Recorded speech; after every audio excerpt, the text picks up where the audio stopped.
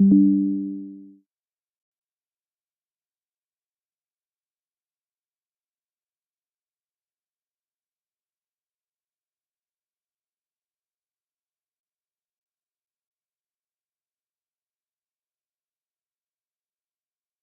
broadcast of the CSA One Day Cup here at the Wanderers. It's a bright sunny day.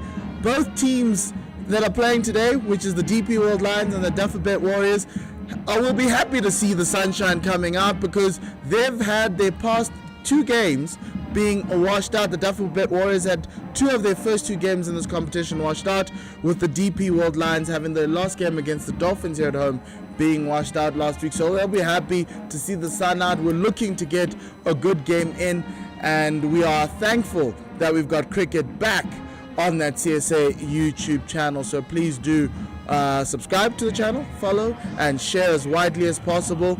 My name is Mpomuklani. I'm not alone. I have Otwa here with me. Otwa, how are you doing, my man? Hello, Mpo. Hello to our viewers at home as well. I'm doing good today, man. It's a good day of cricket that we're going to see. It's beautiful weather, as you've heard.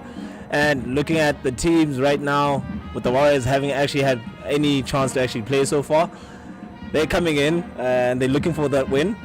And the Lions as well, also searching for that win. I'm going to put it to you and the viewers that this is a last chance saloon for the Lions. The Lions having lost their first two games of the season, that is to the Western Province and the AT Custers. And the washed out game last week didn't help their chances of necessarily making the semi-finals. And now it becomes win every game from this point on. So it's going to be really important for them. But the Warriors themselves will be looking to get themselves on a winning start. Some team news as we see the teams walking out in the middle. Ryan Rickleton will open with Josh Richards here for the Lions. Dominic Hendricks, Zubair Hamza, Mitch van Buren, Vian Mulder, Bjorn Fortuin, Sisanda Magala, Malusi Siboto, Duan Olifir, and Tepo Moreki close out that 11. Good to see Sisanda Magala back. He did play in that washed out game. However, he did bowl a few overs, and I think he took a wicket, but the game did not continue after the thunderstorms continued. Otto, I'm going to hand you over to the Warriors team as we get ourselves ready to go.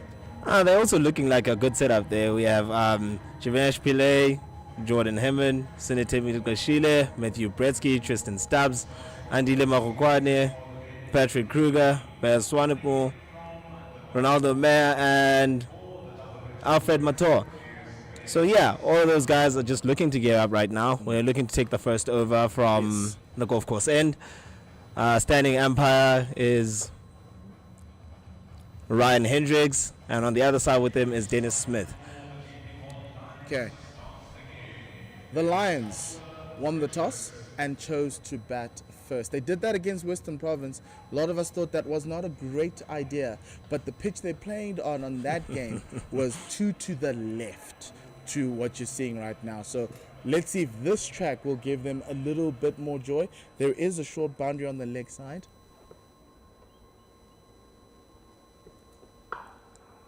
Bear Swanepoel with the first ball outside the off stump. It is punched to the offside by Josh Richards, who took the first ball of the day. There's a short boundary on the right-hander's leg side from the golf course end, so the Warriors will be very cognizant of that, especially in the power play. We've got 3 fielders on the leg side, as well as 6 on the offside with 2 slips. Quite an attacking field for Bear Swanepoel. Oh, that's gone through. It's the first chance of an LBW appeal. Goodness and me, the that looks so close. umpire, Hendricks, says not out. That looks very close. I don't even know if I actually agree with the umpire there. It's a good shot. It's a good shot from the bowling side as well. It's good line, good length. Everything just about it looks so right. There's always that adage of the Wanderers getting a little bit of extra bounce. I thought it hit him on the flap of the pad, just above the knee roll. So good ball from Bear Swanepoel. Yeah, just that Wanderers extra bounce. That's actually true, and we all know the history of him. Another in-swing of this one, a lot fuller. That just looked like it was going down leg for me. And as Otto has mentioned, umpire Hendrik says not out. And I also agree with him on that one. That just looked like it was shaping a bit too much. It was just going down leg side. Good ball though anyway. Still a good start so far. The Lions really struggled with the swing early on in that game against Western Province when they batted first in similar conditions to today. And it's good to see that Bear Swanepoel, who was the 4-day player of the year last year, CSA 4-day player of the year, took the most wickets. Actually, Paul, on that note for you on how the Lions have struggled with swing bowling, we've actually noticed when in the last 2 games they actually did play when they got a chance to bat, how up front they lost wickets quickly because the ball was just nipping around just a little bit. However, this is a different pitch, different conditions. Maybe today they'll kind of feel more confident with playing swing, but we're yet to actually see that because so far it's been a good start from the Warriors and Swanepoel as well. I mean, he's been bowling so well so far since that first ball.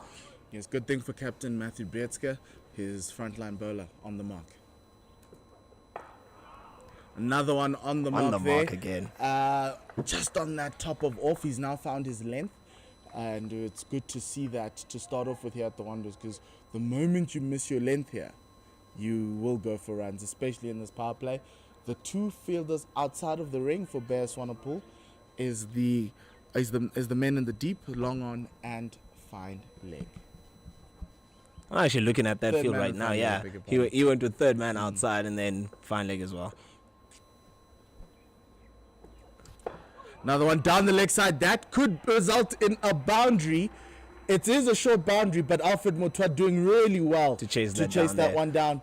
And the Lions will come through for 3 runs. Really great running between this pair of Josh Richards and Ryan Rickleton, who have been batting for a 3rd season now. So that relationship will have been working. End of that first over, 5 without loss. It's a decent start again, you'd say, for the Lions. I mean, we talked about how the Warriors needed to be so good up front and they need to start off well. And with each ball as a bowler, I mean, that first ball and that last ball is so crucial in every over. You can be so good when you start up front, but if you are a bit too loose and you go for runs in that last ball, it becomes a bit of a problem for you and the momentum changes again going to the next over. We will have, as customary at the start of every game, there'll be a new bowler on the other end. On the caller drive end, you have Ronaldo Meyer, who came onto the scene 2 seasons ago when he played for the 6-gun Grill Garden Route Badgers, took a clump of wickets, and then Coach Robbie P said, actually, I'd like to have him here at the Warriors. As a 2nd season with the Warriors, he's looking to be a really great partner to Bear Swanepoel like he was last season. They both really bowled well in tandem, especially with the new ball, and they'll be hoping that continues. So you've got Ronaldo Meyer coming from the caller drive end. You've got 3 slips, a man at point, a man at cover, and then you've got 2 catches there on the leg side, which is mid off and mid on,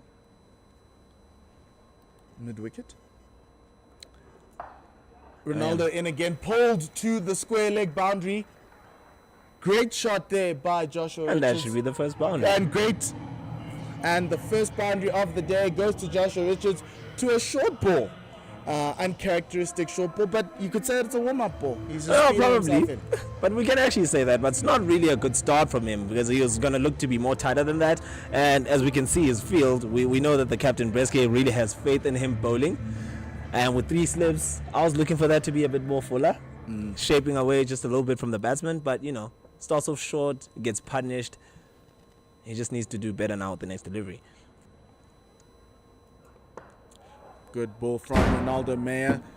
A little bit still too short, but the line itself is one that doesn't allow Josh Richards to free his arms. At least the line on that one is actually good. Yes. It is too short. I agree with you on that one, Paul. It is a bit too short. But then looking at this bowler right now with Meyer, he's been a good addition to the Warriors side. Looking at all the players that actually left from last season within the Warriors team, he started well for them too in the previous season. We just hope that he actually just continues to bear more fruit. Yes. There's the first sign of swing from the caller drive end. Josh Richards not deciding to go at it.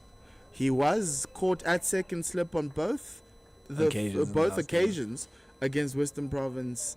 Against Western Province earlier this season, and as against the Tuskers as well, chasing a ball outside the off stump. So he decided not to chase that one. He's recognizing his mistakes actually from the previous games, so you can just see that he's trying to do something different here as the ball is actually coming into him and is moving away from him, so he's not really playing at that. Another full ball from Ronaldo Meyer, looking for that off stump, inducing that defensive shot from Josh Richards. Let's go one to nip away, one to straighten, one to come back, and that's all you need. He's actually showing life now. After that first ball boundary, he's been more tighter. He's actually now attacking the stumps a little bit more. He's coming towards the batsman, shaping the ball away from him. It actually looks good now all of a sudden. 3 dot balls. And the field I've said to him is one where he needs to bowl it outside the off stump with that shape away from the right-hander to bring in those the 3 slips.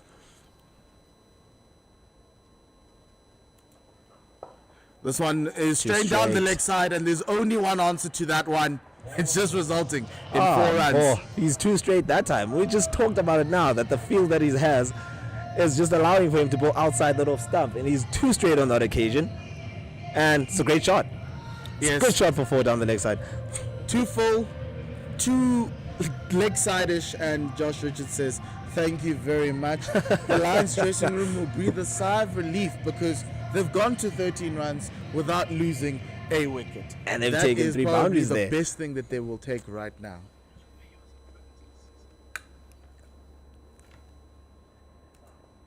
Ooh, good ball outside the off stump from Ronaldo Meyer. Bowling to his field, bowling to the one side of the wicket. Josh Richards found wanting there because now he's chasing that one again. And we did discuss how he's trying not to chase wild deliveries, but he just threw his hands at that one. Yeah. I don't even know whether he was trying to see a secured gap in between those 3 slips in the gully region. But I mean, you can't just throw your hands away at that ball like that. Like it's just a bit too far away from him. Yes, and to correct myself, Ronaldo did play for the Northwest Dragons last year. He did join the Dragons from the 6-gun Grill Badgers, and so this is his first season in this team, and he'll be looking to make an impact in Robin Peterson's side that comes out of Kruger. So now we will continue from the golf course end with Bayer Swanepoel. 3 slips, point, wide-ish third man, mid-off, mid-on, as well as a square leg that's catching in the ring. Oh.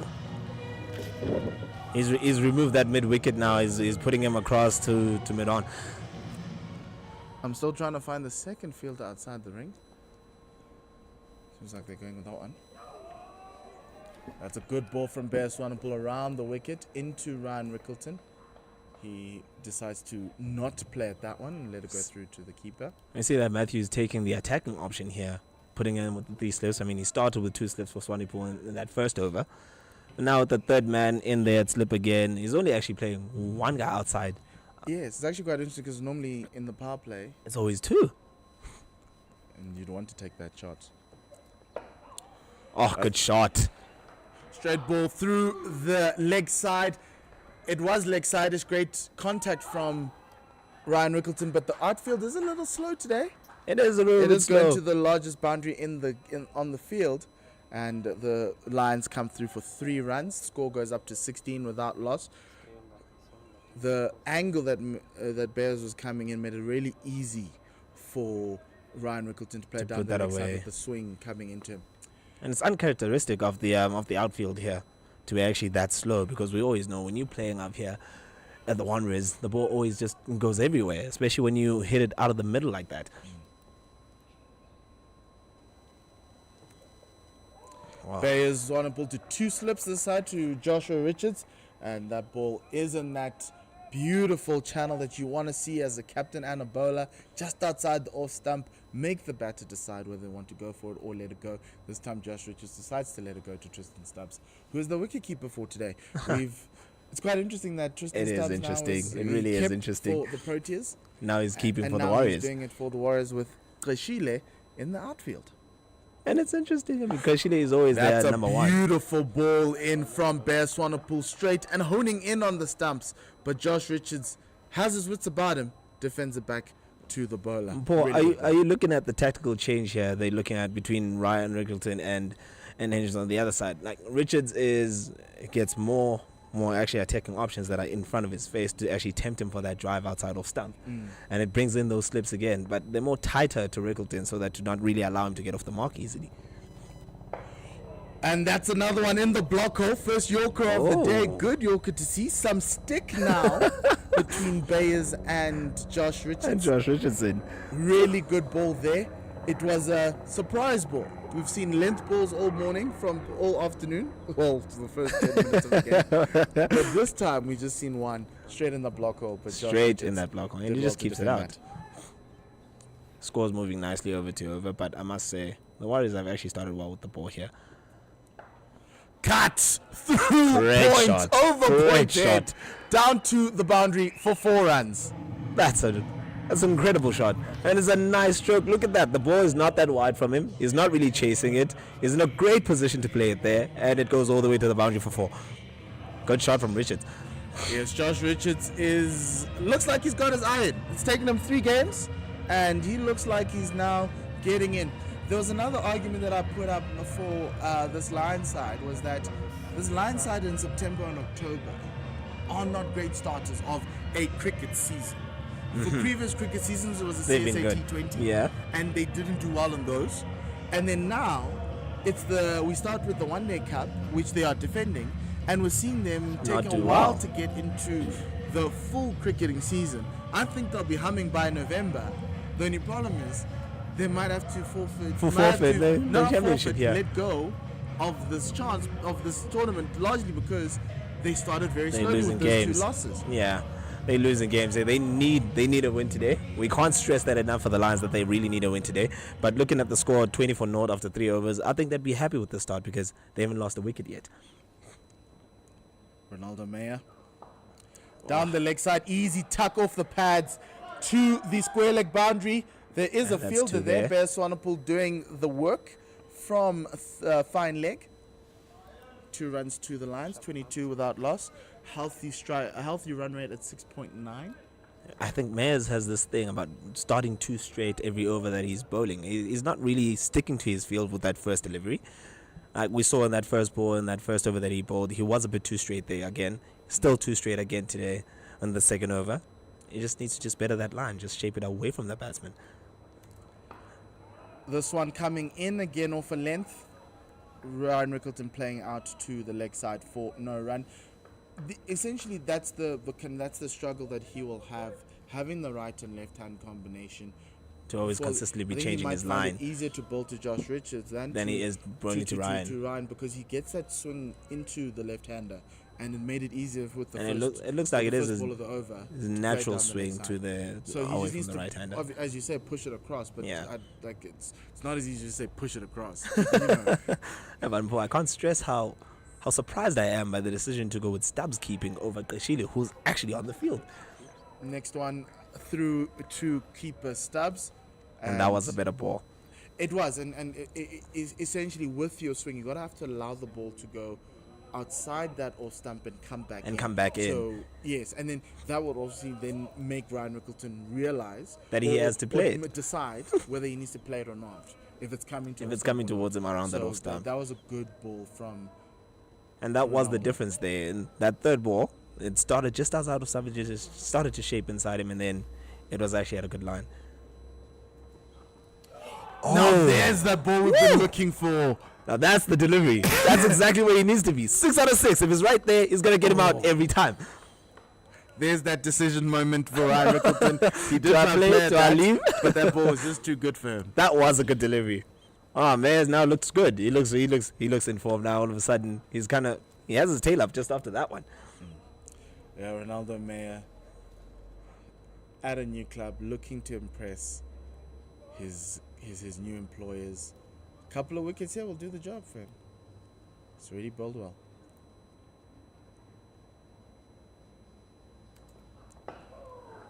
And that one, another one, a little bit straighter in the line, but that one Ryan had to play at that, and I don't think anybody in that Warrior side will be not happy about that ball that was just bowled really good spell so far. Mayor's from starting to find Ronaldo. his rhythm now. Yeah, good to see he's not a diesel engine. Doesn't It doesn't take too long to get in. to get himself in. He's starting But to actually, find that it's rhythm. working really, really nicely for him. Do you actually feel like the weather today is going to counter against the Warriors on the field? Do you feel like if they're out there for too long, they might actually stress how they come in to chase in the second innings of this game? Full ball side the off stump. Ryan Rickleton decides to let that one go. End of that over, 22 without loss. So look, it is the start of the season. It might get a little leggy and tired. It is around about 30, just over 30 degrees here at the Wanderers. So if you're chasing leather, you're chasing leather. You should be fit enough to chase leather. It is the start of the season. You should be fit enough to chase But, leather. yeah, look, I think they'll be happy to be. I think they would have wanted to bat first. Yeah. But obviously the Lions winning the toss, choosing to bat first. And Bo, I want to get back to your point about bowling to left-hand, right-hand combinations there. We see how well Mayers actually bowled in that last over. He stuck to his lines, and he was actually just bowling at one batsman. There's Swanepoel to resume. Too straight. Down the leg side, easy single for Josh Richards to get off strike. Now you're going to see the whole left, right, and it's playing to... And it's going to be something that we will need to see. And it's something that we were just talking about now. It's just of utmost importance to get 6 balls to the same batsman. And it just makes sure that you hold that line, you just hold that length, and you bowl well, you stick to that plan, and eventually your rewards will come. But if you continuously drop the ball too short or just too full and just allow the batsman to get off strike with a single. Around the wicket to Ryan Rickleton with 3 slips and 3 fielders on the offside as well. This one going down the leg side, it will be an easy 4 ball will race away. And there's no fine leg. The boundary came off the middle. It is 4 runs off the bat. The score goes up to 27 without loss. And the 5th over. That's where you get the whole bowling to your field. To the left and right hand combination, because effectively what Matthew Bretzker wants from his opening bowlers is to effectively bowl one side of the wicket. Yes. And it's really difficult for these opening bowlers, and I want to stress that with the swing that they're getting to be able to do that. But Ronaldo May is getting better. Bear Swanepoel, as he needs bowls to get more better. to Ryan Rickleton, might just do the same as well. There we go. Better line this time. It's just a bit too short there. The previous ball was a bit too straight, punished leg side, no fine leg. And we can actually see the plan here from the Warriors bowling unit. That was too short. Ryan Rickleton must be kicking himself. He should have just dispatched that. Should be throwing your hands at that. It would have been. It just flew over point for 4 again. It was a cutter. It did surprise him. So really good ball change out there. Of that Arsenal of Bear Swanepoel. Another one with that swing coming into the left-hander a lot straighter. You've got those fielders there, reminding Ryan Rickleton that we are still here. Don't push too hard. We are here. Don't push too hard. Yes, you've got the 3 slips to attack Ryan Rickleton. You've got those fielders in the ring. You've also got mid on and mid off up in the ring. Still not using that second field outside the ring though. I would have thought after that 4 down to fine leg, he would have actually taken that man out maybe from the slips and push him across to fine leg. But we're still sticking to the plan. He's still attacking the batsman. He still wants his bowlers to bowl outside that off-stump channel. And so far, Swanepoel in this over has just been too straight at attacking the stumps straight on. But it's worked because it's 3 dot balls in a row. And that's what you want. You need quiet. You need quiet the noise in that first power play.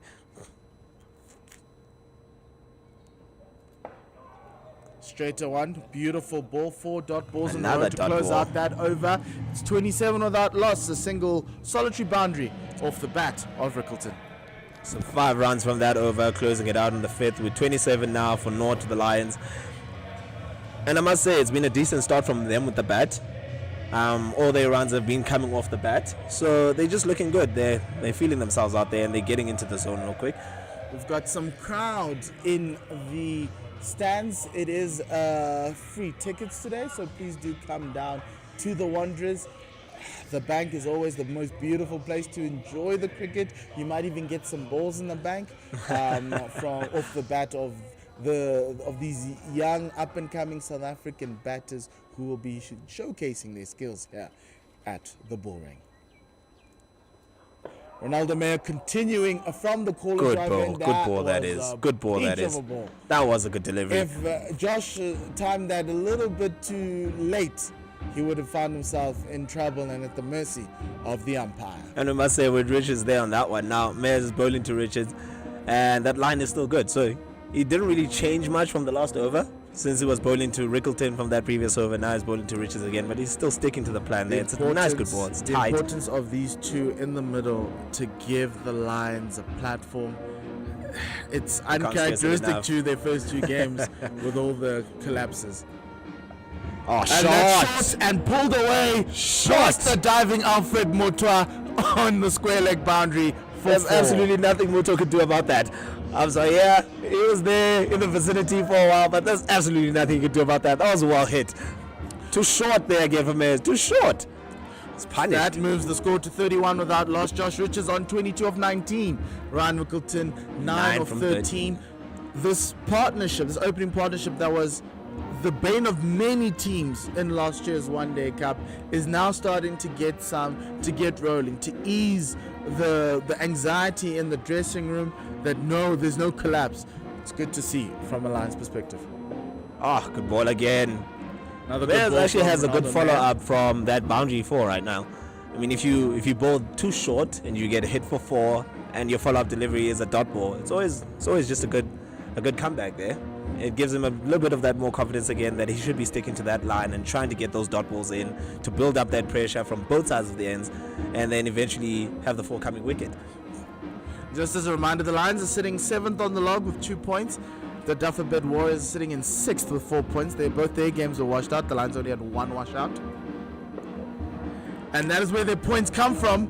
But that shot was a beautiful shot. Great timing from Ryan, from Josh Richards, just to play that in between the two fielders on the leg side. And outfield is a little slow, but that was just all timing. He mistimed that. But the Lions move on to 33. Richards on 24. Could this be the year? We're halfway through the first power play. Then lives up to all the hype that has been placed on his shoulders. For your personal opinion, good ball from Ronaldo Meyer, squaring up Josh Richards a little. That ball goes down to the leg side. Do you actually think that maybe all that hype around a certain batsman or bowler coming up to a team as good as Lions, is it more beneficial to be put under that pressure so that you can find your way as a player, or does it actually put you in a position where you need to always be scoring runs? It's professional sport, and there'll always be that need to be scoring runs because there's always somebody behind you, and that's the thing. And the great thing about professional sports is that they have built a career around handling the pressure. And Josh Richards has done an incredible job so far for the Lions. This ball is trying to burgle him down that leg side, but Josh does well to get that to the leg side. End of that over, 6 runs coming off of it. It is 33 without loss. So far, so good for the Lions on the power play. 6 overs done, 33 for no loss. There's some positives. There have been some good cricket shots. All the boundaries have come from really, really good decision making on those shots. And we see the famous Lions brass band rivaling the brass band of St. those George's men in green who are playing here today at St. George's in Kruger. We will have a bowling change. We'll be seeing Neelan van Heerden for the first time. For the Warriors, a trusted handy bowler for the Warriors. Robin Peterson really does love Neelan van Heerden. Brings something a little different to this bowling lineup. Is a little bit taller, so gets a little bit more bounce. May not necessarily have the pace of a Bayers or even a Ronaldo Meyer, but he can cause some damage to you if you are not careful. So Van Heerden here still staying around the wicket to the left-handed Ryan Rickleton. Yes. First ball to Rickleton with 3 slips. This one is dead on, straight outside that off stump. Ryan decides not to play at it, and that's the line. Wicket keeping practice. And that's the line. That's the line Matthew Breske would be wanting from his bowlers. just outside the off stump, going through, tempting the batsman whether to play or to leave. Make them make the error. Make them make the error in judgment as well, and playing that ball or leaving that ball. Van Heerden has started well with that first delivery.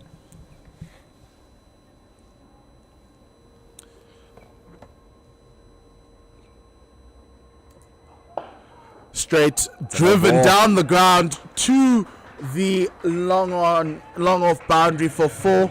It is still a no ball as well. So Neil van Heerden is going to have to bowl that again. He overpitched that one, and Ryan Rickleton said, "Thank you very much." You could not have asked for a better start there in that over for the Lions. I mean, it's a second ball, no ball. It's a free hit now next up to Ryan Rickleton. And if he puts this one away as well, it's going to do much more for his confidence. Yes, so the field Ronaldo has is 3 slips, a man at a forward point just in front of the umpire, mid on, mid off, mid wicket in the ring, and you've got fine leg and third man outside of the ring. And this one's in the air, bringing third man in. No, it won't, 6. because it's going to sail over the boundary for 6. And that's what we were talking about right now. That's what we were talking about. Offering free hits at this early stage in the power play, and you get punished. That goes for 6 now. All of a sudden, we're looking at 11 runs in 2 balls. Yes, It's really a good over so far for the good Lions. of Ryan Rickleton to climb on top of that ball. It was short. It needed to be dispatched. The first short ball he got, it went straight into the ground and to the fielder. This time, he manages to get the timing just right. Another ball down the leg side, and the second extra of the day. First one was the no ball, 2 balls before. More now extras. You have a wide. After a good first delivery from Van Heerden, he's now missing his line a little bit there. He's going too straight. He's overstepping. Look, he's got his captain at mid-off, so Maybe he's trying to calm him down, trying to remind him of the plans that they discussed earlier in the change room, and it's just up to Neelan to execute. He's also changing around his field a little bit. So they've taken one slip out. That slip's now gone to cover with the man with another man at point. That's another wide ball. Second wide of the over. I think maybe he's feeling under pressure. Is Neelan? I think he's really feeling under pressure after that 6. Because maybe he's starting to think that if he goes too wide to Rickleton there, he's just going to throw his hands at it and it's going to go for 6 again. And I think he's got the short boundary in his head, right? Yeah. And the requirement from his team is to bowl on the short. On the shorter side. No. Yeah. Well, bowl to your field. So outside the off stump, and he's just worried that Ryan might just tee off. take advantage of that. It goes down the leg side this time. Straight to to the fielder. Bear Swanepoel fielding at that catching mid wicket for no run. Better than the last delivery, but also a little bit on the too straight side. But at least it's a top ball there in that case. That should actually give him something to look at. That's the line that he actually should be sticking to. That's what he should be trying to do instead of bowling too wide. It can be quite difficult, especially here, trying to get your line right, especially when starting your spell. Another one down the leg side. Umpire Ryan Hendricks. Another wide. That wide again. Fourth wide of the day. 4th extra, all in this over. It's now piling on 14 runs. In 3 balls. And now we're still looking at an additional 3 balls left in the over. So this is looking to be one expensive over here against the Warriors. Van Heerden just really needs to tidy up that line. And again, good ball from Van Heerden, defended out by Rickleton. Better ball there. So we started with a dot. We've got a no ball 4, a 6, a wide, a dot ball, a wide, a dot ball. Got 2 more to go.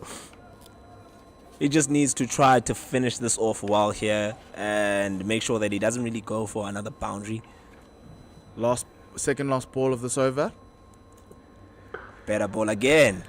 That's a lot straighter from Neelan van Heerden. His captain, Matthew Betska, will be happy with that delivery. Now he's bowling to his actual field. Now the ball is actually getting to the fielder. It's exactly where he wants to be right now. He just needs to finish off the over with that same line, that same plan. And that'll do much more for his confidence as well. been an expensive over so far. 14 runs coming off it, but with just this last delivery to go, he just wants to finish strong. Yeah, that's what his captain will want.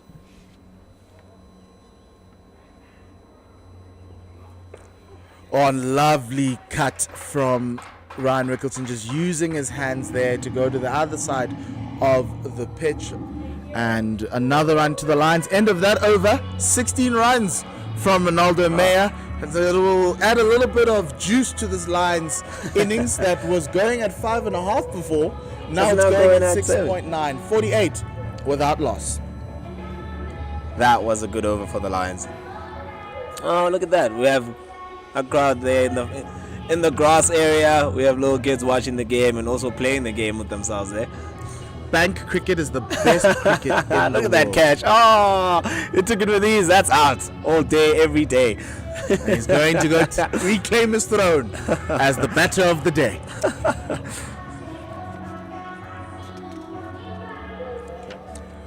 We are seeing a change of ends here from the premier bowler of the Dafabet Warriors, Bear Swanepoel. He's coming in from the caller drive end to Ryan Rickleton. I think the thinking here from Matthew Breski is that maybe the change of ends will do, some good from coming from that side on the quarter drive end. Perhaps he wasn't really getting much more purchase coming from the golf course end. Also worried about that short boundary on Ryan's leg side, but yeah, I think he saw Ronaldo getting a lot more swing, and he was like, actually, let's try this side. Around the wicket this time, into the left-handed Ryan Rickleton, defended out to the fielder at mid-on. It's got two slips, a fielder point, cover, mid-on and mid-off. On and mid-off there. And you've got square leg. You also have fine leg and third man. So those are your two fielders outside the ring, and I think... Yes. Oh, that was a good ball from Bear Swanepoel onto that off stump, managing to get that ball to swing into Ryan Rickleton, who is also doing quite well to defend that back to the fielder there at. Ball goes inside of the Sheila. Nice little pull from Ryan Rickleton off a short ball of Bear Swanepoel to that square leg boundary for 4. And that will bring up the 50-run partnership between Joshua Richards and Ryan Rickleton. We saw quite a few of those last season. It's 52 off of 50 balls in 34 minutes. Both of them, Odwa, 24 and 24 apiece. No one is running away. No one's carrying anybody at this point in time.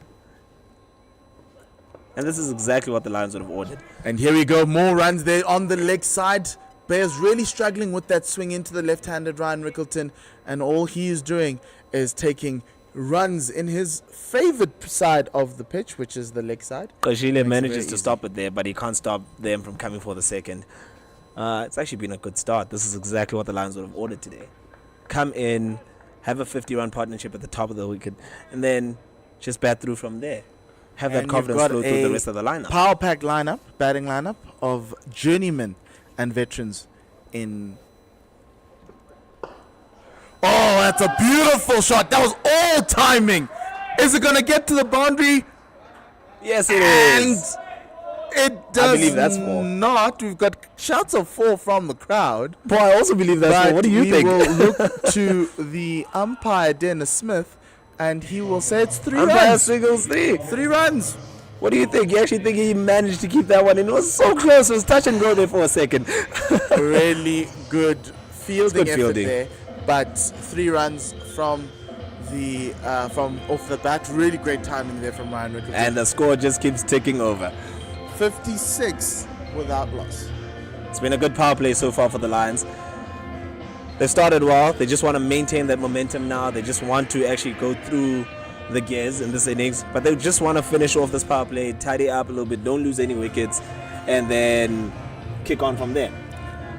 It's good to see that they are wrestling with the demons of the previous collapses that they've suffered, and they're laying a foundation. That power pack lineup that I was speaking about earlier, Dominic Hendricks comes in at 3, Zubair Hamza, who's the new acquisition from Western Province, comes in at 4, Mitch van Buren, the youngster with so much promise, at 5 with Vian Mulder at 6.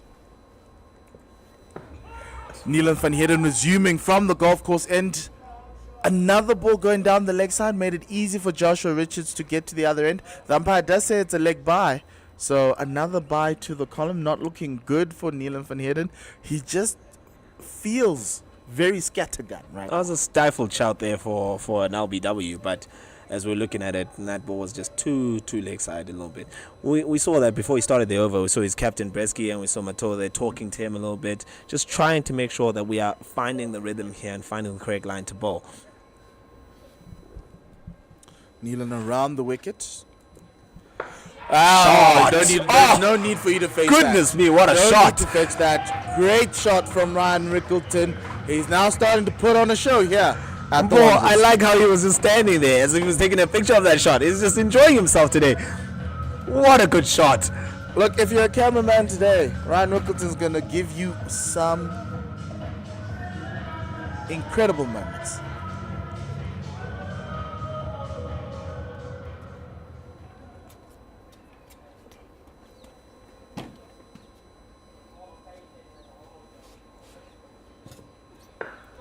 Shot again. Oh, straight to the man this time. A good shot, no run though. Yes, Neelan van Heerden looking to find some consistency in this over. He's already gone for 16 and another 4, conceded another bye. He'll be looking to get the consistency going in this over, give his captain something to hold on to, because if one of his bowlers, he can't rely on one of his bowlers, it may be a little bit tough for Matthew Bretzker to figure out how to allocate the rest of those overs. Paul, you're actually right on that. So one down the leg side, but good ball from Ronaldo Meyer. It just feels as if Van Heerden is trying a bit too hard here today. It's I a beg your good pardon, surface. Neelan van Heerden. It's a good surface to be bowling on. The ball is still coming on nicely though.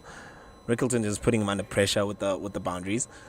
But he just needs to calm down a little bit, stick to the plan.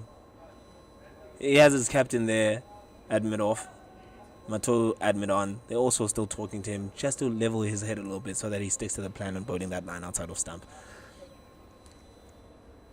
Firefields aside the offside. Ooh, that's a good short ball. And It's a good delivery, Ryan that. Rickleton chooses not to engage. It's one of those ones you would expect him to try and play, but he decides, actually, Van Heerden this is time, just coming to look let's for the not do contest that. here. But that's what you need. If you answer aggression with aggression. That's right. Hopefully Neelan van Heerden now 3 in a row. Can he close this over off with 2 more dot balls? With 4 in a row. Another dot ball. And he does that. Great end to that over from Neelan van Heerden. It is 61 without loss after 9. Good comeback there after that boundary. Good comeback. And you saw that he actually did correct his line. He corrected his length. And he actually bowled well to finish off that over. We're still sticking to Hendricks bowling on the other side. From the corner drive end, Swanepoel is going to come in still for his 5th over in the game. His bowled 4 has gone for 25. Matthew will just look to control the things here. Warriors here is that they haven't broken that wickets column. They might be asking themselves why the other teams found it a lot easier to get wickets in the lines, and they arrive here at the Wanderers, and it's been a bit of a struggle. But from a Lions perspective, they are happy with where they are, 61 without loss, as well as just not losing wickets, not opening up a chance of a collapse. I think the one thing that will be worrying Bresky right now is that they're just wrestling with control a little bit. And this power play, they've actually been on the back foot a little bit. They started well, and then they just started to slip off just a little bit. And it's those occasions when you concede more extras than you'd want. You have no balls that are punished, and then now the runs just keep flowing from that point because the batsmen are now getting going. It's that idea of, if I'm not taking wickets, I need to... You need to strangle the runs. Yes. Yeah. Swanepoel into Josh Richards. This one's off the hips on the leg side. It will be a chase. Will they come back for 3? Great pick up there by Javesh Pillay. And they'll take 2 off of that. Great Javesh, fielding from Pillay to keep that to the 2. new man into this side of the Warriors coming from the Titans. Lovely top order batter. Got a lot of potential. And we just saw he's an excellent fielder. Yes, that's the other part of the job. That's a beautiful bowling. line Good from bowling, Bear Sonny Swanepoel. Really beautiful line. Good bowling there. And is appreciated by his teammates. As you can see that was a really good ball. It's just keep things quiet. That's what Matthew Bretzker wants, just to keep things quiet. 3 balls left in this power play. Lions sitting on 63 without loss. It's a perfect start for them in this game. It's all they could have actually wanted today. Down the leg side, easy single there for the Lions. Interestingly here, Odwa, it feels as though outside of the initial swing that you're getting, that the bowlers are getting, and they're continuing to get with the new ball, this pitch doesn't give much to the bowlers. It really hasn't so far. That's what we've seen. And the one thing that I've noticed, boys, is that even the bounce has been a little bit on the shorter side here today. It's not really carrying that far up. Around the wicket to Rickleton. This one down the leg side. They will take a quick single. Shot the stumps. Oh, that was close. And Rickleton will be happy that wasn't John Tirapulana, but it was Sinatemba Tleshile. Isn't that's the difference there you're having with a full-time keeper now on the outfield. It's not really the same when you're out there trying to actually throw yourself at the ball and throwing at the great stumps. reflexes there from Sinatemba Tleshile. Great attempt as To well. run out Trying to do Ryan a John Rickleton. Tirapulana on Ryan Rickleton. Second time coming. Oh, last ball of the power play. Lions are looking good. It's been a really good start. Oh, it's a beautiful late cut And- to the Oh, that is fielding there. fantastic fielding. from Neelan van Heerden. And the Lions will take 3, but it's efforts like that make the fielding side gain some confidence. He's great run saved there. At the end of the But day, games are won and lost by 1 or 2 runs. It happens. end of that over, 68 without loss. It's the end of the first power play. The Lions going at 6.8 runs and over, and we'll have a commentary change right now as David will be Steps coming in for Odra. Thank you very much, my good man. Thanks, bro.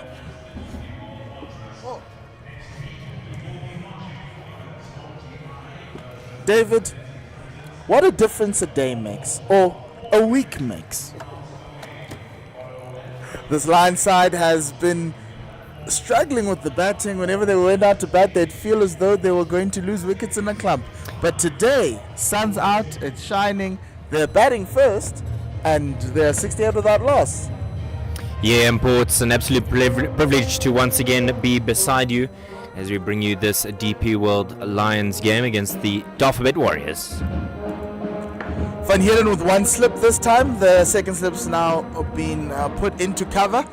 Ball goes straight to him. Great testing of Joshua Richards' cover drive. Yeah, bright day here and a bright start by the DP World Lions, and like you said, a week has made all the difference for this Lions side. Like the weather improving, their batting has improved. 68 for the opening partnership, and it's going to be a crucial one for them to really capitalize on. If they can get 100 going here, I think the Warriors are going to be chasing the game. Van Heerden into Joshua Richards. Down to the leg side. Now Van Heerden has a catching mid-wicket, but this time Sinatemba is going to be doing some ground fielding. Warriors persisting with that straighter line to Josh Richards. A couple of early shots for LBW turned down both by umpire Ryan Hendricks at the golf course end. So they clearly have an idea of where they want to be. You don't want to give a guy like Josh Richards any width. His pull and cut are just magical. So anything short, you'll see him pick up runs. But perhaps that's where they're looking for the breakthrough. Good ball there from Van Heerden. The Lions take another quick single. And great shot the stumps from the captain, Matthew Bretzker, but Ryan Rickleton makes it in. All of these very scary moments are off of the calling of Rickleton, and he's been good so far. I feel like if you're confident enough to get to the other end, then why not back yourself? You know, if you're on 1 or 2 or any other single-digit score, you wouldn't make those kind of decisions. But these two are settled now. Richards on 31, Rickleton on 33. And when you're going at 6.5 to the over, you can kind of put the screw tighter against the side like the Warriors. And I'm sure they've discussed this. The Lions need to now move into the next gear as they go past the 10 over mark. One slip in for Rickleton. Short and pulled, but there is a man this time behind square. That's the fine leg. Javesh and Pillay fielding everywhere today. Warriors fielders getting their yards in with the left-right hand combination. Their ability to rotate is crucial. Absolutely. You've got to rotate as a left-right combination, and they're doing exactly that. And with two balls left in the over. The other thing about width is that's the plan, I think, from the Warriors. They don't want these two to free their arms. And Neelan has struggled to try and deny them that. That's a better ball from Neelan van Heerden. Hasn't had the best of spells, but that ball is one that he'll put in his memory bank to try and release or unleash later on. I wonder though, because if he's going to bowl a similar type delivery, perhaps once Richards gets to his milestone, I fancy Richards will have a go, chase after it. The slip is there, very wide slip just at the top of your picture there. But I wonder if he might throw his hands with a gap in the covers, and maybe that's what the Warriors would want. So there's 3 catches there on the offside. And that's been the problem with Neelan van Heerden. Gets one ball on the outside, and the next one just collapses completely down the leg. Easy single, just giving the Lions a lot of freebies. Ended that over 71 without loss. Yeah, I'm worried with this Lions, with the Warriors start to this game, as we'll see a bowling change. Alfred Matoa to come from the corner drive in. I wonder if it's lack of pace to extract anything. I know the two of you were discussing in the previous 10 overs, is there anything in the wicket? Are they bowling quick enough, and are they bowling consistently enough to actually put some pressure on the Lions pair? Because it's an experienced Lions pair at the top. It is an experienced Lions pair, and that was something that was on my mind as to whether they are bowling quick enough. We saw Bayers from the golf course and try and push it a little bit, crank it up a little. Ronaldo Meyer did so as well. But no balls beating the bats. And that gives you a sign of, actually, they might not be bowling as quick as you would like for this Wanderers wicket, which is disappointing, because if you're a fast bowler and you come to the Wanderers, it's about cranking it up as much as you can. Yeah, you've got to really bend your back here to get the most out of it. Got a bowling change, Alfred Motra from the caller drive end. And that was full driven. Another opportunity, more of a half chance for Matthew Bretzke at mid-off. And Josh Richards makes it home in time. Long-time serviceman of the South African domestic game, Alfred Matoa, spent a lot of his time at the Titans and then made his way through to the Knights before heading to the coast. He was tired of the high-felt winters, maybe wanted some more mild winters and off-season. Well, relegation can do that to a player. Fair enough. I don't think that you would have expected. Well, I think maybe they did expect that relegation, did the Knights. Yeah, I don't think they would have planned for it either. First ball to Rickleton. And he drives it down the ground, and it will go to the boundary rather slowly. And another 3 runs from the Lions. It's going to be a fitness test day for this pair. If you want to get anything down the ground, you're going to have to run for it.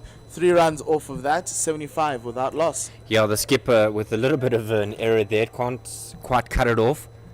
And a freebie really as they get 3. A lot of 3s on offer here. It's almost like you're playing at Mangong Oval, or perhaps a little bit more broad. You're playing at the MCG, particularly for the right-hander's leg side. You see Josh Richards on strike now, and behind him is where the really long boundaries are. 1 slip and 6 fielders in front of square. And he finds the gap on the leg side for 4. Just a lovely shot over pitch there from Matoa. Richards is keeping up with his partner. Traditionally it's the Ryan Rickleton that's the aggressor of the two. But in recent years, Josh has really found his fire in that as he picks up 1,000 list A runs. Yes, 1,000 list A runs for Joshua Richards, a youngster who has shown a lot of promise, has quite a high ceiling, I might add. Well, for us in Johannesburg, we believe he has a high ceiling. We might think he might be on the plane to New Zealand should we need some openers in that test series? Well, between him and Tony DeZorzi, I wouldn't mind seeing that combination in the land of the long white cloud. Yes, but Dean Elgar would be calling us right now saying, what about me? Short ball wasn't the best of balls from Alfred Motoa, but he's bowling to his field. That's all you can say about that. A single taken from that. Yeah, particularly since Dean has found success in this year's One Day Cup. Scoring In that hundreds. 100, yeah. The Titans have a strange schedule to start this One Day Cup season. They've played one game, where some of the teams are already 4 games under the belt. Yeah, the Lions are playing their 4th game today. The Warriors are playing their 3rd. And they've got a summer weekend doubleheader when they go back home in Gqeberha at St. George's. Against the other Gauteng side. Down the leg side, good fielding from Jordan Harriman. Another one he's ineligible to go to New Zealand as he was picked up by the Sunrisers Eastern Cape. Bear Swanepoel as well created a lot of sadness, as many people were expecting him to see him in New Zealand. Then Dale Steyn, the last pick in the of the Sunrisers, decides to take Bear Swanepoel as one of his SA20 bowlers. Ooh, catching mid-wicket. And Alfred Motoa bowls one that just goes wide of that, catching a mid-off. Yeah, an expensive one there from Alfred Motoa. And End of that over, 80 without loss. yeah, he'll want to just rectify that. He's a senior man. He's the experienced head in this bowling lineup. He's just got to look to fix that, because you cannot start with 9 runs from your first. You're going to certainly chase leather all day if that is to be the trend. And it creates a massive problem. So you've got Motoa going at 9, Van Heerden's going at just above 7. It's a question for Matthew as to who can he rely on if these two aren't necessarily Yeah, going Swanepoel well. also going at 6. 6.7 to the over. Do you just hope for a bit of a steal of a wicket? That's what they're hoping for. They're not looking any menacing right now. Leland van Heerden from the golf course end, 1 slip and toe.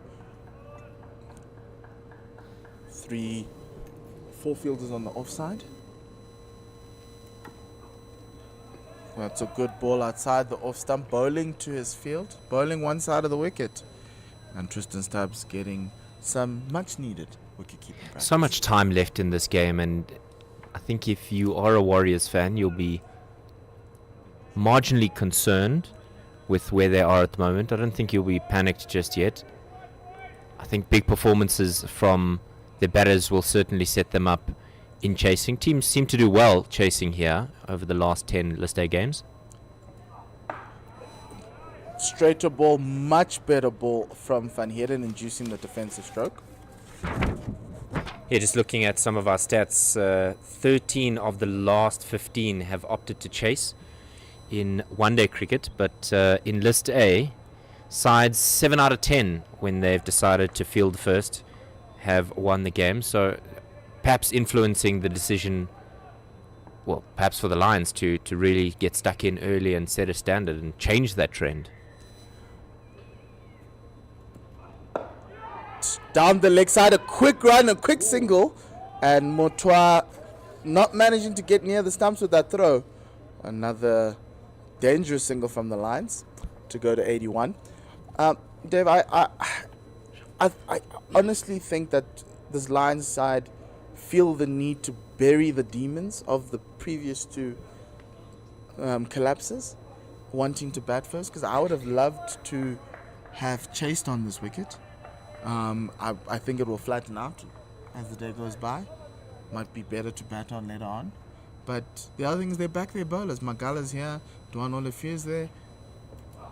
Short ball pulled down to fine leg by Ryan Rickleton.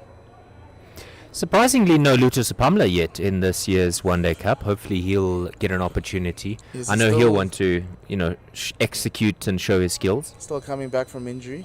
And so his recovery might be something that the Lions are looking forward to.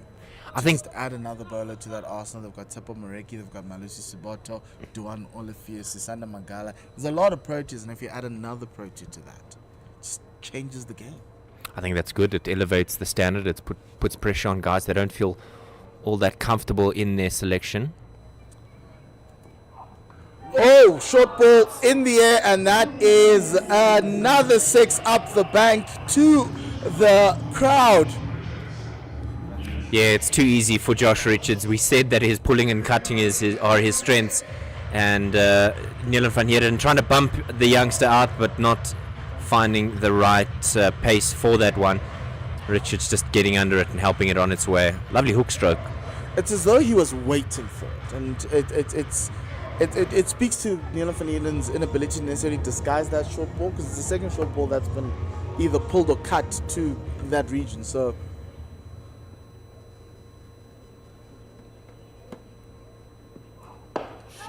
that's a great shot from Josh Richards, who takes his tally to 49 with that beautiful four. Yeah, a heck of a follow-up there from Josh Richards. 12 from the over, another expensive one from the Warriors. But he just punched that down the ground and showing his variety in the toolbox. You mentioned the other one that was short and put away, Ryan Rickleton off the free hit, showing us his uppercut skills. Lovely stroke there to go for 6 in that instance. But take nothing away from these two batters for the Lions. They really know what they want from this performance. And like you said, seriously insistent on burying the Demons from the previous game, particularly that against the Western Province side. Yes, especially the Tuskers. That was a little bit more embarrassing to be bowled out by 72 by the new boys. Motua again. Back to Rickleton. The one thing I love about Alfred Motua, Dave, is that he is quite accurate. May not have the pace anymore, but if you ask him to put it on the spot, he can do it. Yeah, consistency is crucial when your opposition have got off to such a flyer. And I think he would want his partner at the other end to at least mimic that, to really just be consistent so they can build some sort of pressure. Catching mid-wicket in. This one was put outside the off stump. Nice little punch by Ryan Rickleton to the fielder on the ring.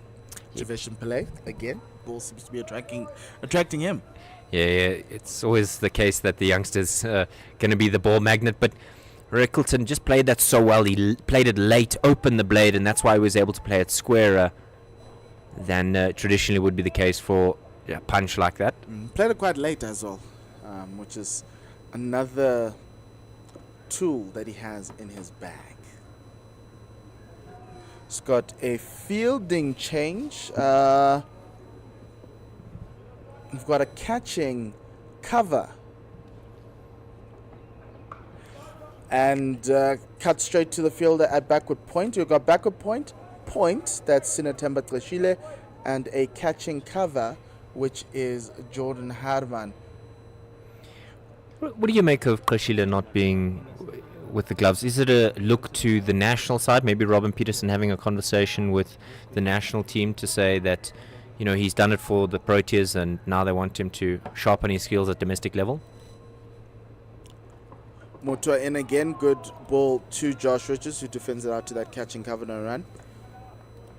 I think it's the other person. It's the discussion around Tristan Stubbs being a wicketkeeper. Remember Tristan Stubbs, Quinton de Kock has retired from one-day cricket, so the national team will need a wicketkeeper. And the last wicketkeeper the national team used when Quinton de Kock was absent was Tristan Stubbs. Motua erring in line there. Easy single for the Lions. Take that total up to 94. But most importantly, Josh Richards gets to his half century, his 8th List A 50 in that time. He's also scored 1 century. Josh Richards has scored 50 or 45 balls. Yeah, he's just come out here and shown that the previous games were an anomaly. And he scored almost around the wicket, predominantly on that leg side. And just lost 6 fours. Last season he scored 250s. Good to see that he's now halved that, and he'll be hoping to get a lot more. Over the top. Oh, beautiful. But this ball will go slowly to the boundary for 4. Great shot from Ryan Rickleton.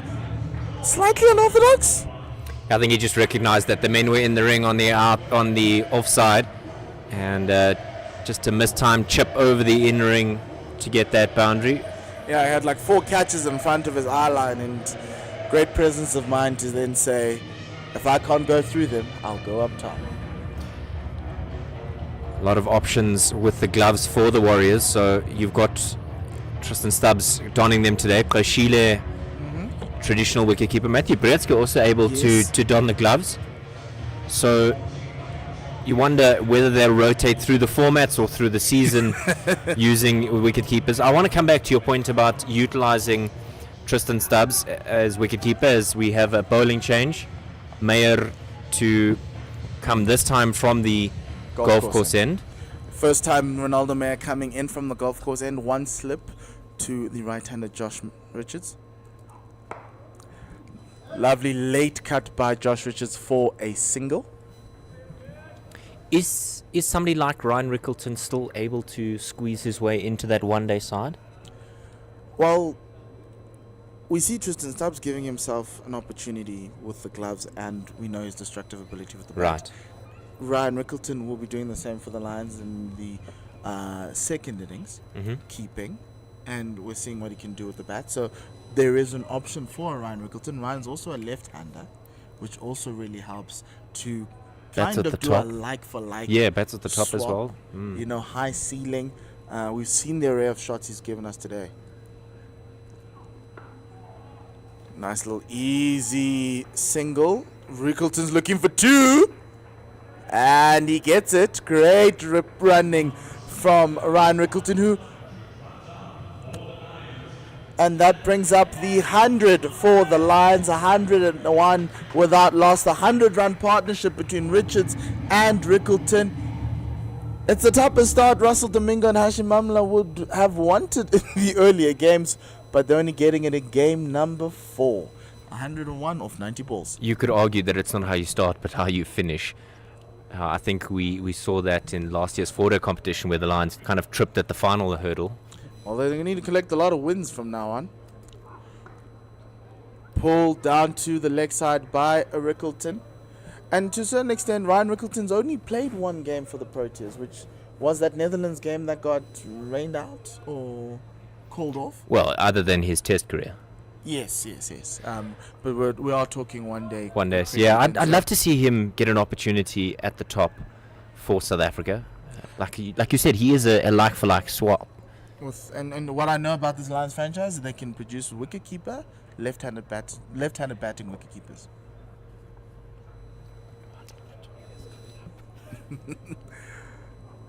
Full ball from Ronaldo Meyer, defended out by Josh Richards to Bear Swanepoel. Luandre Pretorius is another. I was just about to say the gentle nod to the young man who's been picked up by the Joburg Super Kings. By the Paul Royals. Paul Royals.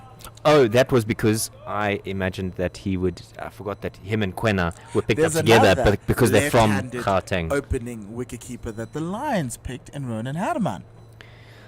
Sure. Spoiled for choice are the Lions. I mean, even former Lions players doing well for New Zealand. Massive statement in the opening game. Also can keep wicket. Yeah. My man, Devon Conway. Cut! But that will be straight to the man at third man, Javesh Pillay. It must be weird for him as an opening batter to be sent to Siberia in cricketing parlance. Javesh. Why do you say that he's been sent to Siberia? Third man. Fine leg. Chasing the ball. So those are some cruel punishment. He's still young. He's got to earn his stripes. Okay, so we've got some catching cover in here. Kind of unconventional field on the offside. But this one's up in the air. Can they get a chance? No, as it bounces just in front of Javesh. And the Lions will take that single. That was the first chance for the Warriors. End of that over, 104 without loss.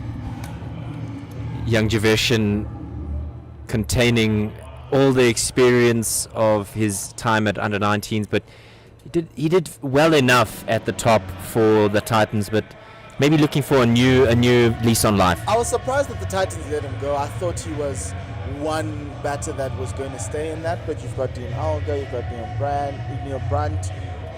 You've also got a lot of the host of the youngsters coming through, the Matthew Bose coming through. Brevis as well. Devo Brevis. So Javeshin moving around from the Titans was a little bit of a head scratcher for me. You've also got Sponelo Makanya in that top 6, so question for opportunity was what one of the reasons why he came to the Warriors. Nice little cut down to third man off the bowling of Alfred Motwa. Javeshin Pillay, if we are on Javeshin watch right now, he's now catching mid-wicket of that last ball, or catching cover on that last ball. Yeah, when you just tweet, don't forget to add the hashtags #WasINowAware and be part of it. And then if you're watching this broadcast, Javeshin watch.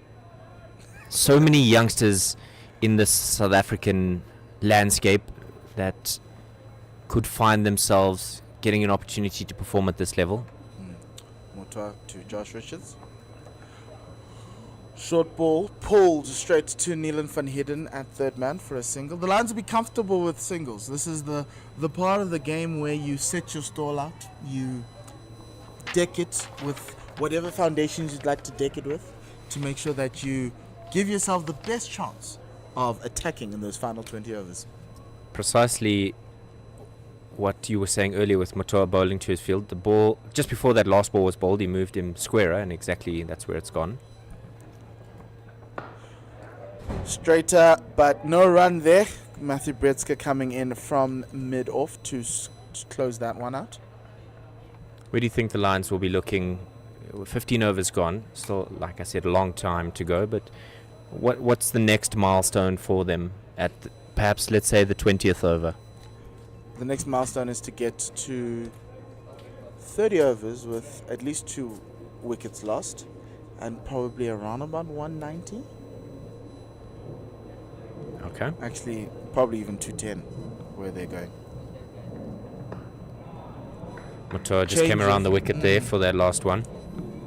And I do think that this is a much better angle for Ryan, for Motwa, because he can then bowl it on that offside channel and just keep it outside that offside. You've got the fielders, you've got the catching covers, you can do it like that. However, you just don't want to be straying down the leg side. It is a very short boundary to the bank here at the Wanderers.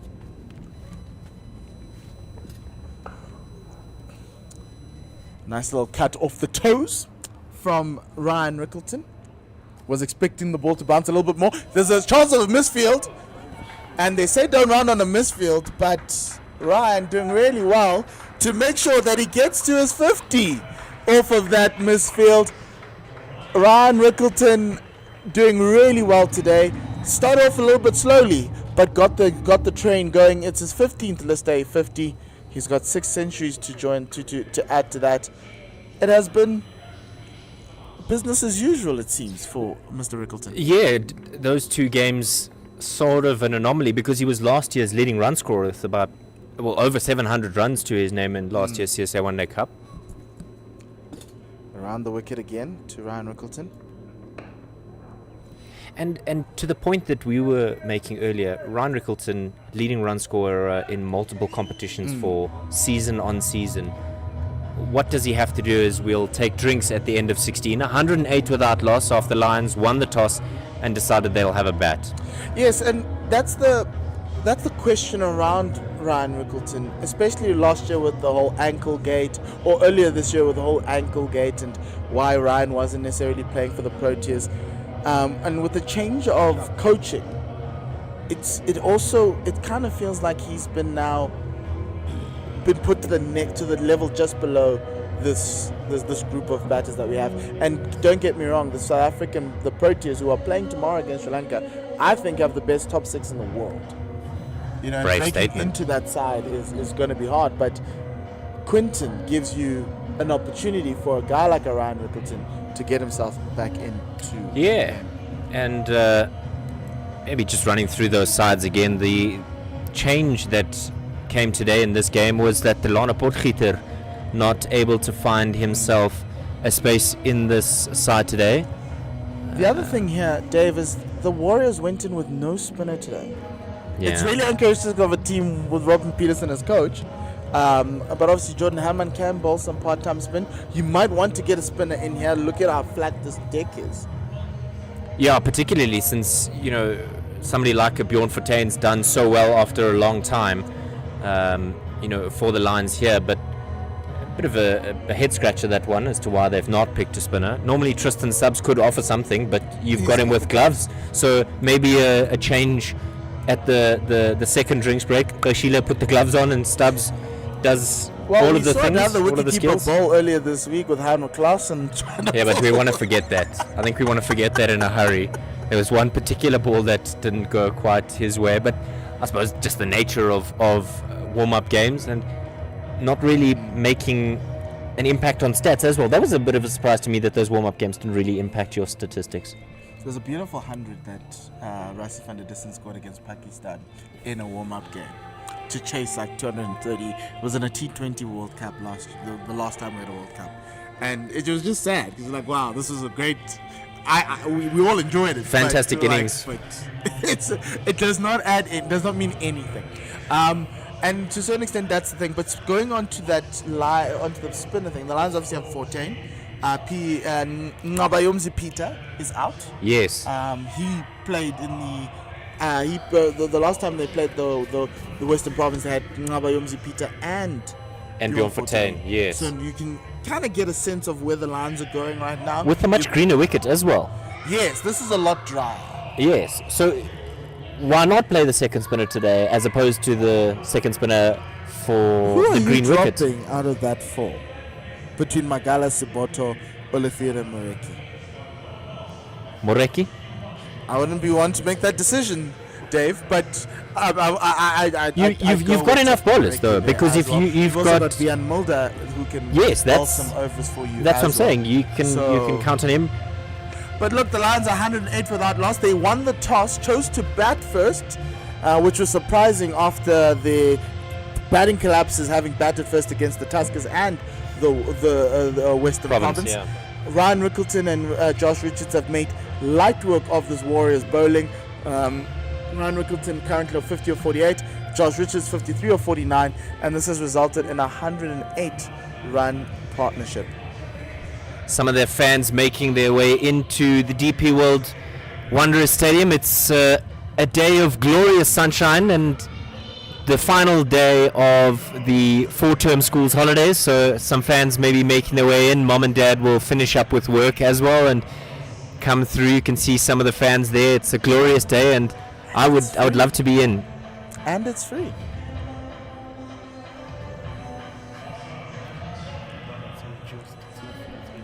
Reduced ticketpros.co.za is where you can find tickets for today's game. 30 Rand for youngsters, so Mom and Dad, just sneak out of the office and you could find yourself here at the Wanderers. And it gives you the opportunity to make it a bit of like a long weekend, to start off at the cricket, spend half the day at the cricket. Right now, the story of this game is that the Warriors are in deep need of a wicket. Having not played those two washed out games, they find themselves in a situation where their bowlers may have started these first 16 overs slightly colder than what they expected. And now you have a situation where Matthew Bretzker is looking for a wicket. He needs to find a way to buy a wicket. You've got Ronaldo Meyer from the golf course end to Joshua Richards with no slip. And that one was full and wide and cut to the former wicketkeeper, Tristan Stubbs. You will note that Sinatemba Tlashile in the drinks break has now taken over the gloves. Well, we called it. That was just one drinks break too late, saying that it should have come in the second. But it's almost like a primary school game where you've got two wicket keepers and you need to give them both time. And it's the idea that maybe Tristan Stubbs could do something for you with the ball, Especially as with an off spinner. Libba and John Smuts making their way out of Kruger. Short ball in from Meyer down the leg side. Umpire Hendricks says 1 for the over. There's a lot of Hendrickses around the Lions. In the Lions. Riza and Dom, and at one point Buren as well, but Riza in India, hoping to contribute as much as he can, although getting a difficult one where he was dismissed in that warm-up game very cheaply.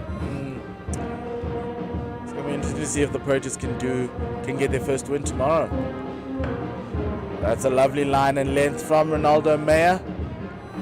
Feeling confident about the Proteas at the World Cup? Not favourites. I don't think that you would say that they're not. There are favourites going into this World Cup. They're not favourites, but I Dark horse. favour them to get to the semi-final. I think with the top 6 that you have, you give yourselves every chance of making it to the semi-final. And when you get there, just cause chaos. Will they miss somebody like Anrich Nokia, particularly in India? Obviously they will, but it's a chance for Marco Jansen to step up. I think that's who is the one we need to be looking to driven straight past that fielder at mid-off. Great shot there from Joshua Richards. Show them the maker's name there, young man. Glorious stroke, overpitched and suitably dealt with. This is the type of shot you'll be seeing tomorrow, coming out of the Proteas stable. But going Certainly back hope to the so. Proteas, Marco Jansen is the guy I'm looking to fill the shoes of Anrich Nokia. Can crank it up, gives something different that Anrich does, but yeah. Can bat a bit as well. I don't need him to bat for me. If my top 6 can't get us runs, we're in trouble. Short and pulled over the top for 4 runs. Lovely shot. Meyer erring in his length once again, overpitched first, and now he's dropped it too short and pulled onto that onside. It's a favourite of Josh Richards. 8 from the over. Is Meyer going to be able to stop the bleeding? Lions making a statement here. 116 without loss. They are going at above a run of ball 6.9. Those projections, Dave, look scary right now. 350 plus. Yeah, Matthew Brzezinski's got to find an answer here.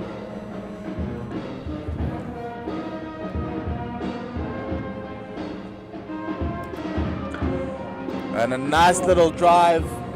The fielder at the point boundary has to come all the way around to clear to pick that up. That's Jordan Herman. Openers in this team field in the Netherlands of the cricketing field. 117 without loss after 17 overs. Bit of a connection if you're a St. Stithians fan or you're a St. Stithians old boy or parent, as the umpire's manager or the match referee, so to speak, is that of Barry Lamson, still teaching at St. Stithians and an old boy himself. But Ryan Rickleton came from St. Stithians, so they're representing today. Yes, only good thing that I can say to them is that St. John's represented yesterday, getting a century at the Cricket World Cup with Devon Conway. You couldn't just let it go No. Telling me St. Stithians here at the Lions, yeah, they've got Vian Mulder, they've got Ryan Rickleton, Josh they've as also well. got Josh Richards, but I have a man at a World Cup, and he happens to be my friend, which is great too. Oh, beautiful ball there from Alfred Mutwa, reminding everybody that the full toss, the block hole, is still available. You've got to be consistent to these two. They've gotten off to an absolute fly, 62 and 50 for Richards and Rickleton respectively. You have to be consistent. You've got to build some sort of pressure, because if you bowl anywhere short, wide, full, you're going to be punished. But great delivery from Matoa. And a beautiful cut, great stop there by Tristan Stubbs. You got the 2 wicket keepers, Tristan standing behind square, and the closest fielder to him is the other wicket keeper, the one with the gloves, Sinetema Tlashile. Tristan Stubbs, a man who bats, bowls and keeps. Reminds me a little bit of the Dolphins man, Darren Smith, who used to offer all 3 as well. Well, Hanno Clausen showed us all that he can also do 3. Ooh, that's a well-directed bouncer from Alfred Mutwa. Josh Richards thought of taking it on and then had to pull away. It was on that little badge there, that Lions badge on top of Josh Richards' head. Can sniff the paint on the ball. Did Josh Richards. And umpire Ryan Hendricks not interested. He did look over to the square leg umpire. 3 dots, and this is the pressure that they'll look for. And he lets the pressure go with an easy single to point. Yeah, Matoa certainly the most frugal of the Warriors bowlers and showing his experience. Do you think it's the lack of a leader in this Warriors setup that is the reason behind their struggle this afternoon? I don't necessarily think so. I think you've got Bear Swanepoel there, who I think the Warriors were hoping would make some inroads early doors. They don't have Glenton Steedman here right now, and maybe you could say that's a drop off between Steedman and the bowlers that we're seeing today. Nice little cut out to Tristan Stubbs, who's going to give you a sight of what he's going to do a little bit later on with his off spin. Yeah, Alfred Matoa coming into this Warriors side, and the Warriors having the exodus of Bashir Walters, who took his 150th list A game, going to play away from where he's been for so many years at the Warriors. The other one is Ziad Abrahams. Nice little push out. Good bowling from Alfred Mutwa to finish that. It's not about how you start, it's about how you finish. And he finished with 2 dot balls in that over, even though he conceded 4 runs. 118 without loss.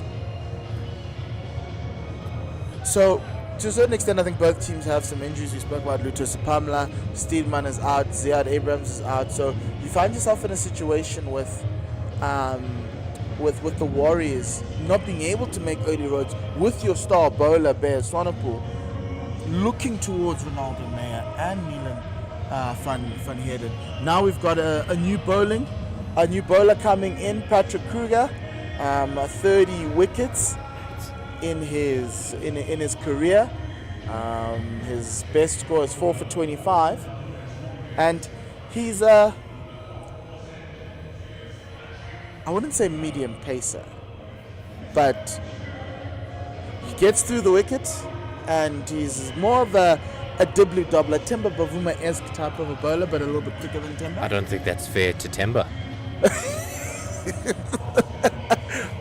I'll put some respect on our captain, but yeah, Patrick Kruger, in today's game plan, he was the 5th bowler, so let's see what he can do. Right arm over the wicket. It's a lot quicker than I think you gave him on credit the for. money, and I will tender my apology to the Patrick Kruger fan club. Mthokozisi Shezi, probably same type of pace. Yes. So handy. I think if he can bowl a couple of cutters here. But this is where the risk lies, right? And if the Lions can recognize that Patrick Kruger is the 5th bowler, they've already dispatched Van Heerden and Mutwa, and they're getting Joy there. If they can get Joy here, 10 runs and over, this could change the complexion again, force them to bowl Tristan Stubbs. Then maybe you can start winning from there. Oh, edge and past the diving Tristan Stubbs at backward point for a single. A little bit more action coming out of Patrick Kruger here. Well, he wants to certainly show that he was worth their faith in moving away from the now relegated Knights, who seem to be doing very well in Division 2. Yes, it's surprising. I didn't think they'd have that bounce back ability, but they're showing it really well. But remember, to be promoted from Division 2, it's all 3 formats, and they really did struggle in the 4-day. Yeah, it's a good start by them nevertheless. Warriors with 8 players that have come in. And there's the first shot, and then gets up in the air. Could this be the first wicket for the Warriors? And it is. It goes to the safe pair of hands of Matthew Britzka. Ryan Rickleton throwing it all away. Got caught with a change of pace. And now you can hear the Patrick Kruger fans celebrating because he's picked up the wicket, and that's exactly what they needed. Rickleton was stranded a little bit on that milestone of 50. He's batted well, but he'll have to go.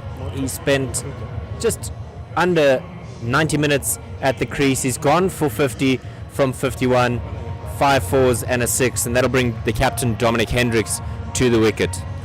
Super Dom, getting ready to come down. I'd be really disappointed if I was Ryan Rickleton with that shot. Was expecting the ball, like you say, the first two balls were very quick. He thought the third one would be, but it was slightly slower, mistimes it, and that's all she wrote. Yeah. Bowling from Patrick Kruger. It's normally the case that the ball flies up here in the Highveld more than you would at the coast, but that was just completely mistimed from Rickleton. And a solid catch there in the end by the captain. I think if he dropped that, he wouldn't be thrilled with himself. Genuine chance. Look, it hung up there for an age. You could have gone to the bank and applied for a bank account in that time. Dominic Hendricks coming in. He scored 3,057 runs, and he's gotten 420 50s in his 112 matches. He has a high score of 116 against the self-same Warriors in 2018-19. He'll be hoping to emulate and take us back to that time to see if he can't get to a century-plus score and continue on the foundation that Rickleton and Richards have laid. Yeah, if there's anybody who's the right man to come to the wicket when the Lions need a bit of a rebuild, it is here, Dom Hendricks. A lefty for a lefty, so Dom comes in. Do you imagine that Zubair would have come to the wicket if Josh was the first wicket to fall? I wouldn't say no to that suggestion. So Patrick Kruger to Dominic Hendricks is a ring field, a fielder at backward point, a fielder at cover, a catching cover slightly in, as well as a mid-off. You've got fine leg, third man, mid-wicket, mid-off, mid-on, and square leg on the boundary. And that one hung outside the off stump, nicely off the middle of the bat. That sound was beautiful. Some of the Lions players getting a game over the weekend in a club game. I wouldn't want to be the bowlers in that encounter. Imagine arriving for a club game and seeing Dominic Hendricks. Well, we've seen it in times gone by with Neil McKenzie going down to play for Old Eds, and then you think, yes, I have an opportunity, and then Patrick Kruger gets another edge. This one's going to go quickly to third man for 4. yeah, just a bit of fortune there for Dom Hendricks. He'll say it was controlled, but in the end, he gets 4 for it. There's 5 from the over and the wicket, just 1 ball remaining. And imagine that you're a club bowler, you're really feeling confident, you picked up a couple of sticks, and then you see the team sheet from Old Eds and Stephen Cook and Neil Mack are batting. Opening the bat. Yeah, on a flat wicket, your skipper says, let's win the toss and we'll have a ball. Flat wicket and a small field. I'd rather go field at fine leg, please. Yeah, and Jameson as well, some of the other guys as well, Mitch van Buren as well from time to time. Yes. So now we've got a wide Oh slip boy. in to Dominic Hendricks. Nice little tight line to close that over. End of that over, 5 coming off of it and a wicket. The Warriors are on the board, ladies and gentlemen. 123 for 1. It was a great batting partnership by the opening pair for the Lions, and much better in terms of the goals that they would have set themselves in this game.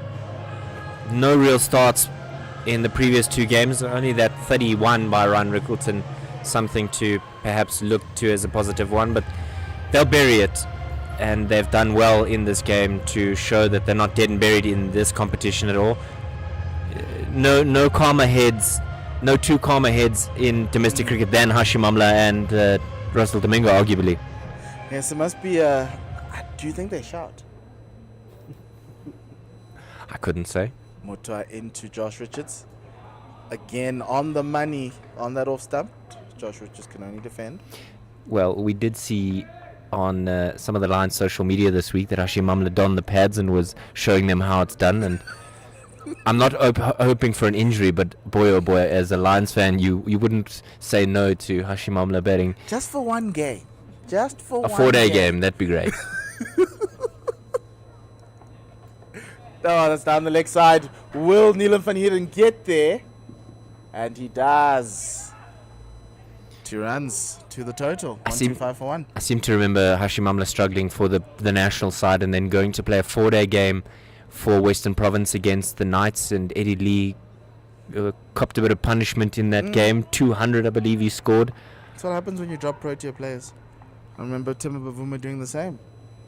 And rightfully so. I mean, if you've been dropped from the national side, you're expected to score 100. Evan Jones is the cameraman of the Lions. Good ball again from Alfred Mutwa. And that's essentially what you want. Just start getting a collection of good balls in an area to get you going and start building that consistency. The runs will dry up. The Lions will make mistakes. Yeah, Evan Jones, somebody who did really well for the Lions last season, not yet back into the mix. 9 6s and 10 4s in the competition last year. Oh, that's a good ball. First ball to actually beat the bat. And Josh Richards with a false stroke, but no edge. You'll see how one wicket certainly just spices things up, energizes the bowlers. Now it looks like they're batting in India. A little bit of spice. Looking forward to Sunday's game, where the Warriors take on the Titans and the Tuskers are at home as well. No, another short ball from Alfred Mutwa. He's bowled those really well. And Josh Richards not deciding to go for it. Seems like that pull is not going to come out anytime soon. Yeah, Tuskers are playing at home to the Northwest Dragons, who came from behind against the G-Bets Rocks on Sunday. What a fantastic game that was. The Rocks who were sitting at the bottom of the log. With -1 as well. Insult to injury. Hopefully they can turn it around. Oh, on the money again. 4 dot balls in a row to close that over. It's the 20th over. It's 125 for 1 for the Lions. I'm going to have a commentary change. I'm going to take a bit of a break. And Odwa will be joining David for the next 10 overs. Okay. You guys need to give a shout out to KG, man. KG who? KG Mutwa. He's part of our production group. Where is he? Yeah, but he's in KG.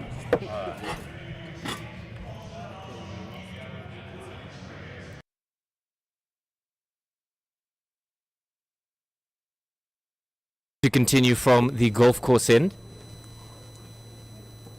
A little bit of width there. That's wide and slashed away. It's a no ball as well.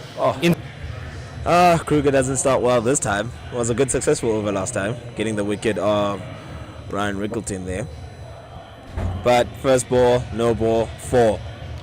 And again, he's immediately under pressure now. There are worse ways to get underway, and Dom Hendricks with that lovely stroke there. 2 4s. He's yet to hit a single or perhaps a double, but now he has a free hit. You're not allowed to change the field, so where do you imagine he'll look to go here? Thrash his hands at it or over the top straight? I think he's going over the top, just around that cover point region. Feels like he's a bit strong there.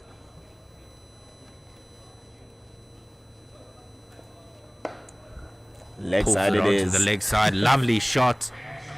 Another boundary for him. There's 2 from the over, and now we've only had our first legal delivery. It's I feel like expensive so Kruger's far. he's just offering balls where you can just put them away.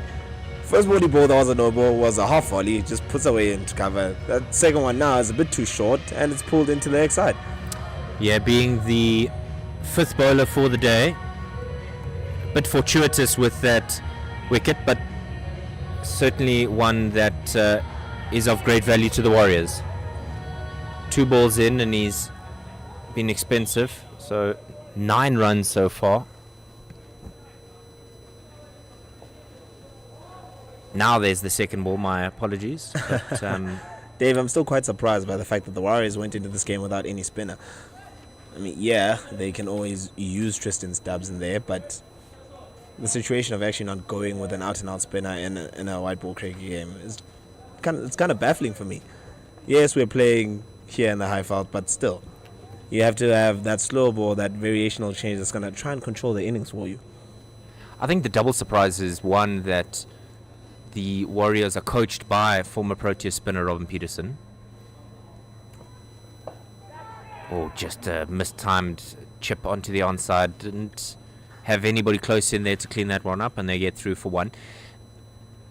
The second surprise is that the Warriors side is one that doesn't really have out and out quick men. You know, if Heinrich Nokia and Glenton Stierman, for example, were in this bowling lineup, you might argue for an all pace attack, but not in this instance. You see some fans enjoying the afternoon sunshine, having their own game, but also the jumping castles. You know, it's always crazy there in that jumping castle. Even especially when we have international games here and it's all packed, they're still out there.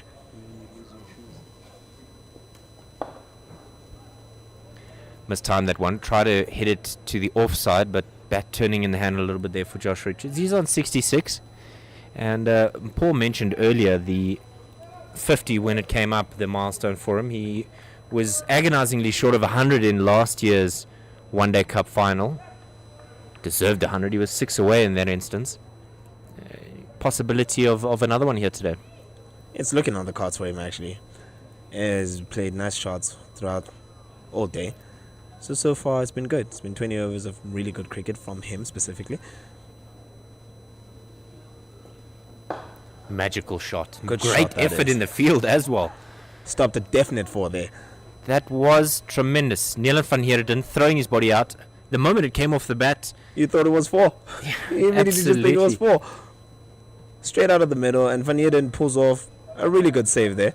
I mean, considering how well he's travelled around the field today, his confidence must be a bit low, but such fielding like that in the field, backing up your bowler, it's also putting you in the game, and you start to feel more in the game. teams often talk about moments that can change the game, and it's often those catalyst ones that aren't recognized. Last ball of Kruger's second. Oh, another edge, but that'll go down comfortably to third man, and we'll wrap up the over. 21 gone, 137 for 1. And that's Hendrick's second single this innings and 3 boundaries.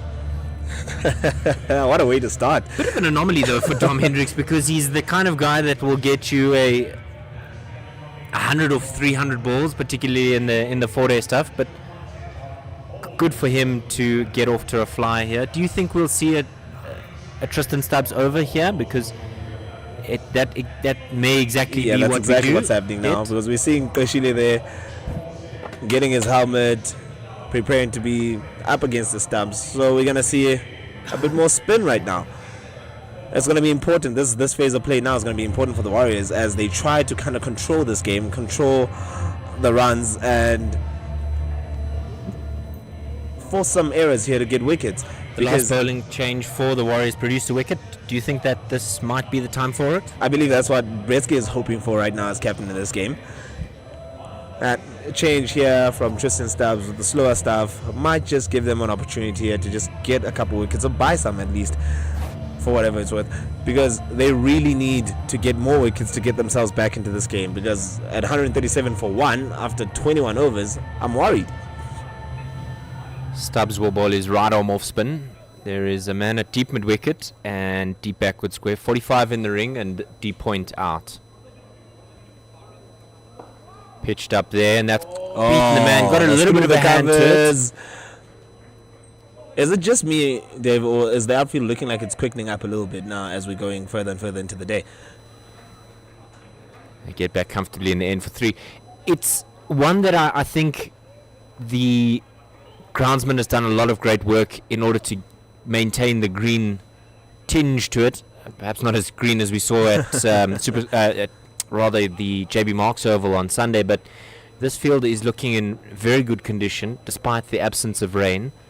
And I imagine on Sunday the Warriors' home ground, St George's, the home of South African Test cricket, will no doubt be lush as well, looking like a New Zealand field. Good to see that they're also getting some good rainfall there down in the Eastern Cape.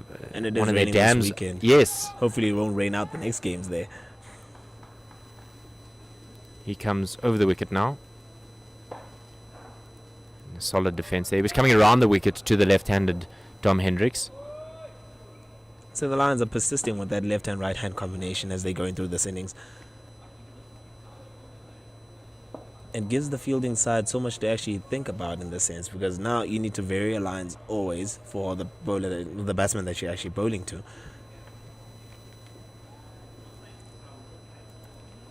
Reverse sweep, shot. lovely shot, and that'll go to the Shot. boundary for 4. Goodness me, what a shot that was.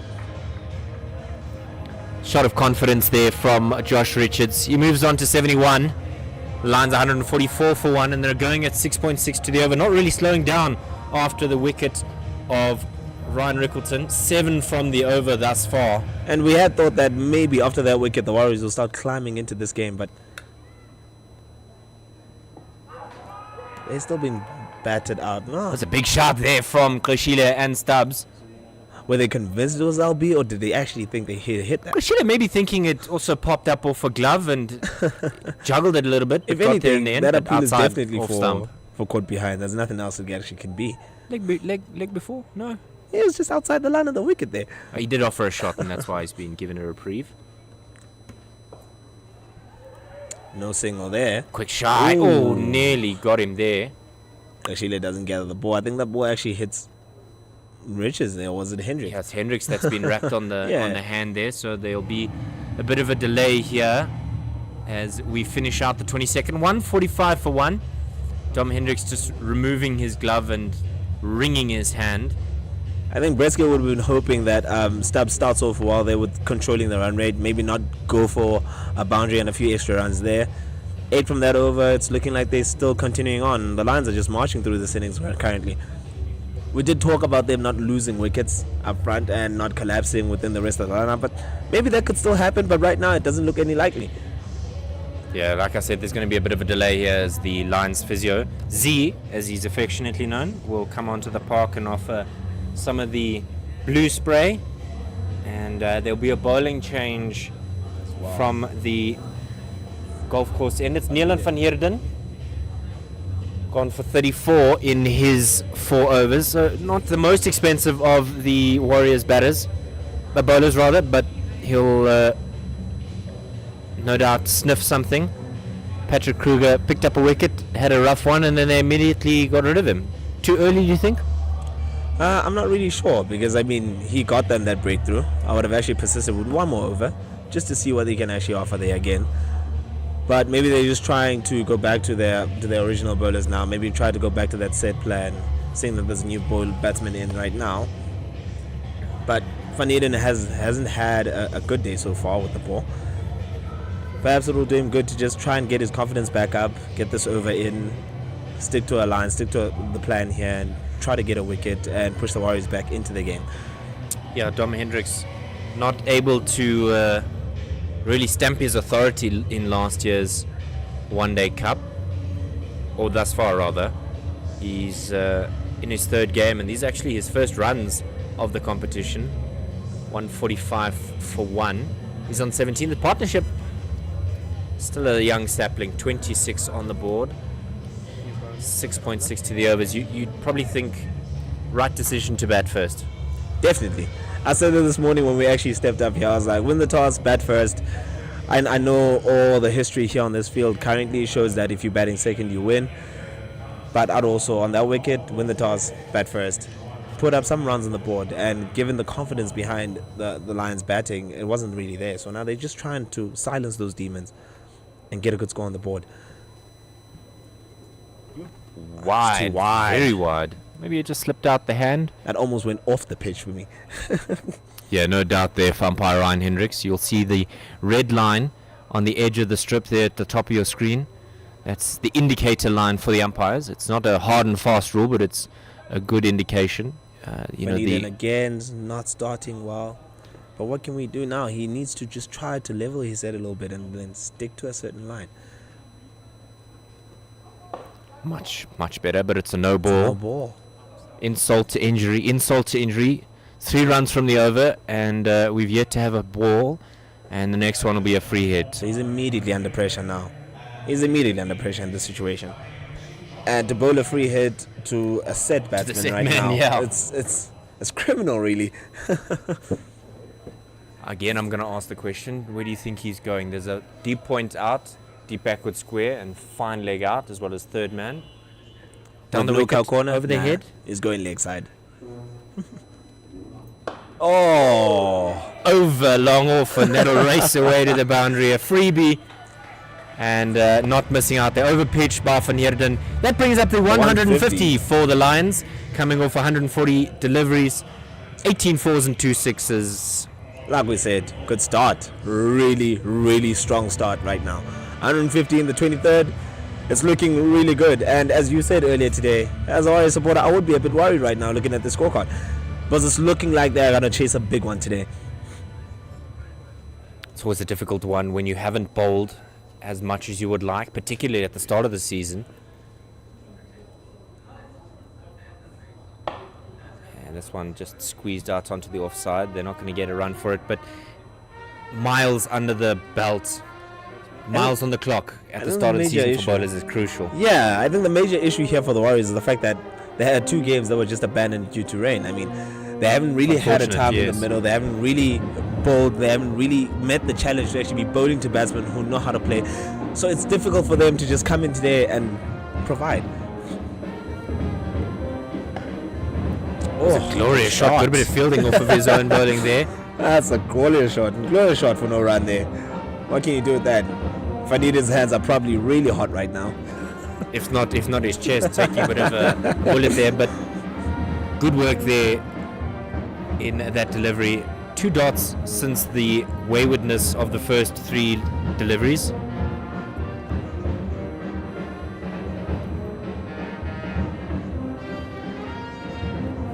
Shot! Oh! Short and wide, he to the man. lashed it straight to Tristan Stubbs.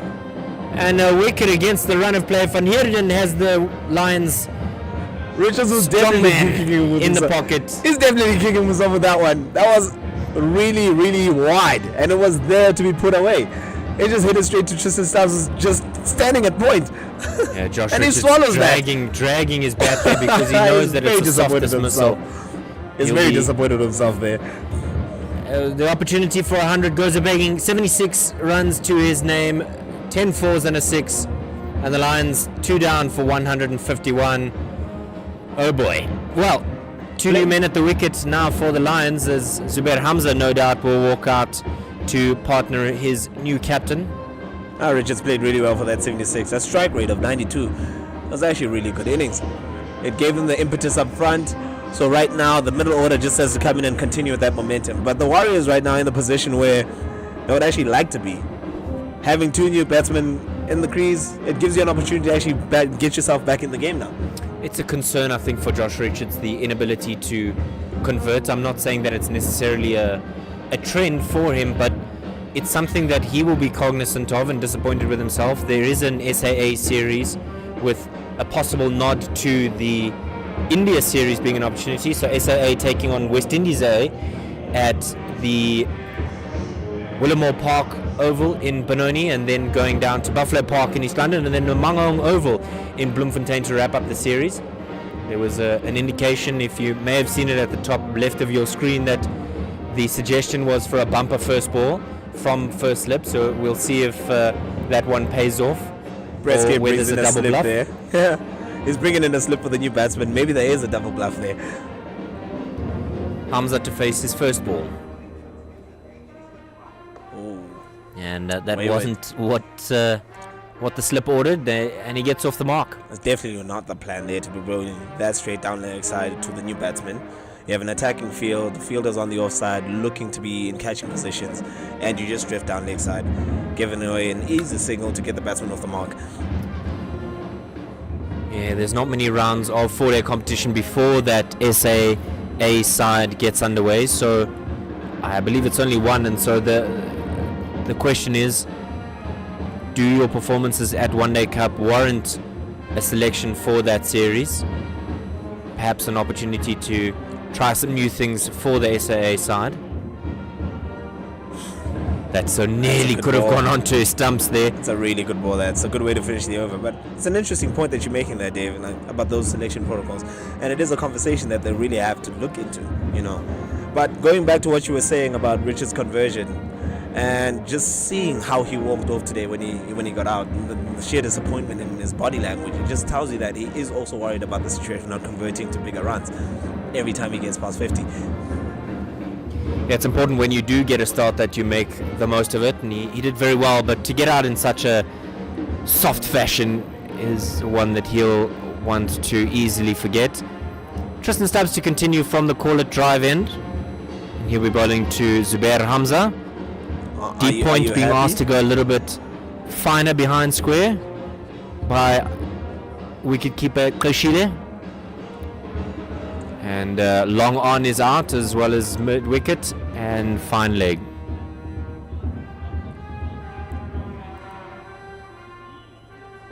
A little bit of flight there from Stubbs. He's tempting him to actually go for that shot. Yeah, particularly with long on out on the boundary. And he's I'll just give you my looking at thoughts about four the men decision outside the in a ring. sec. Straight back to the bowler on the bounce. A little bit of a crowd catch if you weren't paying attention. I think it's the right decision. They should have had Stubbs turn his earlier. arm over much earlier. I really thought he would go earlier.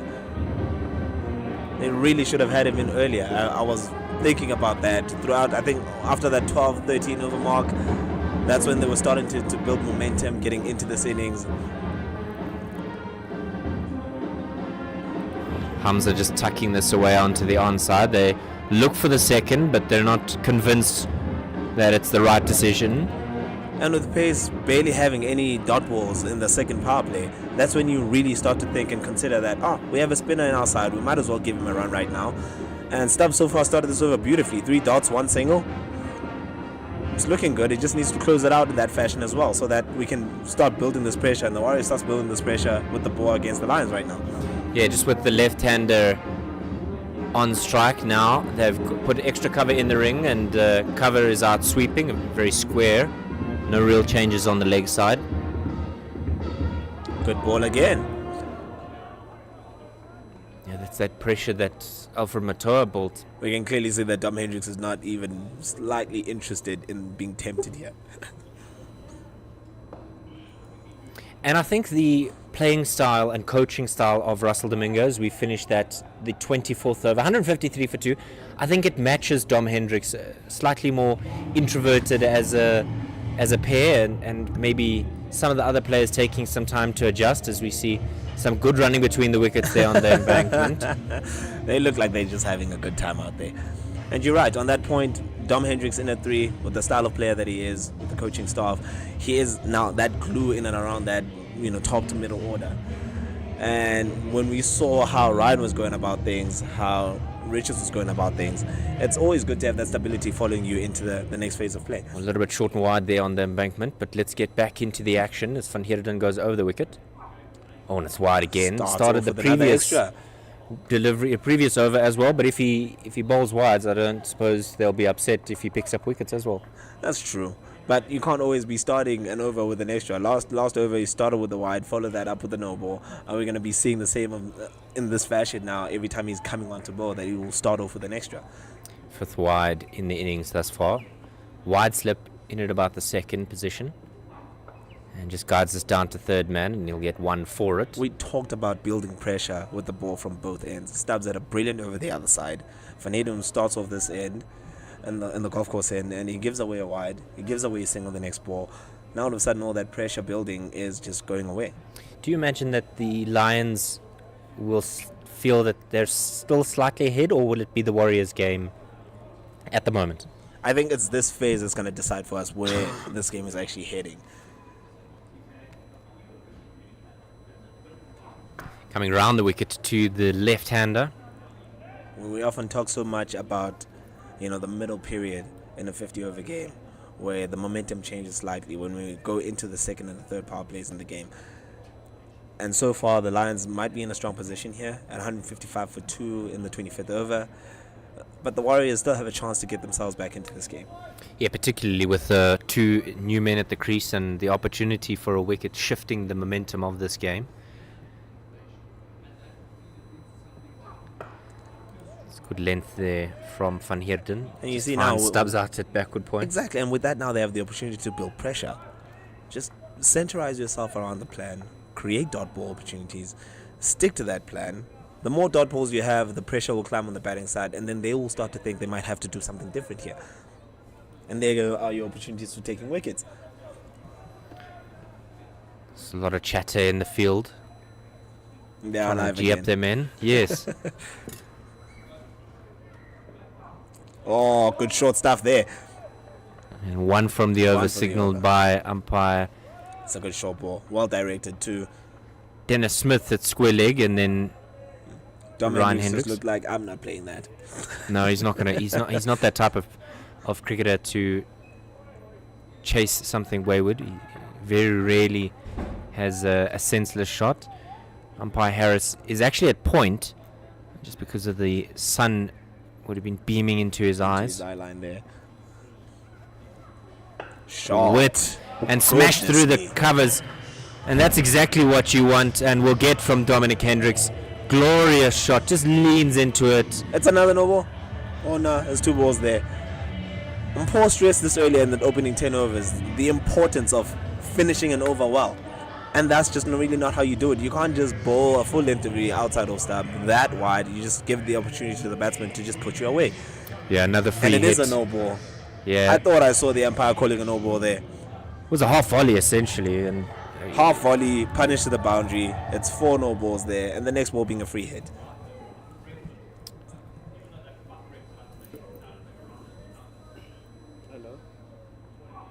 Leg Short. side. pulled, cleaned up there in the deep. Not quite able to get another boundary for it. Feel the Herman there backing up his bowler. Otherwise, it was a boundary for all money. Yeah, the fielders, we said that they'll get their steps in. In the sun out there today, it's just going to be a bit tiring for them now. No, absolutely. They're getting the yards in. Last ball, and he'll come over the wicket to the right-hander. That's a little bit of a stray onto the pads, and he'll tuck that away to the onside for 1. So the end of 25, halfway done, and 162 for 2. I want to ask the question to you. Yeah.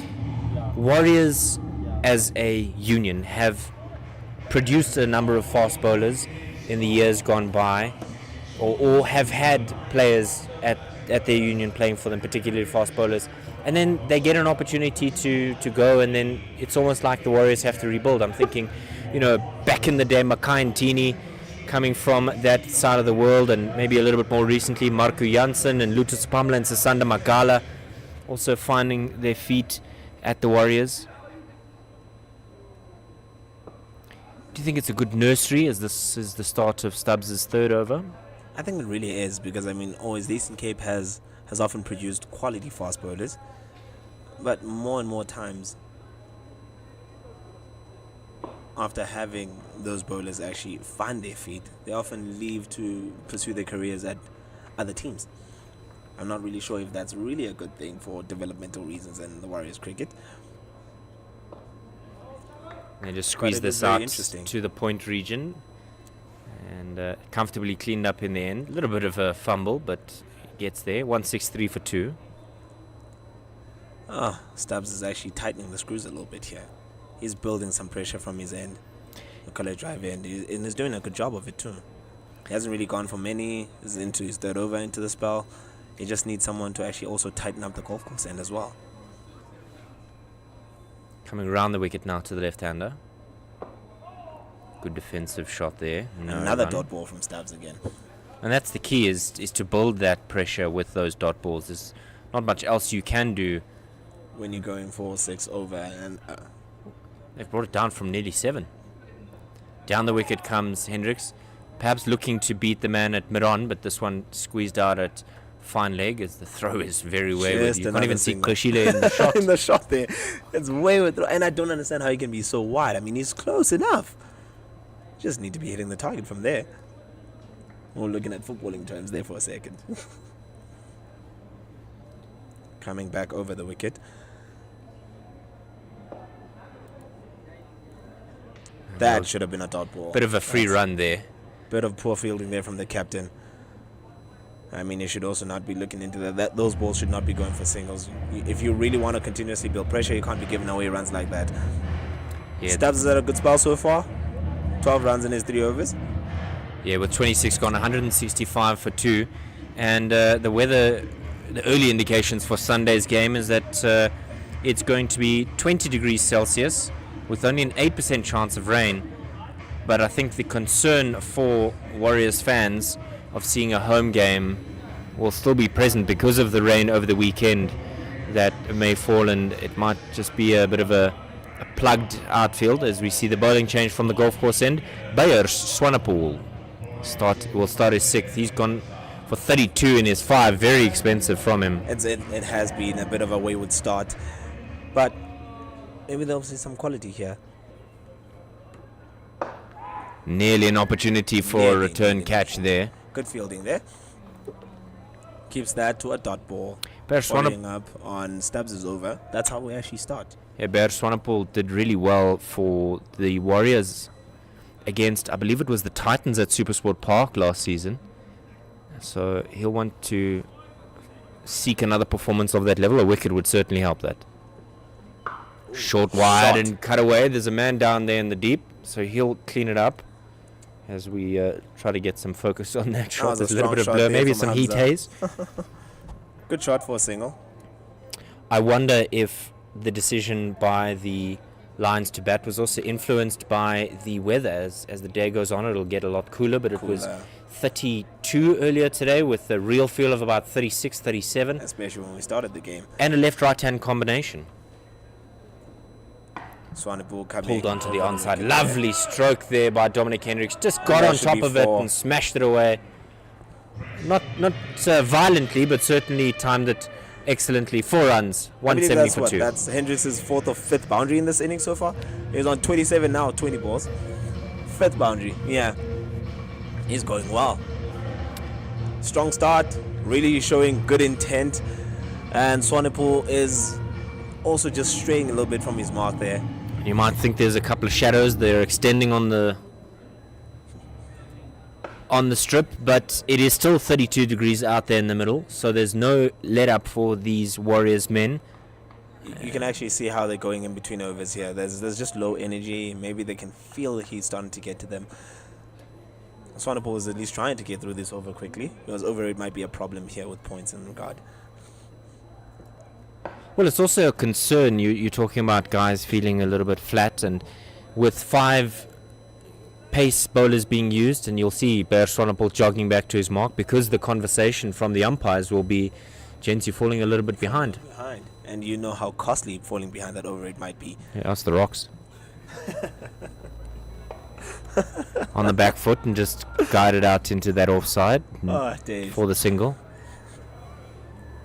We're enjoying this game. I think Australia were also hit with penalties during that recently completed series. I think. Oh, sorry, it was them and England in that Ashes series. Yes, and in the one-day series recently. Yeah.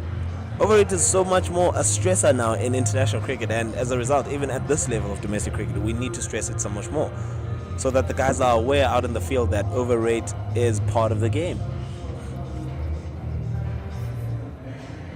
Stubbs coming in now for his 4th over. Yeah, he's going to continue from the call at drive in. 27 has gone 171 for 2. Just a reminder that they did win the toss, did the DP World Lions, deciding they'll have a bat, and they've really done well to start here, although they are in a slight rebuilding phase. Full toss, and it's a drop catch. Drop catch there. Goodness me. Tom Hendricks, I commended him a little bit earlier with not being wayward or rash with his shots, and Jivesh Pile's shot there. Yeah, it is and exactly just that. Put it down. Jivesh Pile putting it down. Goodness me. Sweep shot, and as you mentioned, down to the he's playing that one on merit. That's a sensible shot. Yeah, it's a sensible cricket shot, and he just got off the mark after being dropped like that the previous delivery. You have to take your chances. You have to take catches like that, and the Warriors needed that breakthrough there. Another new batsman in with Hamza would have been a decent break. Hamza's on 7 of 13, and it would have been Hendricks who's out. Oh, a little bit of a chip shot there, paddle if you like. Going very fine, but they'll clean it up in the end as they come back for 2. I think Josh Richards would have been saying, why couldn't I have gotten that type of catching from Tristan Stubbs. Not to be for him today. You have to take your chances in this game, and drop catches can prove so much costly. Just under 5 to the over is Tristan Stubbs. Cut away, backward of point. They'll clean it up in the end. 2 men chasing, but they're only going to get the 1 for it. Good that they're rotating the strike. Really creating the opportunity there to take wickets. I mean, it's been a good spell so far, and I think the fielders around him have just let him down a little bit. Continues to come around the wickets to the left-hander. Bit of a shout, half shout there from behind the stumps. They thought about a single, but was declined by Hamza, the safe option. Stifled appeal, and the bowler, Tristan Stubbs, offered nothing there because he just saw that, that just came off the bat. A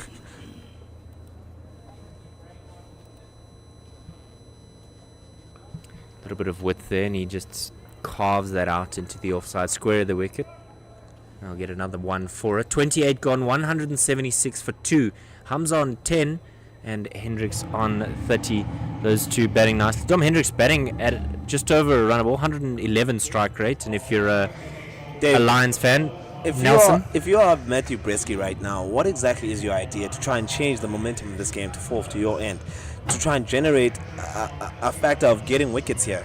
What do you do now, considering that we are looking at 176 for 2 after 28 overs? There's still 22 overs to go in the game. A long lineup with the bat from the Lions. How do you get yourself back into this game? Well, I think as Swanepoel begins a new over, music's still going when Swanepoel was running in, and that's why Dom Hendricks has just pulled out there.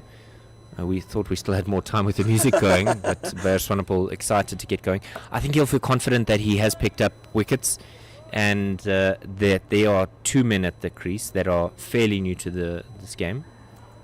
Although I don't think you can really say that Dom Hendricks is new anymore with his 30 coming off of 28 deliveries, so I don't really feel like he's the new man anymore.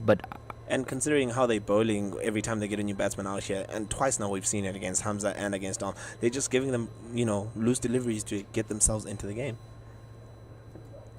Very wide at the crease is Bash Swanepoel. This one's punched out into the deep, and they'll get 1 for it.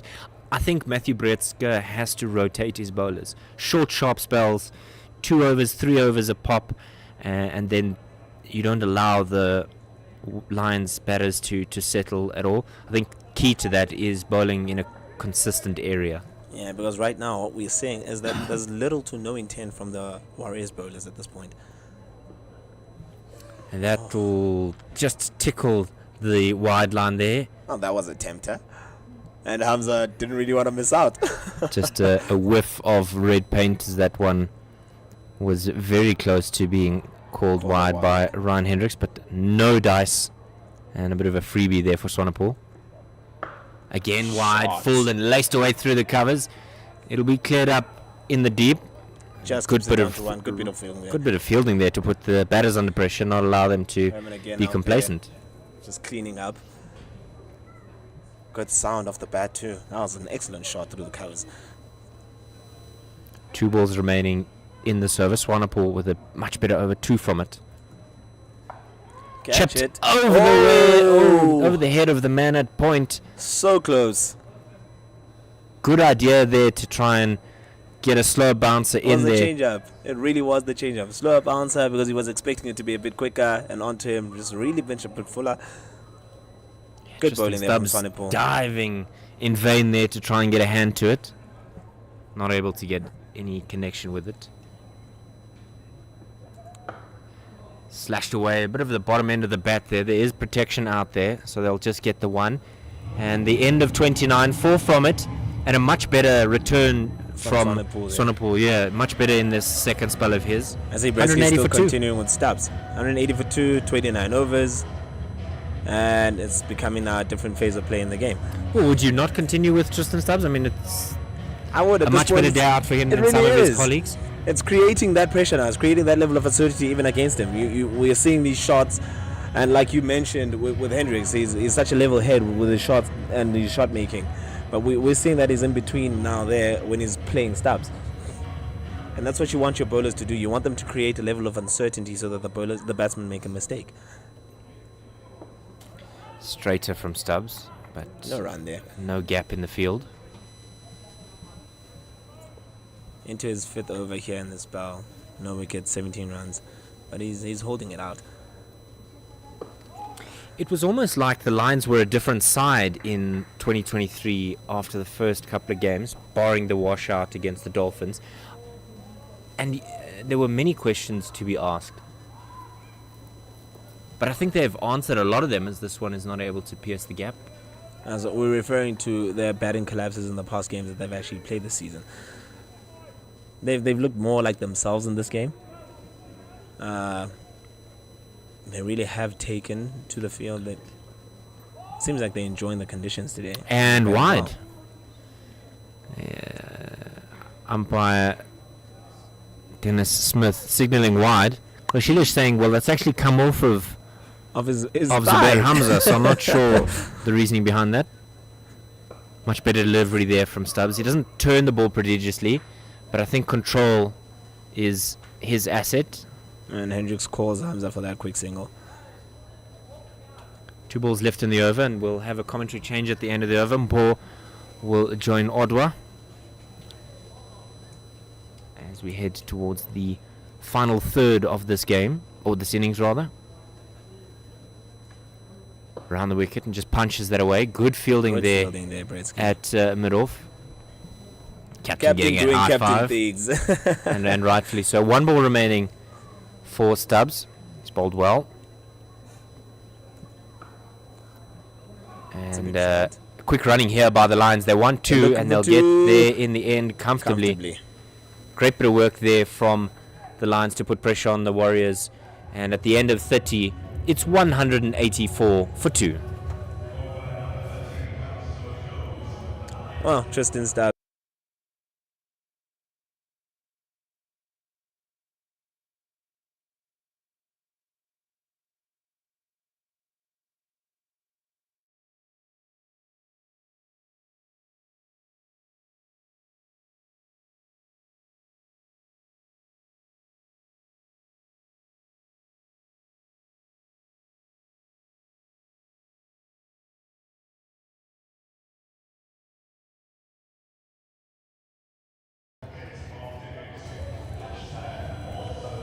Okay, now we're back into the 31st over with a bowling change from the golf course end. Alfred Mutwa is now back, and it's a change of ends for him. What do you think, then, Paul, about that decision? I think Stubbs is enjoying the caller drive end, and so Bretsky wants to go with Mutwa and Stubbs for now. For this period, just in essence, to just slow the game down. Stubbs and Mutwa have managed to slow the game down, so to Patrick Kruger. The last 10 overs went for under 6 runs and over, so the Warriors are pulling this game back slowly, just wrestling back that advantage that the Lions had. I agree with you there. Especially with this two, even though this partnership is 33 runs. And actually looking at the figures here for Mutwa, he's been good today. He's into his 6th over there as that ball is just pushed a little bit in front of point. Just lots of easy singles for the Lions. It's just a simple rotation of strike, really. Yes, and obviously they did lose 2 wickets, and the issue was that you wanted to apply pressure on these 2 new batters, but they've been able to get off strike a little bit easily. Yeah, Been able to get I mentioned the themselves same to in. Dave, and he was also thinking the same thing there. It's just that every time a new batsman comes in, they don't really start off well with the ball against them. They just give them free runs and give them free options to just get off strike and play themselves in.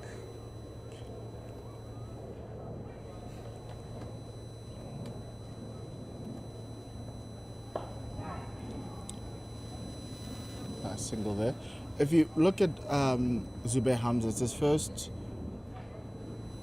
his first proper time out in the middle now with the foundation. You know, he struggled to come in for the Lions with them not being like 10 for 2 down, and so you know you'd want to apply pressure on a guy like him to try and say no. You know, it's just going to be hard. You know, instead of saying no, it's going to be easy, and I think they've let him off a little bit. Dom is just showing how great a captain he is and how great a batter he is, just to be able to just look for the easy singles. But we've got a catcher here at cover. Catch it. Just short of that man at mid-on there. Yeah, and that one was a lot more. That was a lot harder against the bat. A little bit extra bounce on that ball, and to a certain extent, Zubair looking to play, in the V, through the offside, being forced to play down the leg side largely because of that extra bounce. And just to me, it looked like he was a bit in the shot too soon there. Maybe Mutua had a change of pace.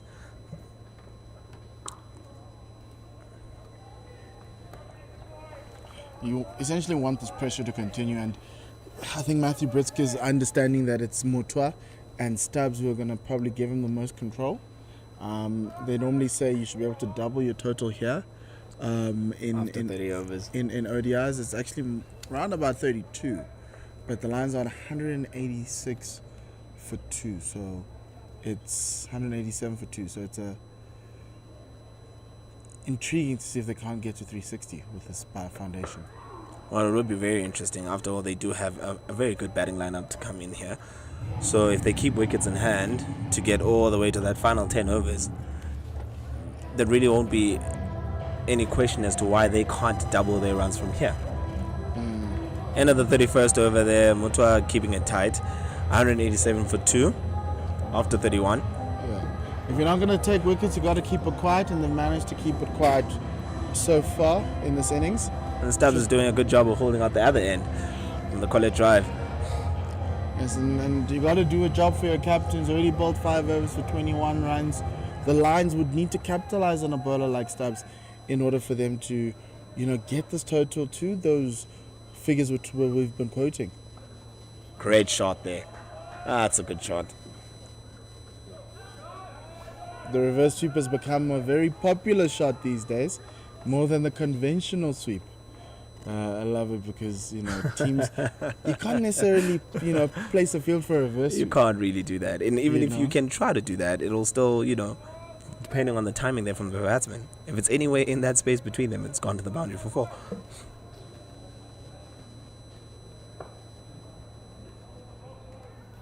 Stubbs is creating pressure there. He's trying to force the batsman to make different decisions about how they go against him here. Yeah, and I like the fact that he's playing with the flight, he's playing with the pace. He's making them think. Shot. Now that's your conventional sweep, and that's all the way leg side for 4. Beautiful shot. The ball was a little too short, able for Dom for Zubair to just get down on one knee and get that 2 square leg. The only issue was it had to go over the field in the ring at square leg, and it really got uncomfortable. Shot, and straight down the ground for 6 over mid off. Back-to-back boundaries for the Lions. The pressure that Tristan Stubbs and Alfred Mutua are building is now dissipating. It's changed, and it's gone all out the window. And you need to bring it back slowly. What a shot that was from Hamza might just be finding some comfort here on the Highveld in his new job. 197 for 2, and we're 2 balls short of the 32nd over. Oh, here's a situation. Dominic cleared it very quickly and was sent back by Zubair Hamza. Good decision to not take the single there. I mean, that ball was hit quite hard to the fielder, so he got to it very quickly. So it's quite interesting because it is the non-striker's call there. And the striker said, no, we're not doing that. We're not doing that. He wasn't really never in any position to leave his ground now, was he? Hamza is just settling here against Stubbs. He just wants to face as many deliveries as he can. Maybe try and put him to the sword a little bit. Take that opportunity of putting the Warriors again back on the back foot. It speaks to the partnership. They're still building it. Zubair is still new in the team. Well, that's a comfortable single this time. Because for the Lions to do anything in domestic cricket this season, this pairing needs to score a lot of runs. 198 for 2. And we'll take drinks. It's hot out there today. And we can see our fan base is slowly coming in. And it's getting more and more in that grass area. And the boys over there are just enjoying the cricket. Yeah, just to give you a recap of what's happened today, Lions won the toss and chose to bat. They put on a century stand before the 16th over where Ryan Rickleton was out for 50. He was caught Matthew Bretzka at mid-off, ball off the bowling of Kruger, mistiming a pull shot. The Lions were 119 for 1 at that time. Then Josh Richards, who scored 76, went out caught at point, back at point by Tristan Stubbs off the bowling of Neelan van Heerden. The ball seemingly coming quickly to him, a little quicker than he expected. And the Lions lost their second wicket at 152 runs. This pairing of Zubair Hamza and Dominic Hendricks. Dominic Hendricks on 36, Hamza's on 25. Lions 198 for 2 with a partnership of 47 between these two. You've got 18 overs left in this game and a whole lot of batters for the Lions, but the wicket takers for the Warriors, Patrick Kruger 1 for 17 off 2 overs, and Neelan van Heerden 1 for 50 off 6. Alfred Motua no wickets for 24 off his 6. Ronaldo Meyer no wickets for 31 off his 5. Bear Swanepoel no wickets for 42 off his 7. And Tristan Stubbs bowling off spin. Remember, he started the game as a wicketkeeper, handed the gloves over to Tashile, and he's bowled 6 overs for 33 runs. So Paul, right now in that huddle, after having this drink, having this break, just to get yourselves back into the game, what do you think Bretzky's message is to the rest of his team here? They've proven to us that they can lose wickets in a clump. If you get through this pairing, you can easily get another wicket. So just keep up the pressure, keep up the good balls. We've come out of 10 overs, 12 overs of really good cricket. Let's continue that and try to just build on slowly but surely. The good cricket, and the pressure will tell and the wickets will open up. It is a dry enough wicket and we know it's hard to bowl on, but if you keep the pressure, they'll make mistakes just like the two and the Warriors really need to get themselves back into this game. And the energy is a bit flat. I mean, they've been fielding out in the sun for 30 odd overs now. It's been a hot day today, but they really need to find that niche to galvanize themselves and get themselves back into this game. And they can only do that now at this point by taking wickets. Yes, wickets are what's important, but the other thing is also just being able to restrict the Lions. Don't let the scoreboard run away. They're only going at 6.2 runs and over. You know, it's a very manageable run rate right now for the Warriors, and you don't want that to escalate. You don't want back-to-back boundaries. You want to follow up a boundary ball with a really good ball. You know, just go back to basics, you know.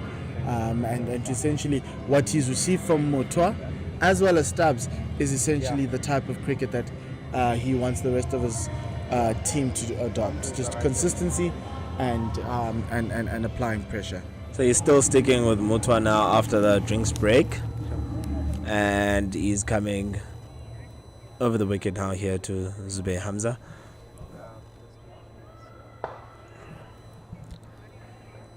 Straight off after the break, it's a simple single into the next side in the mid-wicket region. And that's been the order of the day for the Lions, right? Easy balls, that brings up their 200. Easy balls, easy to get away, easy to rotate strike, and they're just consistently doing it.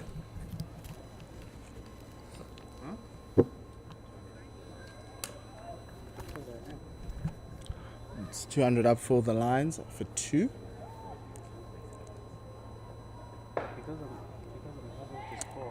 Good ball that time. Good line. Solid forward defensive shot from Hamza though. You need that. You just need Alfred Motua to just keep on that line. He's also got a nice little change up there that could cause a lot of trouble for the batters, and has, especially that short ball. So he just needs to try keep them on the toes, keep them guessing, and you know, something could pop up. It's another good ball within the same region, straight to cover there. Another dot ball. He's got catches on either side of the wicket. There's that catching cover, which is Captain Matthew Bretzka. You also got a catching mid-wicket there. Yes, that is... And you were right about that Patrick change-up. Kruger.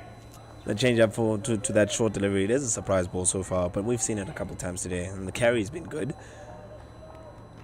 Just hit the pitch. Maybe even a change of pace there with that short delivery. There's the There short it is delivery. again. And it's punished this time. Great shot there by Zubair Hamza for 4. 6, I 6. beg your pardon. Umpire Hendricks correcting me, and I'll gladly take that correction. 6 runs from Zubair Hamza, flat 6, and that brings up the 50 partnership between these two batters. 55 runs off of 63 balls. Hamza contributing 33, Hendricks 19. At a point, you thought Hendricks was the senior partner in this partnership, But it is Hamza. Hamza's now He's with putting the his foot down. third boundary in 2 overs.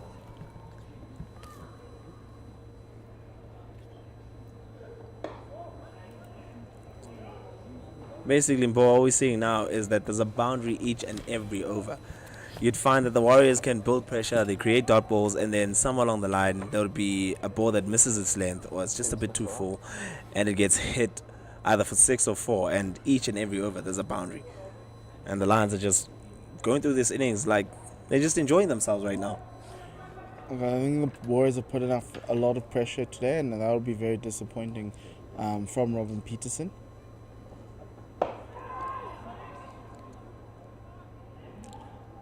Warriors thought they were in with a half chance. A missed time shot from Zubair Hamza. Good change of pace there from the bowler. Yes. And that ends that over. 206 for 2. Right now, as the Warriors captain, I mean, Gretzky is a bit under pressure, but Dom Hendricks is out there batting himself right now. 206 for 2 after 33 overs. How must he be feeling right now, considering the past 2 games where their batting hasn't really been up to scratch, up to the standard? You'd obviously want to get stuck in, get in the runs as soon as possible at the start of the season, especially when you're the captain of the side as Dom Hendricks. On the other side, obviously, Zubair Hamza, the same thing, new team. You want to get in the runs, you want to show the faith that the management have had in bringing you in. The crowd is slowly building up here at the Wanderers. The prices are reduced, so you can come through for some great evening cricket. You know this is the best place in the world to watch cricket. It is the Bull Ring under lights. And it is the best place to watch a run chase. We always know that. It can be a bit exciting. And Got a should the bowling Warriors get change. themselves in. You've got Ronaldo Meyer coming from the caller drive end.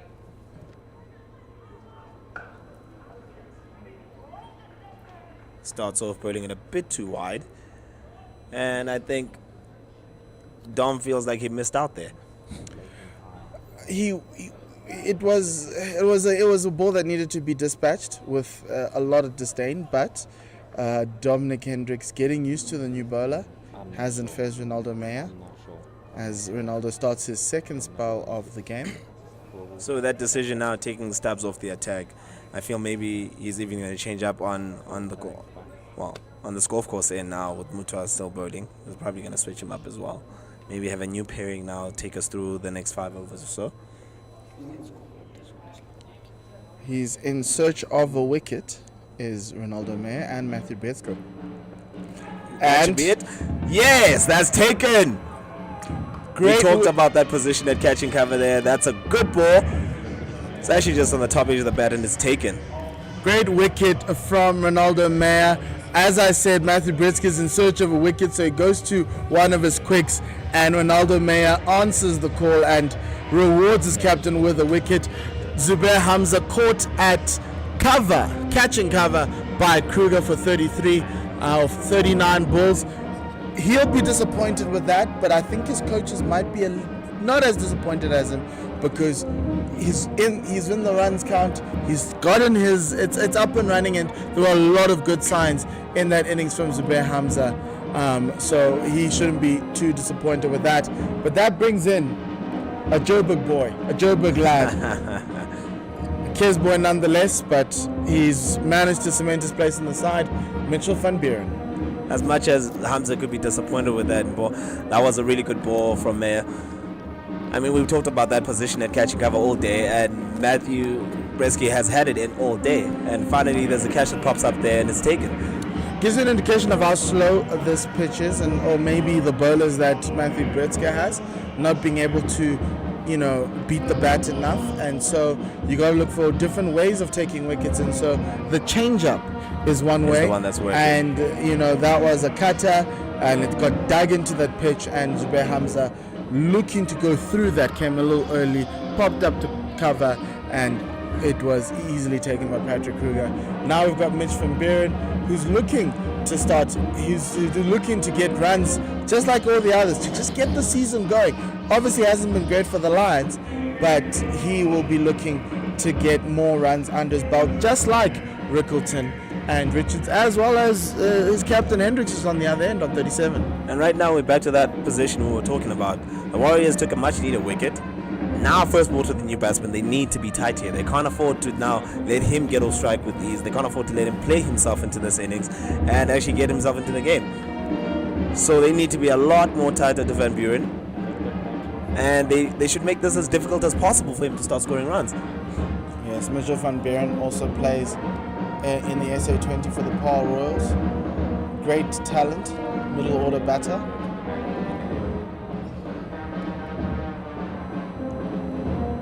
Looking to get his campaign underway with the bat. Oh, and they give him a freebie down the leg side. Again. It will beat Neelan van Heerden all the way down to fine leg for 4. We've been stressing the importance of that first ball to the new batsman this whole game. And the Warriors have not got it right. Again, wayward delivery, leg side, and it's simply put away for 4.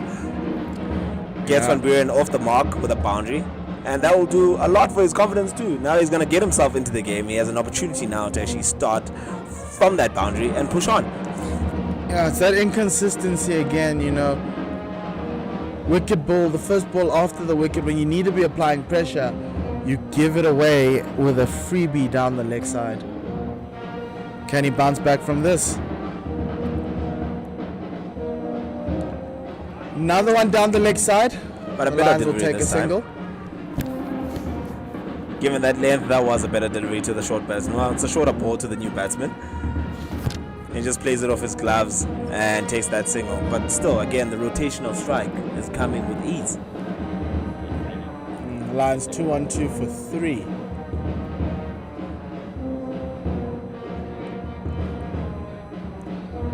At this moment, Matthew must really be feeling the pressure today. We're into the 34th over and he's staring down at 2-1-2 for 3 here. To the left-handed Dom Hendricks. Short ball pulled, and he's got a fielder at square leg. Bear Sonopol.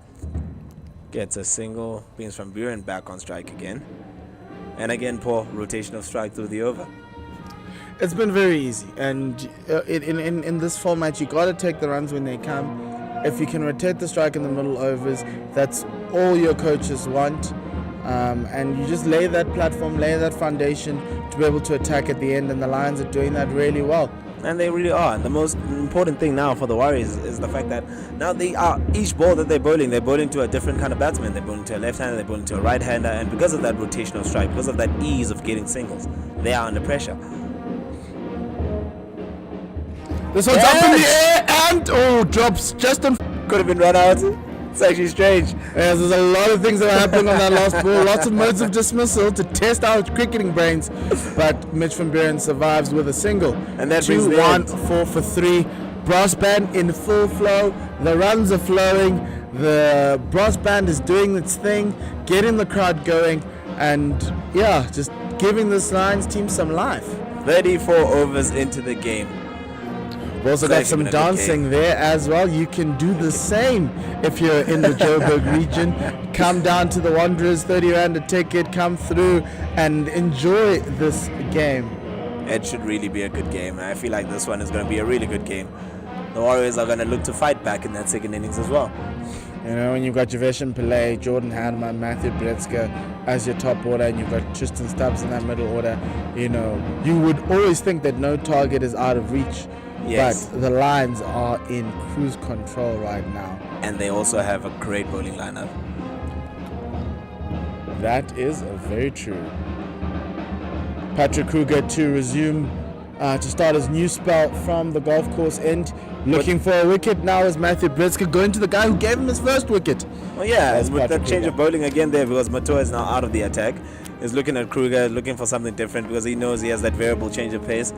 And as we've seen, it's that, you know, shorter ball, off pace with tip pitch delivery, and off cutter into the wicket that's been getting them the wickets that they're looking for. So he's hoping for more of the same from Kruger here.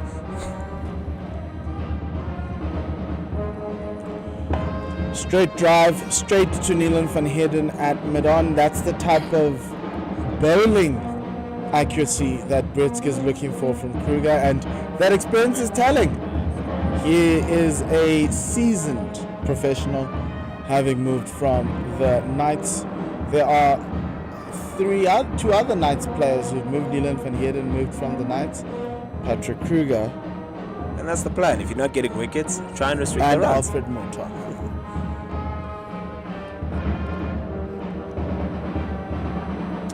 That's a great ball outside the off stump. There's a bit of swing there.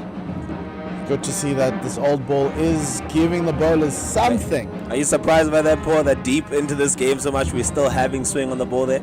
We need to, remember that we use two balls, one on each end. So the ball is 17 overs old. So, it's still surprising. There's still some hardness in it. Yeah. Even though it's been peppered to all parts. Kruger into Mitch van Buren, testing his defenses again. Just keeping van Buren quiet. 4 dot balls in a row right now. Those are the things you're looking for as the bowling side. Just pile on the pressure. It's good over so far. It's good over.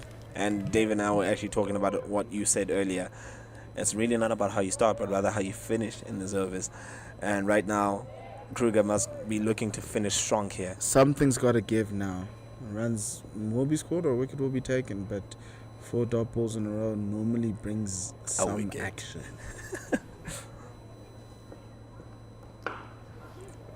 It's a good shot. And that action is runs on the offside.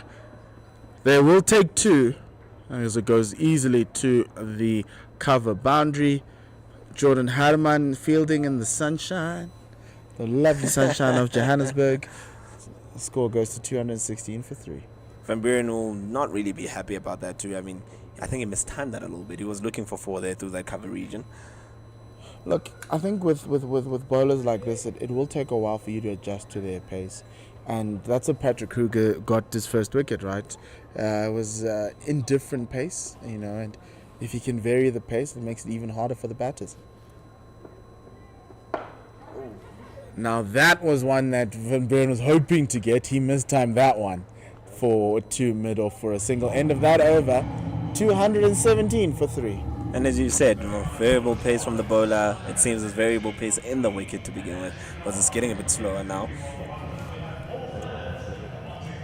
But the Lions are still maybe on the front foot in this game.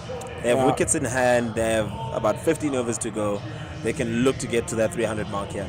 That's the lay of the land, 217 for 3. Richards with a 76. Rickleton with a 50. They had a 100-run stand. Dominic Hendricks, the captain, is in there, 38. Zubair Hamza just got out right now, shortly.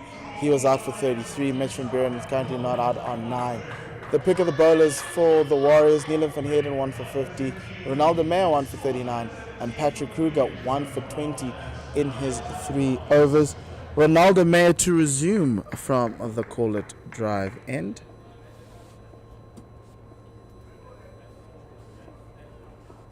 This one is up in the air and will be taken easily.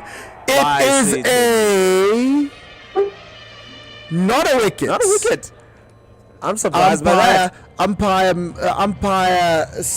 Dennis Smith, saying that it's come off the helmet, gentlemen, not off the gloves or the bat, and has asked for some assistance, some medical assistance to do a concussion test. I know now you have to change helmets as well, as per the protocol. So yeah, Mitch van Buren's going to go through the protocol right now to just make sure that he is okay. Good bouncer from Ronaldo Meyer on the badge of the maker. I wouldn't be worried about that. The Warriors thought they could have taken a wicket, but unfortunately for them, they did not. And here we go. Here's the test. Really good ball. And right now, with that short break for that concussion test, the Warriors can gather themselves and actually be, they can try to galvanize themselves right now. It was a good ball. I really thought it was off the bat there for a second. The medic is here asking Mitch where he's at, his phone number. Probably his name. No, but there's a preset of questions that you have answers to that the medic would know, and you answer them before to have a baseline, and then you'd answer them now to just reassess if you're still on your baseline or not, which is fair. Then they'll just check the neck and to just make sure that his pupils don't give signs of a concussion. The other thing that needs to happen is a change of helmet, but I don't think at this level we'll be having that. I know that at the international level you have to change your helmet. And that's truly the requirement there for the Such a waste of a good helmet, but if it's cracked then then you really do need to change it. But we really do understand the reason behind that as to why it needs to be changed. I mean, it does hit you. The ball can hit you that hard, and then all of a sudden, the helmet's integrity is compromised. If you were to get another ball of that length on that same spot, it's a different case now if you still have the same helmet on. And I do think the ICC has really done really well to be in front of this issue. And you see there, they have changed the helmet. The 12th man there is holding a helmet, and he'll be taking that back. But Van Buren will continue, and with just one ball into the 36th over, the Lions are still 217 for 3 after 35.1 overs. nice little break in the game for the Lions to just stem the tide of the momentum that the Warriors were having. As the Warriors, you'd wanted to continue with the pressure after such a good ball from Ronaldo Meyer. Great ball. That's going to do a lot for him as well. He's going to feel now he's actually actively into the game right now. He has his tail up. I suspect the next one is going to be a bit, back of the length to that full length region. Let's have a look at this one. Ronaldo Meyer to Mitch van Buren. Ah, yes. Into that back of the length area. Matthew Bretzke under the helmet there. Again for that short stuff. Yes, they are going for the short ball barrage. They've analyzed Mitch van Buren, his technique and everything else, and the plan to Van Buren now is to play the short ball. You've got that short leg in the captain himself. Very selfless. Good captaincy. Putting your own self up there in the heat of it. Down the leg side, just an easy single there. And Van Buren will get to the other end, and that's all he's wanted since that knock on the head. Just to get off strike. 218 for 3. And with that change, Bretzke is now out of the hot box. He's going back to his fielding position at mid-off.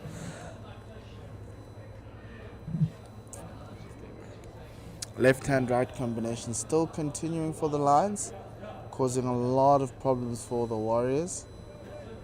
And when your bowlers can't settle, it's very difficult then to try and maintain the pressure. Drive through the covers, but there is a sweeper on the boundary. That is Jordan Herman. Herman has been out there all day today. He's actually done a lot to clean up, but he must also be feeling a bit tired out there. Really good timing there from Dominic Hendricks. Good signs for the Lions captain and the backroom staff. Good to see that the captain of the Lions is getting himself in. 40 of 37 from Buren, 10 of 12.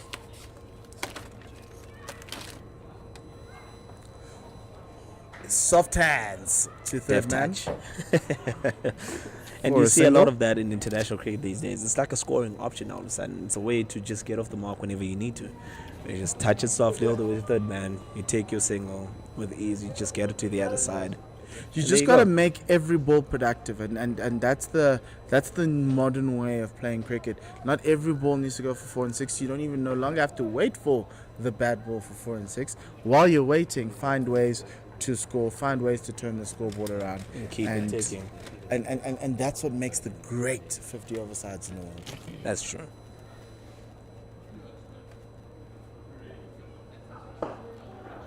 Good ball this time. Good ball, good drive, good fielding, good cricket all round. To close out that over, 221 for 3. Great finish to the over there. I think Mayor might actually be feeling himself right now. He's starting to show a bit of that confidence now. And we've got a balloon man in the crowd. If you and your kids are watching this broadcast, you can come through and get a fancy balloon. Look at those young cricketers A little around. dog, a little cat, a little bear. I don't know if you can do a bear. But great to see that there is some entertainment for your children should you're looking for options to close out the final day of the school holidays. And with the sun just coming down a little bit now, there's a lot more shade in and around the stadium. So really just more comfort, really, to be just relaxing watching the game. Patrick Kruger, golf course end, around the wicket to the left-handed Dominic Hendricks.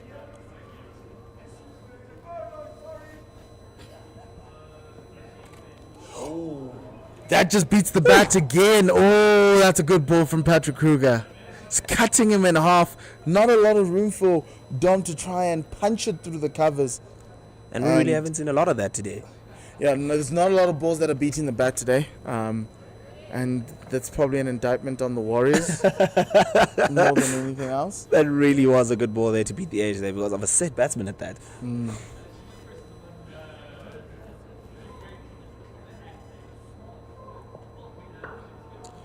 It's a heavy ball into Dominic Hendricks, who just plays that off the back foot. Absolutely no timing whatsoever on that one. It just seemed like it hit the inside half of the bat there. Just trickles down to cover, well fielded in the end. It's good cricket, 2 dots. Good bowling. Patrick Kruger just bang it into the wicket and let the wicket do the rest.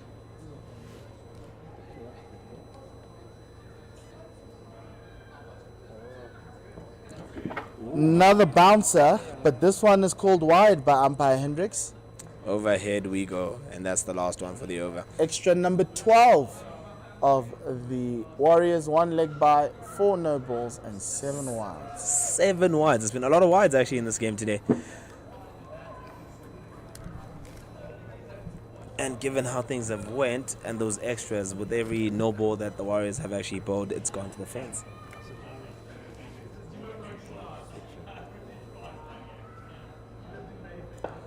That's a really good ball from Patrick Kruger, swinging into the left-handed Dominic Hendricks. A little bit of late swing there. Good follow-up delivery there following that extra.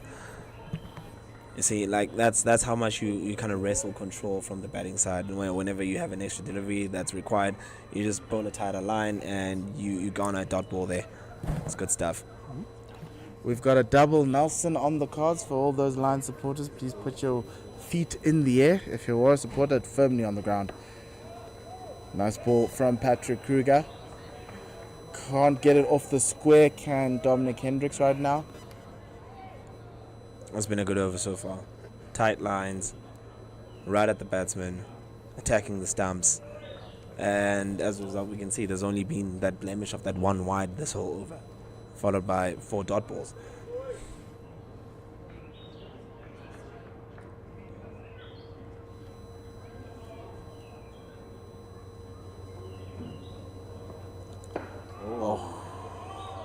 Not giving anything this over is Patrick Kruger. He understands the importance of it. I think he's found the line now. He's found his rhythm to actually be coming in and doing that. He's looking better and better each over, and he's bowling more and more tighter lines. Yeah, he's hurling in onto that off stump of Dominic Hendricks.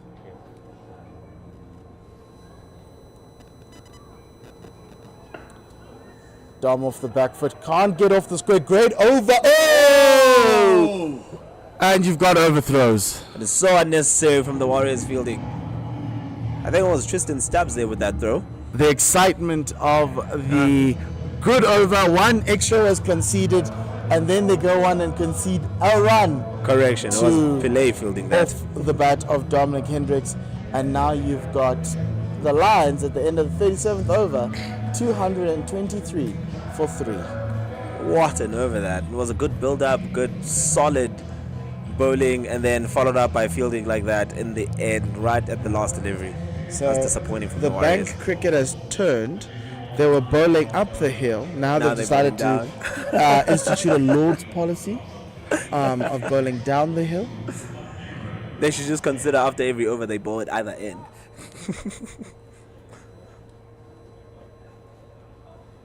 Ronaldo Mayer, call a drive end. Short ball to Dominic Hendricks. He gives a bit of a pirouette, but the umpire's not going to oblige him with a wide. I'm surprised it wasn't And called he wide. goes- It looked like it was just over his head a little bit there. Yeah, but he did come down a little bit, crouch down a little bit, so got to give that benefit of the doubt to the bowler. Good bowling there from Ronaldo. They've had a good period, a spell of bowling right now, have the Warriors. Just holding up that run rate a little bit with the introduction of Mitch van Buren. Oh, there was a slower ball, but well timed by Dominic Hendricks. It looked like it was a knuckle ball, hung in there for a very long time as it got to Dominic Hendricks, but it pierced the field to the leg side boundary for 4. It was in the air for a long while at that too. It takes Dom Hendricks to 46 or 46 balls now. All that pressure from the last over is now starting to dissipate because of that boundary. And it's been a while since we've seen a boundary now. It's been a couple really, really good overs from the Warriors, stemming the flow of runs, but that's just in the gap there. I and wouldn't gone all the way. bemoan Ronaldo for that ball. It was a really great ball. And down the leg side, the Lions not looking to take a single. They didn't know where the ball was. They're just underneath Sinethemba Xeshile. That's brilliantly fielded, by the way. He absolutely would have seen that late, and it came off the bat there. It would have just been a bit more deceiving and further away from him, but he got to it on time, and has done well there to keep that to a dot ball. Yes, just keeping the consistency. They've done a great job. One boundary doesn't throw everything away. Just need to keep that consistency if you're a Warriors bowler right now. And he manages to squeeze that past the fielder backward point for a single. Dominic Hendricks playing that very late. And going on to 47. And he's just shifting through now. He's looking, he has to be eyeing that 50, and it's somewhat more after that point. Because this whole innings has been good following that. He came in at 3 when they just lost a wicket. They didn't really lose. They lost another wicket soon after that, and he's been holding things together for a while since then. Lions have slowed down a little bit. The run rate has dipped to 6 and over. They've been cruising at 6.3 most of the innings. Nice little checked pull down to square leg for a single. Van Buren just looks like he just wants to settle himself into this innings, play through until that 40th over mark, and then just go all out from there in the last 10. And to some extent, that's the Russell Domingo style of cricket. Give yourself enough wickets in the back in order for you to be able to explode. The only question is now is the time to explode and the time to accelerate is fast approaching. And Some will may it come say off it's already today? started. And you can see that shot of intent from Dominic Hendricks, but straight to the fielder. And you called it, Bo. The time has started. That's the end of the 38th over now. The Lions are 229 for 3 after 38 overs. And the time is now to actually be going after the bowling. Yes, they need to be aiming for a target above 320. And the only way they can do that, knowing they've got 7 wickets in hand, is to try and take more risks, be a little bit more aggressive. The Warriors know this, and they're not giving the Lions anything, and that's where the contest is. The beauty of 50 over cricket is that sparring, that to and fro, that ebb and flow. And these two teams have done that really well. Lions ran away with the advantage. Warriors pulled that back, and Warriors are still trying to get themselves back in the game. And the Lions are looking to take this game away from them. It really has been a good session of play so far. Neelan van Heerden coming in from the golf course end. And first ball is cut. There is a sweeper on the boundary. Van Eden replacing Kruger here from the golf course end. Kruger did well there to kind of maintain the pressure there from the Lions batsman. Stem the flow of runs. It was a really good couple of overs. And he's brought them into a position where even the Lions now are looking to attack, but the Warriors can have opportunities here to take wickets. Around the wicket to the left-handed Dominic Hendricks, no slip. Just catches in front of square. Shot. And he pulls it. Shot. Will that beat the field? That square leg, and it does. That sweeper on the leg side can't get there this time. And it is 4 runs to the lines. It seems like there's a boundary and over. That brings Dominic Hendricks to his 21st list, a 50. He's got 4 centuries with that, but a good captain's knock from the captain of the Lions. We've talked about how every over there seems to be a boundary for coming here when the Lions are getting going. And that was a brilliant shot to the leg side through that mid-wicket region, and you really thought the fielder there behind square, well, had no chance of getting to that. And he gets that out the middle, only for a single. There is a sweeper on that short boundary side. On the off. And it has been the short side on the off side, and more of the boundaries that we've seen have been coming to the larger, longer boundary and the leg side. Yeah, that's uncharacteristic. But it also speaks to where the Warriors are bowling to. They're bowling to one side of the wicket. They're trying to not give the Lions anything on the legs, anything with width. And they're doing really well in the second half of this innings. Slower ball dispatched over the top for 1 bounce 4. Goodness me, that was a beautiful shot. I mean, wow, he picked that one out right from the hand. It hit the deck there. You can just see it was a slow delivery, but he timed it so well. And again, nobody out there in that mid-wicket region, and it goes 1 bounce 4. It's great presence of mind from Mitch van Buren to be able to identify the change-up and put it away. Now the question to the bowler is, what do you bowl next? It's been 1, a 4, a 1, a 4. 10 runs in the over, starting to slip now. Van Heerden responds with a good ball. One that squares up Van Buren and gets his team a dot. Good delivery that. 1 more ball to go, and we are 39 overs into the game. The Lions are looking good at 239 for 3. It's been a good effort so far, considering how their batting performances have gone in this season so far with the last 2 matches that they played.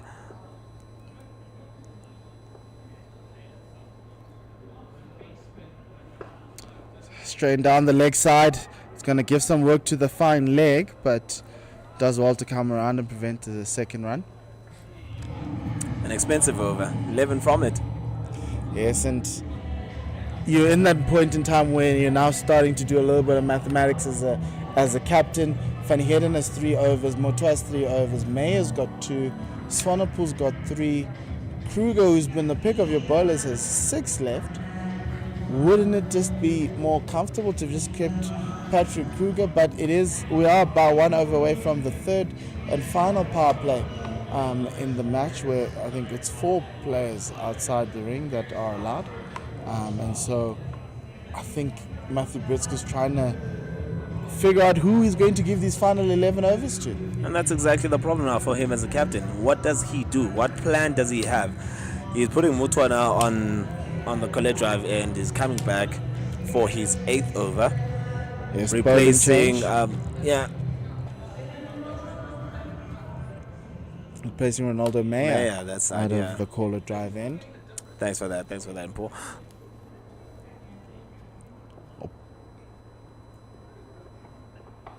Oh, he chased that one. He really had to chase that one.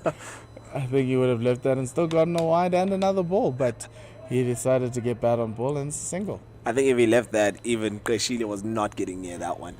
That's just how wide that ball was. Bit of a loosener from Mutwa starting his spell. You've got backward point to Dominic Hendricks, cover, mid-off, mid-on, mid-wicket.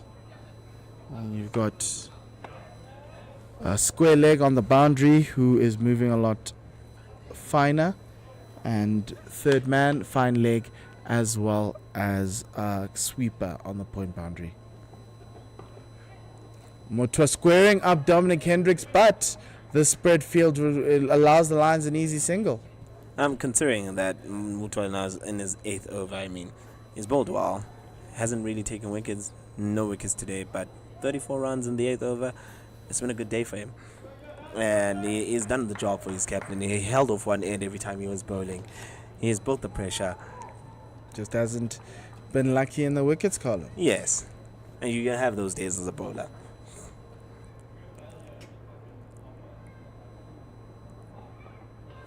Ooh. Tempting, but he does not bite. Bend your back, ball into the wicket, and just let the pitch do the work for you. This is a very mature innings from Mitch van Buren, letting go some balls that he would quite normally have gone for. It's a sign of growth. 3 balls left prior to the last power play in the match, and we'll look to have a change in commentary there with Dave sitting on the sidelines are waiting to come in. Another slow ball, this time out to the offside, and quick single from the Lions. But relatively speaking, are you happy with the way the Warriors have fielded inside the inner ring today? I mean, they've missed countless chances of shying at the stumps. They haven't backed up well. I think that comes with time, and you practiced it, but this is like the first time they're actually out in the middle, so you gotta view the Warriors team through a lens of a team that has just come out of a preseason, not necessarily a team that's actually playing their 3rd game, largely because of those 2 washed out games. Actually, that is so true. a lot of the things that you're seeing, the little mistakes, those get buttoned up as the season goes along. They just haven't had the opportunity to be able to work on those in a live game situation. We've got a stoppage in play. As Alfred Motwa is injured, they've called for the physio to come and provide some assistance. Now, if he can't finish off his quota of overs here, it's going to be worrisome for Matthew Bretsky, as where would he get those 2 overs now from? Well, we'll have to rely a little bit more on Neelan van Heerden, which will work into the Lions' favour, or maybe even Kruger, who's bowled well but only bowled 4 overs. Could have played 3 games, but technically this is now their first game out, so their bodies are not really used to all the tension that they're currently feeling, being out there all day today in this heat. The requirements of bowling 10 overs and spells in a game, it can take a lot out of you as a bowler. But yes, you are expected to be fit enough to be in the squad to begin with, expected to be fit enough to deliver on game day. But yeah, here and there, not playing some, it does take a lot from you. And this Warriors team would have been raring to go to try and get themselves a go and get them a game and get 50 overs, 100 overs under the belt. Nothing's better than actually playing, than just playing preseason after preseason after preseason game. So they'll be happy to have gotten to this point and happy that there is no rain forecast for the rest of the evening that could dampen their spirits. They just need to come out here in the second innings and actually fight in this game, show off what they have. And we spoke about the quality that they have in their batting lineup, the likes of Matthew Bretsky in that middle order, with Stubbs right here in that middle to lower order. Really, really good batsmen, top of the innings, middle of in the innings. That you have people to turn to, you can actually take the game by the scruff of the neck and win your games. Yes, and that's what Robin Peterson will be hoping that his Chargers can produce. They are quite a young side, and you are hoping that they can make a name for themselves. Motua is back up on his feet now to finish this over, which is a good thing. Let's just see how well he goes here. Oh! Woo! That nearly beat the bat. That did beat the bat. That nearly got an edge. Maybe Alfred Mucha should be injured a little bit more. Call the physio. Somebody. Maybe let's just say there's something in that physio's hands right now, because wow, what a delivery that is. Back Goodness up from me. the break and you're on the money. That's that veteran presence. Imagine if you got a wicket with that.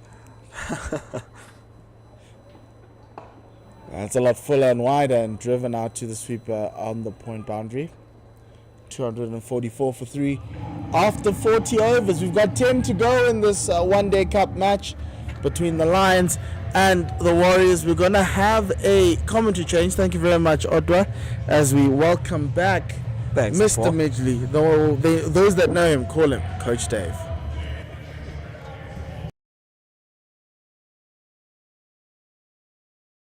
Midgley is your father, so we're going to stick with Coach Dave. I don't mind. Either one works for us. 244 for 3 after the 40 overs, and the final 10 lay before us. Mpo, with the heat being what it is, and Alfred Matoa not having enough overs under his belt, you would probably think that was the reason for the cramp. Hopefully he's not able to, well, he's not hindered again by it. But look, the waste of the last 2 balls that he bowled, he doesn't look like he's hindered by it. Looked like he was coming from behind the umpire. Swanepoel around the wicket. Quick short run here. Well, there's not a run short, but certainly a quick shot and go from Dominic Hendricks. It's an easy yes. Neil van Heerden is a giant. It takes a while for a giant to get down to that ball. And not quite Marco Janssen length, but not far off either. Yes, and we're going to get an opportunity to see the world's tallest gully tomorrow in Marco Janssen. The legend himself broke into the national side after a great performance in that SAA tour against India A, and then really did well against India immediately as we see a change in the field. Fine leg up in the ring and deep mid-wicket going out onto the boundary. Long on as well. They know that Van Buren likes to play it on the outside, and particularly when there's a shorter boundary. Bit of a float to that one, full toss and carved away. Yeah, we've seen quite a lot of these little floaters, these slower ball change-ups.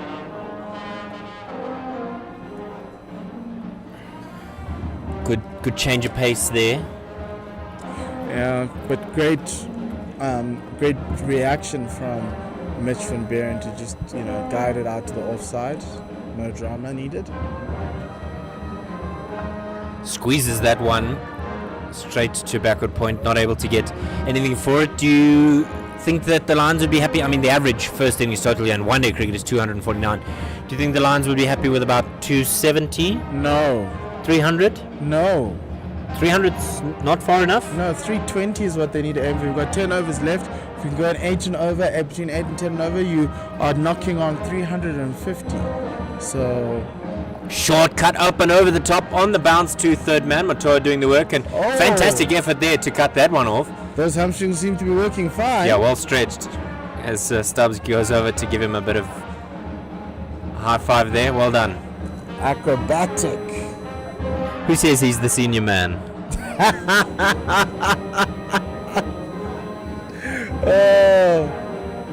The older you get, the body sometimes just doesn't allow you, but Alfred Mutua's body is telling him, no, whatever you want to do, we can do, my man. Very wide on the crease there from Swanepoel. This one's guided down to fine leg. Thought about a second there briefly, but not on offer for them.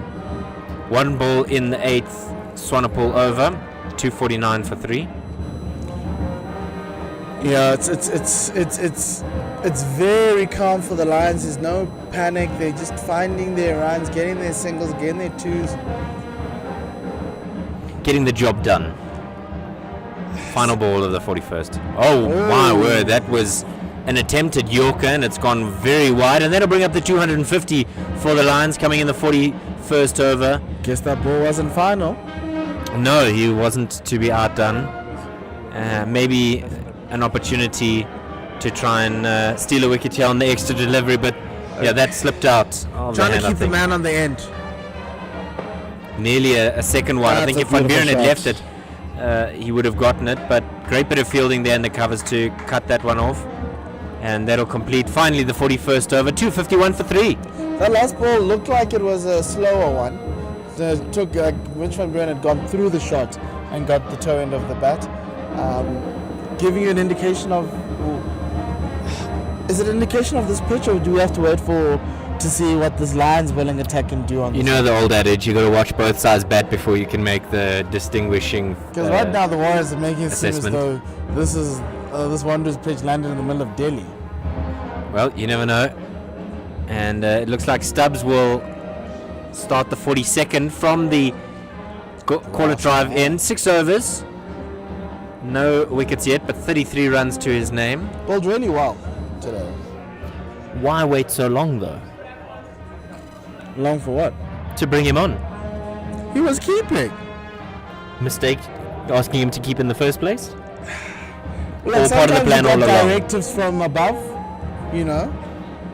But then this doesn't help because, you know, if you're looking for Stubbsy to be your next Proteas keeper, you should be taking the gloves, and maybe Kashila should be bowling. Who knows? You never know. Cover sweeper, long off, long on, mid wicket, and deep square. Lovely bit of flight there, and the ball goes out into that vacant land on the leg side. Van Buren is a quick runner, and he thought about a second, but the experience of Hendricks just said, "Hold on, young man."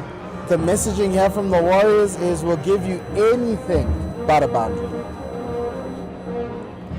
Change in the field now as... Well, I don't think they're quite sure. There's two men almost in each other's pockets on the onside, and there's a bit of a change. Deep square is where the fielder is now on the boundary. Long on still in place, and there's two men at mid-wicket. Well, or rather on the offside, excuse me, because of the left-hand, right-hand combination. Full toss and swept hard, square the wicket, and that'll go for 4. Really good shot from Dominic Hendricks. Latched onto that ball from Tristan Stubbs. He swept it really well. That length wasn't right. It was sweeping length, and Dominic Hendricks said, "Thank you very much." Yeah, a bit of a gift there from Tristan Stubbs. 5 from the over. We said he's bowled well, and now there's a slight change in the field again as they're looking to bring the man at mid-wicket straighter, and then there's a 45 in the ring, fine leg going to deep backward square. Reverse sweep now. He's pulling them all out now. Every sweep. He wants to show all of the shots in his toolbox. Are we going to see a dull scoop? I don't know if there's enough pace from Tristan Stubbs. Again, the reverse sweep comes out square at this time, and the man at deep point will go and clean that one up. Not more a swat. I'm trying to be generous, but that brings up the 50 partnership between these two. That's the fourth 50-run partnership, for 50-run or more partnership from this Lions side.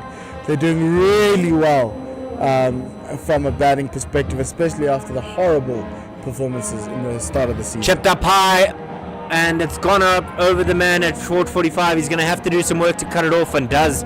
Getting a bit of traction there in the deep. Good throw as well. Yeah, that's why we need spikes. Neelan van Heerden, thumbs up to his teammates. 1 ball remaining in the 42nd.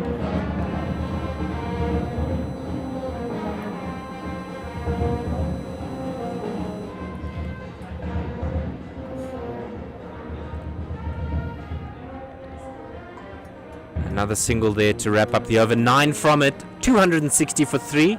8 overs remaining in this innings. Hendricks on 63, Van Buren on 25, the partnership 53. Run rate moving at 6.2 and over. The Lions will want to get it to a 7, or even an 8 runs and over. 8 runs and over is 400, but 7 runs and over is 350. If they can get to 350. A little bit of a wide one there on the embankment. No umpire to signal it, but there's a griddy on offer for the man at the non-striker's end. This hill is just, causing a lot. Should have a lot of swing. Looked like there was a bit of leg spin there. Bit of a mistake by the wicketkeeper, and they'll come through for byes. Ooh, non-striker sliding in. Feet first. He's been watching a bit of Roy Keane highlights. Swanepoel to begin his 9th. Toe end high in the air. There's a man coming under it, and he takes a catch. Jubilation for the Warriors. Toe-ended waft by Mitch van Buren, and that brings to a close his innings. The Lions 260 for 4. Jordan Harman looking straight into the sign, takes a regulation catch. The disappointing thing, the disappointed person, is Mitch van Buren. He thought he could get one, but Bear Swanepoel finally gets on the board with his first wicket. Yeah, how important will that be for the Warriors to get a wicket at this late stage of the game? It'll bring Vian Mulder to the wicket, and probably the man in form prior to this game with a 96. He really deserved 100 in that game against the Western Province side, but a job for him to do here is only 7.5 overs left. Different job for him now. You want him to accelerate with his strike rate to push that. His high score recently is 116 for Leicestershire. For Leicester, yeah, the Leicester Yeah, Foxes against yes, Middlesex. Against Middlesex. But he's done very well in English domestic cricket as well. Dave, that wicket from Swanepoel was his 50th wicket in List A cricket. The young man is actually now, laying down evidence for potential Proteas selection. Brad Swanepoel, do you think that he's probably in the mix for New Zealand? He can't be anymore because he got picked up by the Sunrisers Eastern Cape. Ah, yes, you mentioned Dale Steyn, yes. To join the winning side waiting. if you're from Kruger. The batter I was hoping they wasn't going to pick up was Tony de Souza, and they didn't. But there's still wild cards floating around, so that needs to end very quickly. And a wide ball. Yes, wide as wide can be. Get a wicket, then bowl a wide. That's probably the most horrible situation for a captain. I suppose the only other gremlin that you can imagine is to get a wicket and then bowl a no ball. Full toss and hammered back into the wicket, but not able to get anything forceful into the wicket there. The Warriors have been trying to get that Yorker ball in, just haven't been able to get it through. It just presents itself as a full toss over the past couple of overs. Another full toss.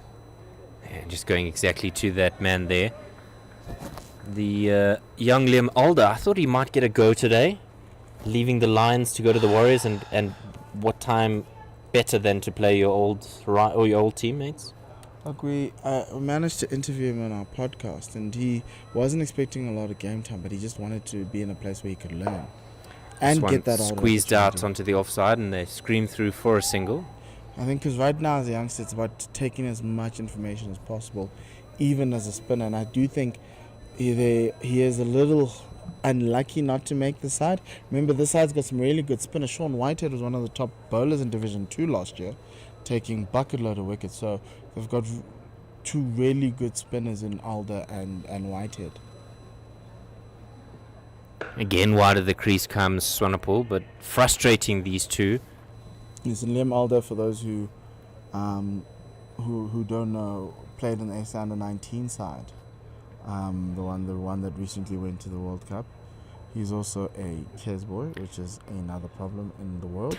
Change of the field as long on goes back. Short one, slapped away. Woo! Nearly going to Tristan Stubbs and duplicating dismissal of Josh Richards, but 4 nevertheless. So a good end to the over for the Lions. 43 gone, 266 for 4. We've seen a lot of those tippy-toe cuts to point today. As the Lions, seems like the Lions were practicing them this week. Just on your toes, cut it. Just a couple of bumpers there with the sidearm. Tristan Stubbs to continue. He'll start his 8th. 42 from his 7 so far, so going to at 6 to the over. So on par with where the Lions have been throughout this game in that 6 to 7 region. But he's going to have the opportunity to bowl to the new man, Vian Mulder. Long on, long off. Mid-wicket, about 5-10 meters off the boundary. He goes to Mulder. And a bit of a quicker one there. Does his own fielding. It's actually going to be... This is an interesting period for Vian Mulder. I would have thought he would have come in a little bit when Van Buren came in because of the ability for Van Buren to accelerate with that strike rate. Great bit of fielding there to cut that one off. Diving effort. Because one of the questions for number 6/number 7 is the ability to be able to accelerate that strike rate, right? And it's one of the reasons why we haven't been able to find a number 7 all round. Oh, big shot there. Kashile adamant that he's got him and appealing to the man umpire. Yeah, I'm not quite sure sure why you wouldn't ask the standing umpire. Kashile giving us a bit of a laugh. 3 dots in a row. Down the wicket comes Mulder and just whips this away onto the onside as they can canter through for a single. And 2, 6, 7 for 4. This has been part of Vian's lack of impact with the bat at international level. Is coming in at this part of the innings and being able to guide your team from 267 to 320, 330. Yeah, the acceleration. He's not a big hitter of the cricket ball. He's a genuine batter. Two men behind square on the offside. And that one will be wide. That's a bit of a crime. That's a bit of a sin. Freebie. And to a certain extent, that's been Vian's conundrum and issue so far. Nearly going wide again. 45 picks it up, and they squeak a single through that. And to a certain extent, there's a batter in there. But the question I've always asked, and I think maybe we should ask, is that batter a top 4 batter, not a lower order batter? I suppose that's the challenge that he's always faced, because there's always been specialist batters in front of him in the queue. Smashed away. Long on is there, but it'll go all the way. 6. Now, as I speak of strike rates, Vian gets a freebie, a beautiful fuller delivery, and he decides to dispatch to cow corner. But the technique in itself, still it's a very textbook. Yeah, Stubbs just kicking the dirt there in disappointment with himself. He bowled so well, and then a bit of a freebie, and it's twice now that the over's ended with a boundary. 44 gone, 275 for 4. Yes, Lions heading for a 300 and a biggish total here at the Wanderers. Matoa to start his 9th. He's going to bowl from the golf course end. Wicketless so far, but 36 runs in his 8, and really probably been the most stingy of the Warriors bowlers. Miserly is perhaps a better word. Yes, miserly. He hasn't given anything away for his side, his newfound side out there in Kruger. Very wide of the crease, and that ball will be wide. We're talking him up, and then he decides to do the opposite. What's going on? I thought the umpire was offering him a fist bump there for a moment. But Alfred Matoa struggled in his last over from the call-it drive end, just pulling up a little bit. But you'll see here as he runs into bowl that he almost comes from behind the umpire, which can cause some concern for the batter. Watch, there he is.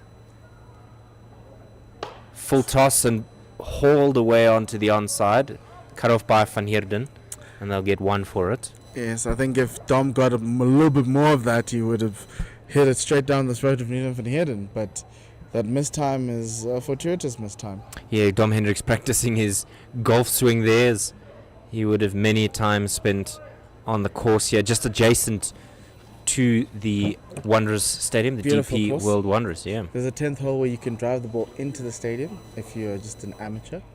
As somebody who's had to park in the stadium before, it's your fault that there's dents on cars. Down the wicket, and he toe ends it, doesn't actually get all of it, and they'll canter through for a single. Didn't quite know where that was, did Mulder. Vian looking to accelerate that run rate coming down the wicket, just getting that toe end. Probably would have served him better to stay in his crease. He would have cleared the short boundary had he stayed in his crease, probably getting it over the fence this side. Everyone besides mid-on is out on the boundary on the leg side. And with Matoa's angle coming wide of the wicket, if he errs a little bit, there's certainly runs on offer. Mid-wicket, deep square and fine leg. Matoa's still holding up proceedings here. Will eventually get going.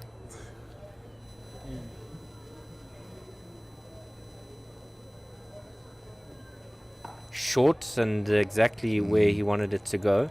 Cutter again from Matoa. And Dominic Hendricks struggling for timing. The Lions just can't time the ball this over.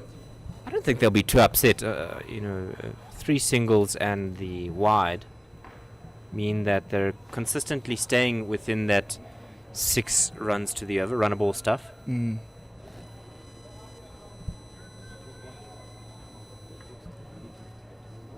He'll come over the wicket to Vian Mulder.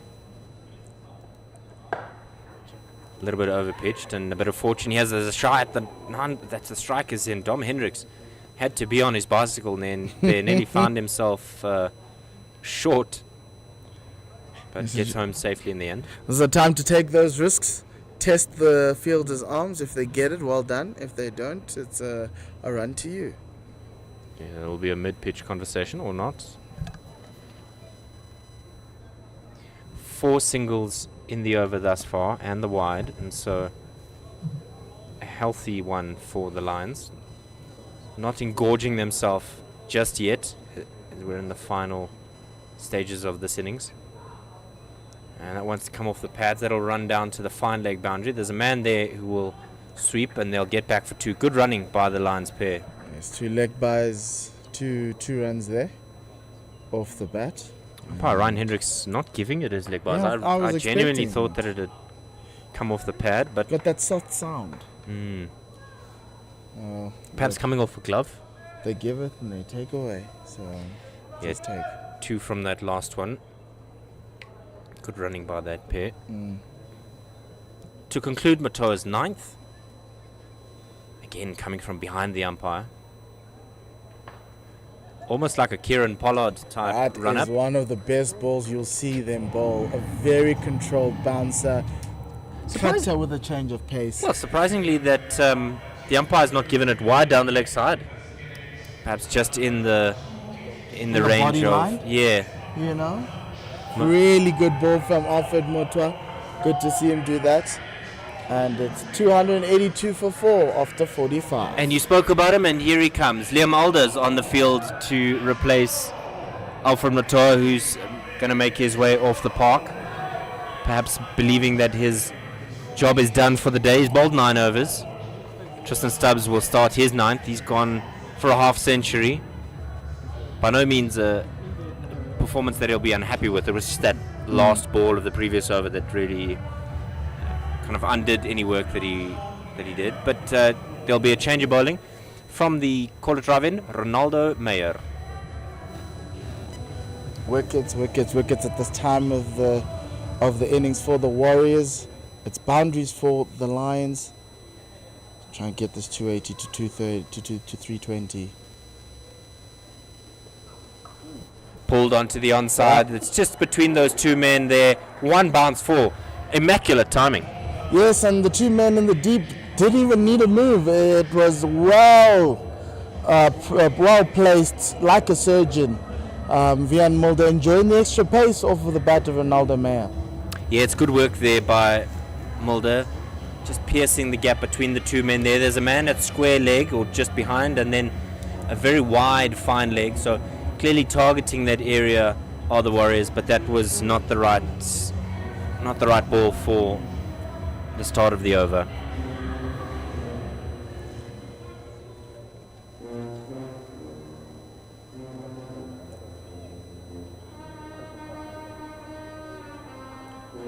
That one's full, and that'll be wide as well. So more misery for Ronaldo Meyer as he jogs back to his mark, presumably because of overrates. But Paul, you might suspect that if you're a Warriors fan, that when the band strikes up, then that's when your success is going to come. But we haven't really seen that, have we? Thought they would be homesick with hearing a brass band as Meyer comes in again. Gives himself some room, slashed it away. Oh, on the bounce to the man at deep point.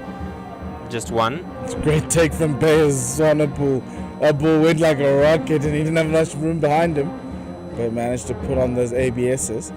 But look, it's not Rebecca. It is the Wanderers, and maybe they're getting a little shaken off their rhythm that there's another place in the country that has a brass band. I don't know if you could compare the two though. The St. George's band is on another level. Look, they've got years of experience, but give this brass band, some time. They too will entertain the masses. Absolutely. A couple of more members as well would be nice. Over the wicket. Pulled onto the onside, or heaved is perhaps the better word, but he just finds the man out there in the deep. Yeah, looking to push everything to that short boundary. You could get some joy there, as we see. Britsky trying to protect that short boundary as much as he can, and Dom looking to force it that side. Liam Alder is immediately directing traffic at backward point. The youngster not wasting time. Oh, lovely delivery there. Yorker! Did well to squeeze it out, did Mulder, and managed to get to the other end. For all those who are asking whether Yorkers in South African cricket, well, Ronaldo Meyer is bringing something back. 8 from the over.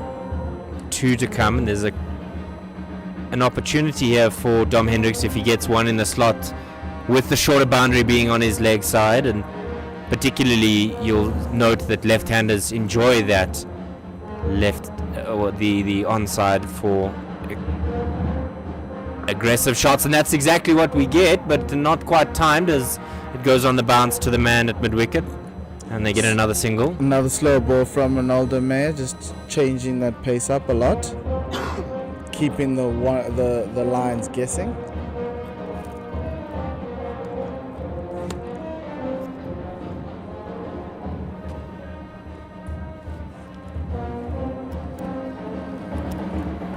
You almost sense that there's something coming, whether or not there is a late wicket here or a massive boundary. Oh, great bit of bowling there again by Ronaldo Mayer. Not overpitched, perfectly placed, and well done. So we end in the 46th, 291 for 4. And there was a change of pace in that last over to just keep Van Mulder quiet, and I think that's what the Warriors have figured out, is just take the pace off from Van Mulder. Looked like he was struggling there a little bit, Ronaldo Mayer, because of the heat that he's had to bowl in today.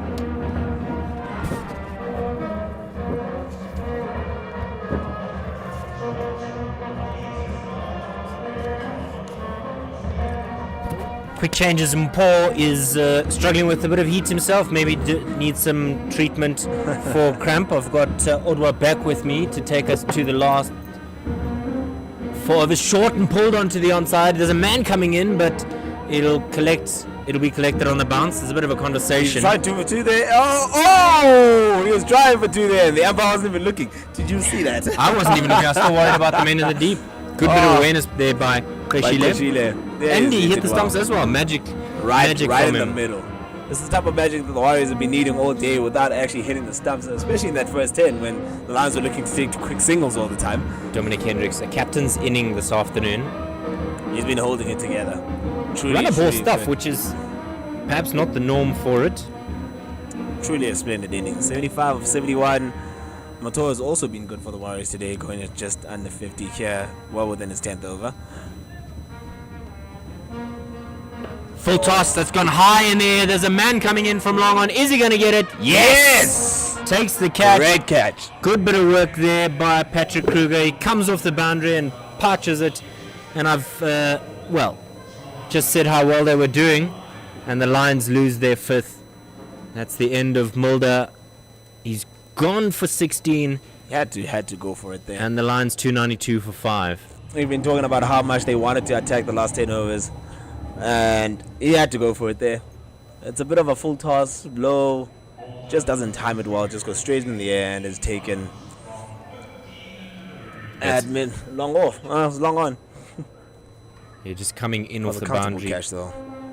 Well, he had to do a bit of work to make it look comfortable. I think from our perspective, it could. Yeah, it kind of really looked very easy, right? Yeah, it looks easy, but I think the made work it look to come very off easy. the boundary certainly helps him on his way. Bjorn Fortuin coming to the wicket, the man who won the game for the Lions all those years ago at Supersport Park with that mic drop 2 seasons ago, in which he smashed it over Cow Corner to end the game. Can he repeat those antics? It was himself and Reza Hendricks on that day who scored 150 in that final. But today he's got a lot more to do in the shorter space of time. 292 for 5. He asked the umpire for centre. Oh, looking to just finish off the innings here. The Warriors will probably be looking to restrict them to about maybe 320 at best. Anything more would be it's a relatively good score as we're looking at it right now. 292. I wanna say 310. I wanna be just a difficult guy. I wanna be that guy. Matoa changing the field is asking his fine leg to go a little bit squarer. 310 or 3.4. Over the wicket to Fortuin. Well, that was wayward. Down the leg side, they've selected to go upstairs or to shout for it. But umpire Ryan Hendricks saying it's a wide, he's not touched it. I think they're trying to deceive Hendricks there and appealing for that caught behind. Hoping not to get the wide. concede the wide there. So maybe he's going to have to think about it. Probably if it does go their way, they get the wicket there, yes. But that's definitely, it looked like a wide for me.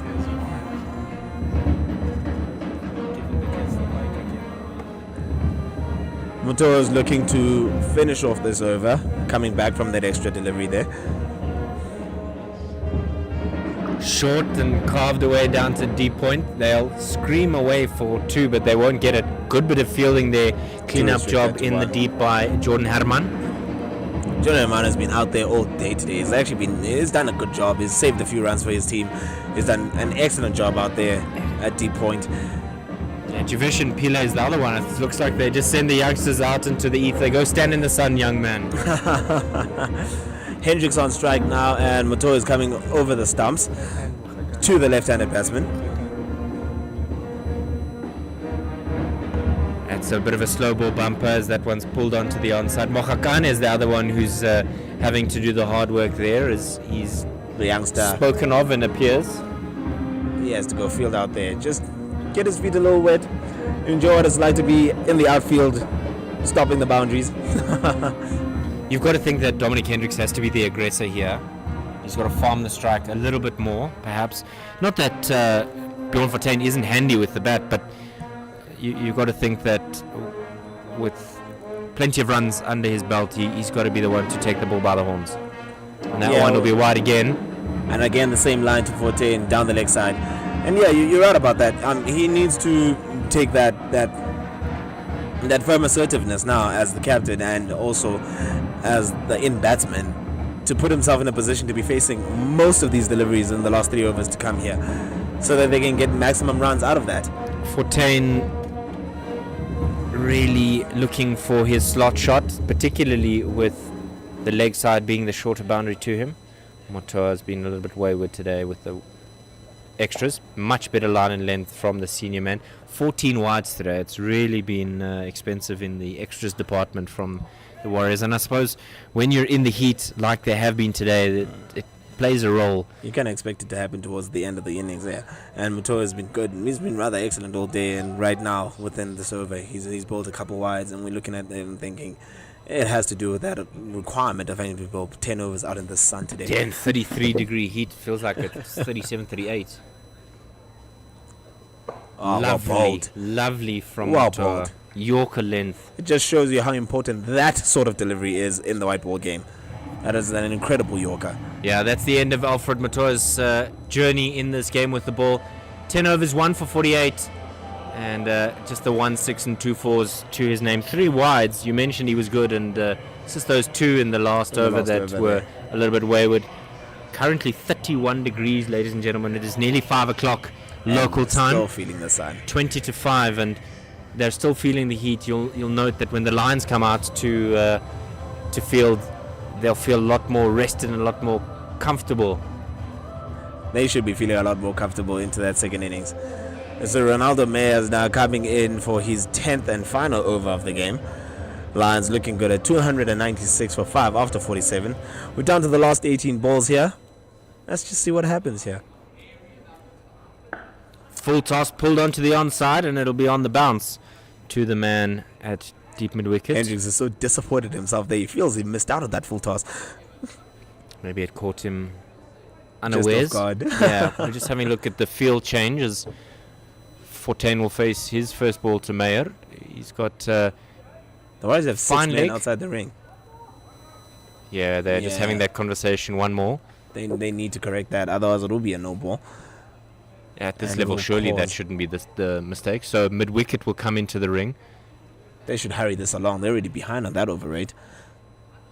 Yeah, fine leg, deep backward square, long on, and a man sweeping on the offside as well as third man.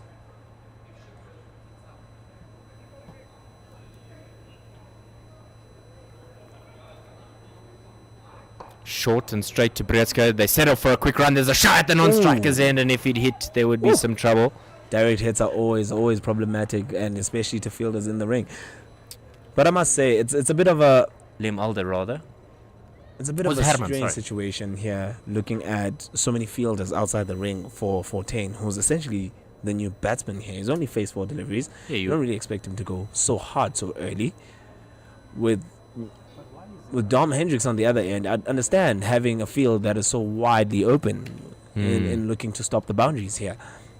Yeah, just Dom Hendricks pulling out of that last one. Not happy because Bretska was still sorting out his field. Pitched and smashed There back it at is. Ronaldo Meyer. What a boy, oh shot. boy. Disdain.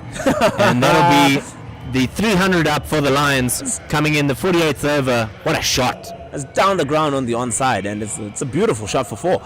And we mentioned this. We mentioned that Hendricks is going to be looking to face majority of these deliveries towards the end here.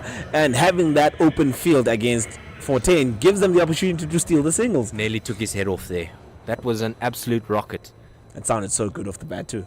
I Such wonder a if hard there'll be a shot. bumper here just to remind him. Well, that was not the That's a bit answer. wide. Ronaldo Meyer just asking for the ball back immediately. And Umpire Dennis Smith here, wide. stretching those arms. I have said it before in commentary. I do like the purple that the umpires are wearing this season. It's a good color.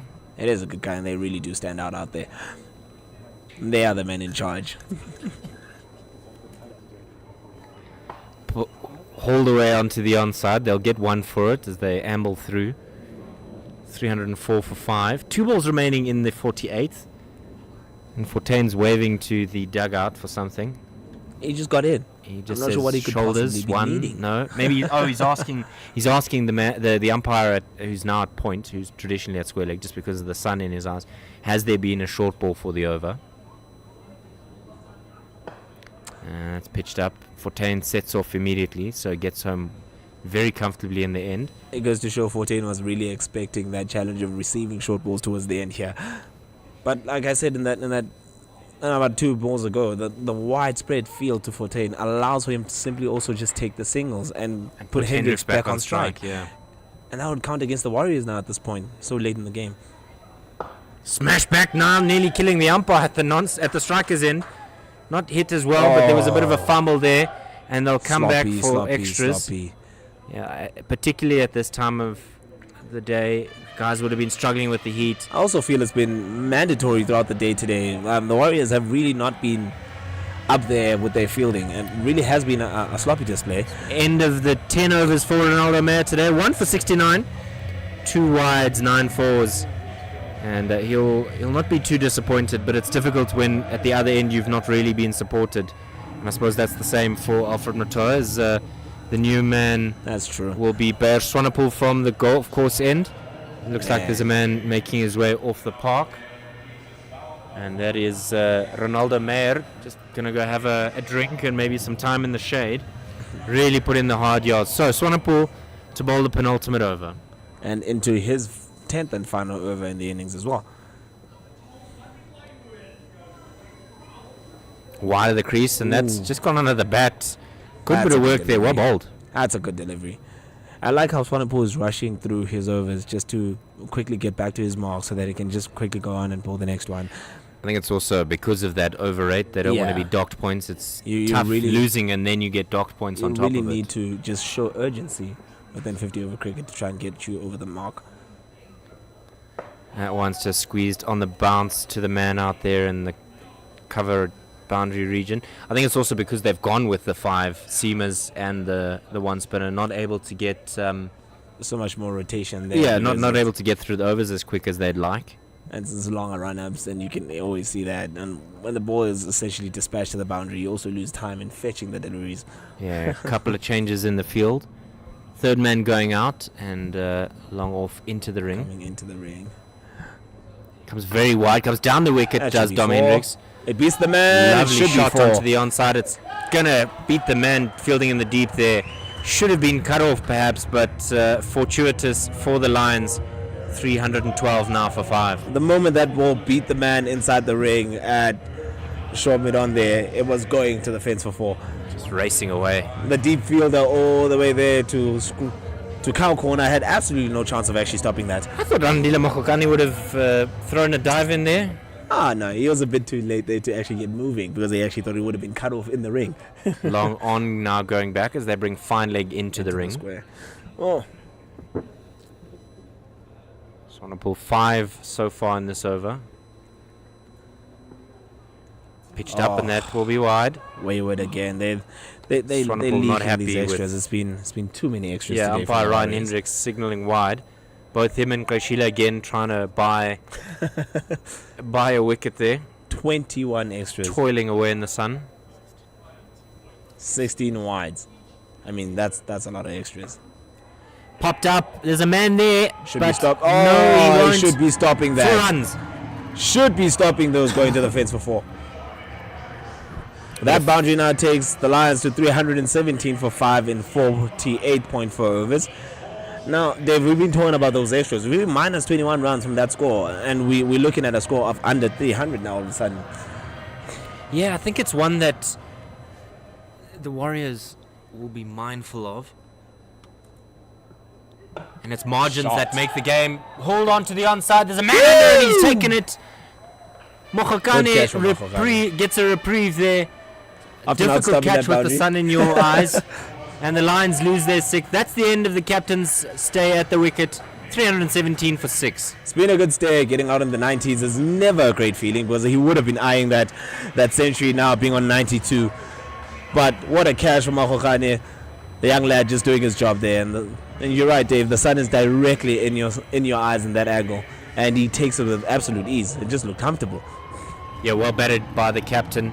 He's gone for 92. Should have gotten 100, but knew that he needed to keep going for his side to get a good score. He needed to continue to inject that impetus in that innings. And the announcement of Tank Sisanda Makala coming to the wicket. 127th match today, averaging just 14.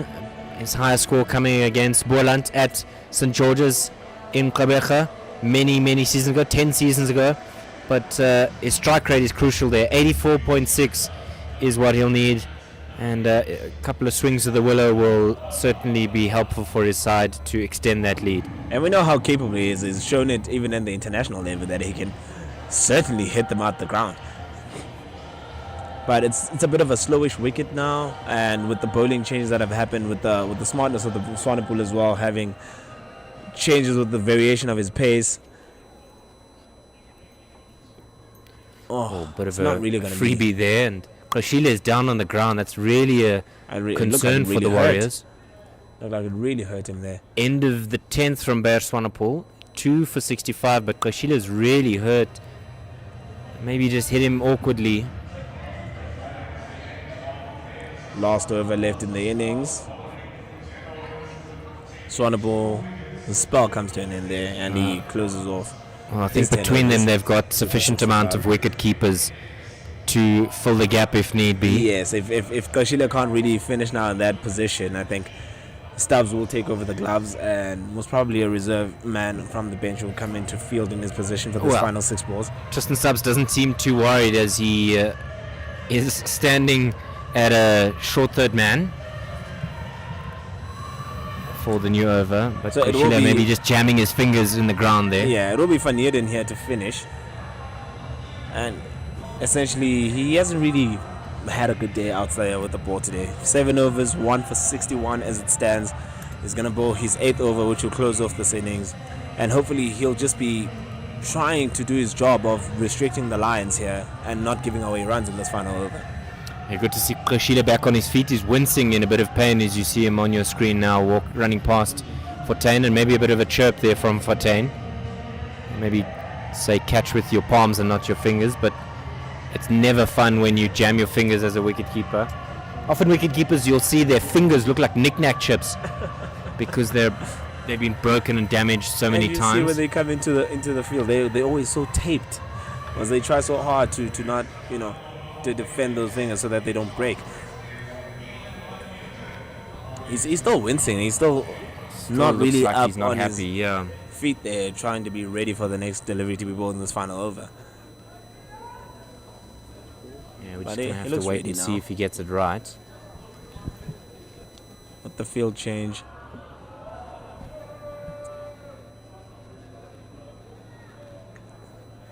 Warriors have We're still waiting for 4 men out in the ring, outside the ring today. Right, for this eventually last we'll over. get going.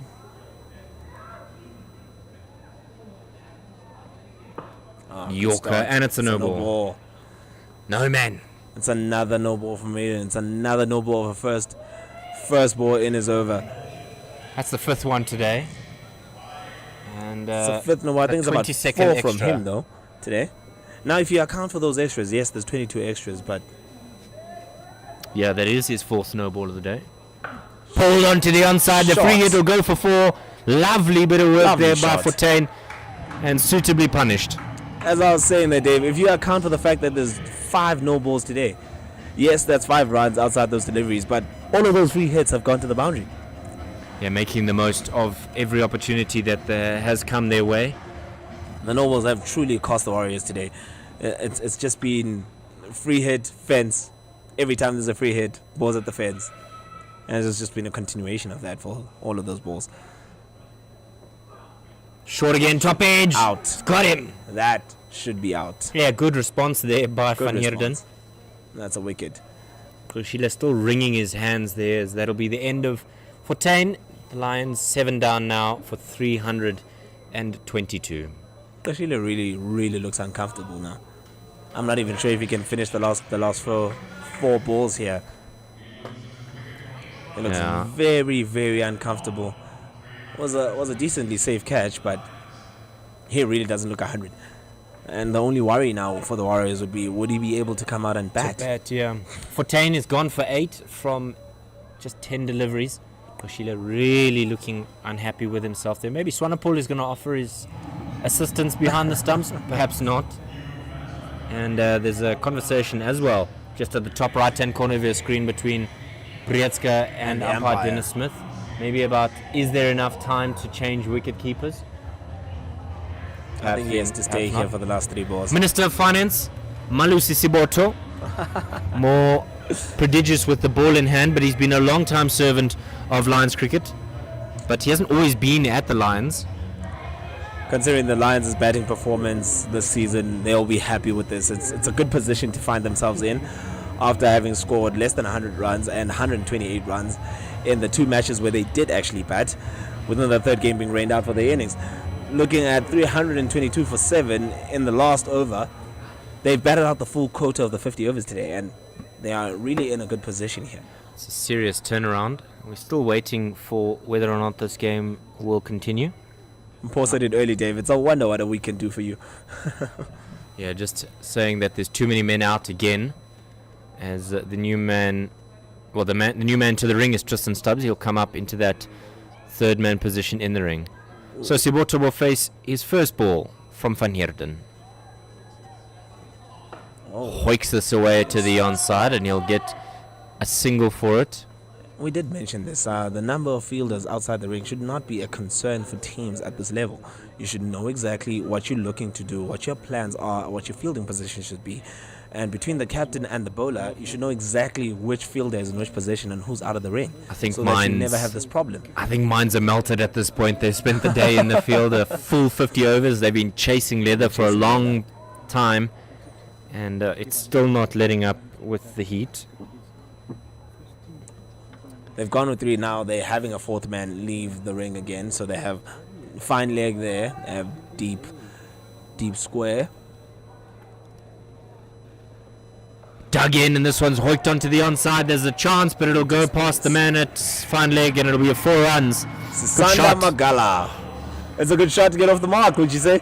Sisanda seems to have this thing where he wants to play against the Warriors and show them how good he really is. He just comes out, and I seem to remember a T20 competition final being held here, rain-affected game, in which he also picked up wickets, particularly the dismissal of Lesiba Ngwepe comes to mind. Stumps all over the Yoki.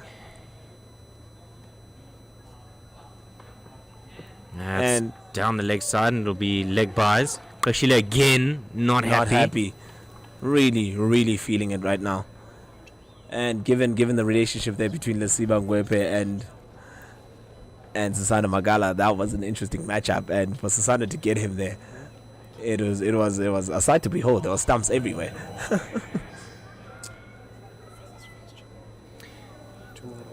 Last ball of the innings right now. And the Warriors just need to make sure that this does not go to the fence. Well, they need 2 runs, do the Lions, to get the highest total between these 2 sides in List A competitions. So 3rd man going out and long on into the ring. And with that conversation there with the runs, if the Warriors do win, it'll be a record between these 2 teams. Well, if there was ever a place to have a record chased down, it's definitely the Wanderers. Yeah. and Oh, that'll be a it's wide. wide. So scores level with the highest score. Van Eden needs to just make sure that he bowls this one within the regulations of the field of play here. Keep this ball from getting outside that wide line. Just try your best to get sure you get over to that dot ball and close the game out. It'll go through the covers. They'll look for 2. They definitely have to look for 2 here. So Sandan Well, doesn't turn back for the second.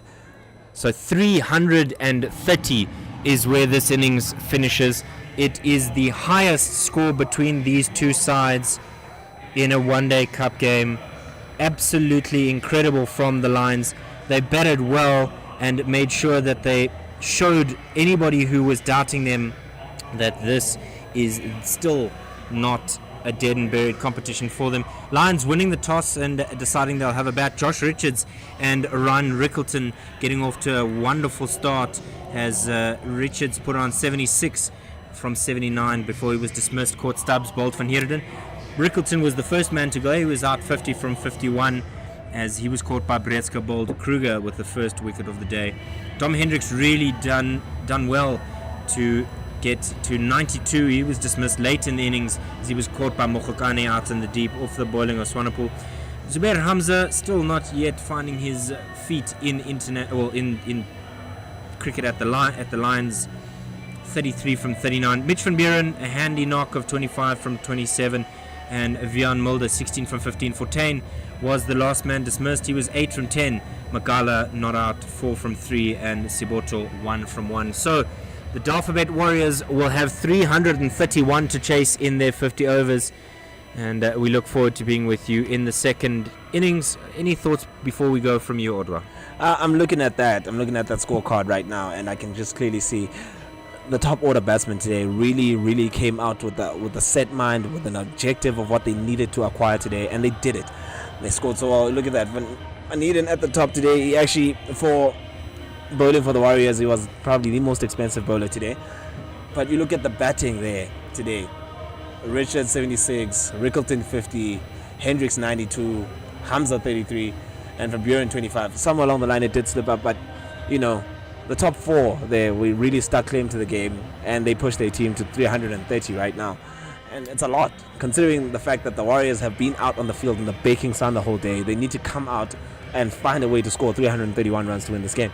Absolutely. So we will be back with you in just a short tick as we take the innings break, and it's your opportunity to go get something to eat.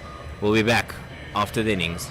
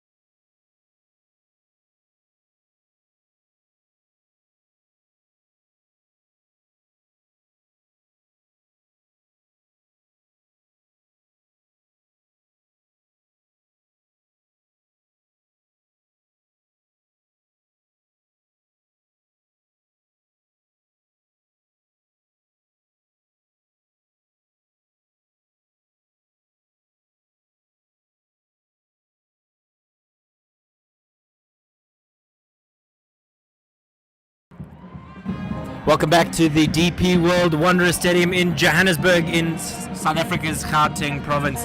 The DP World Lions playing host to the Dafabet Warriors, who have come up from Kruger. It was the Lions who decided they'll have a toss. They'll win the toss and they'll have a bat once deciding the correct side of the coin. My name is David Midgley. Alongside me, Mpo Mutlane. Mpo, happier of the two camps, probably the Lions.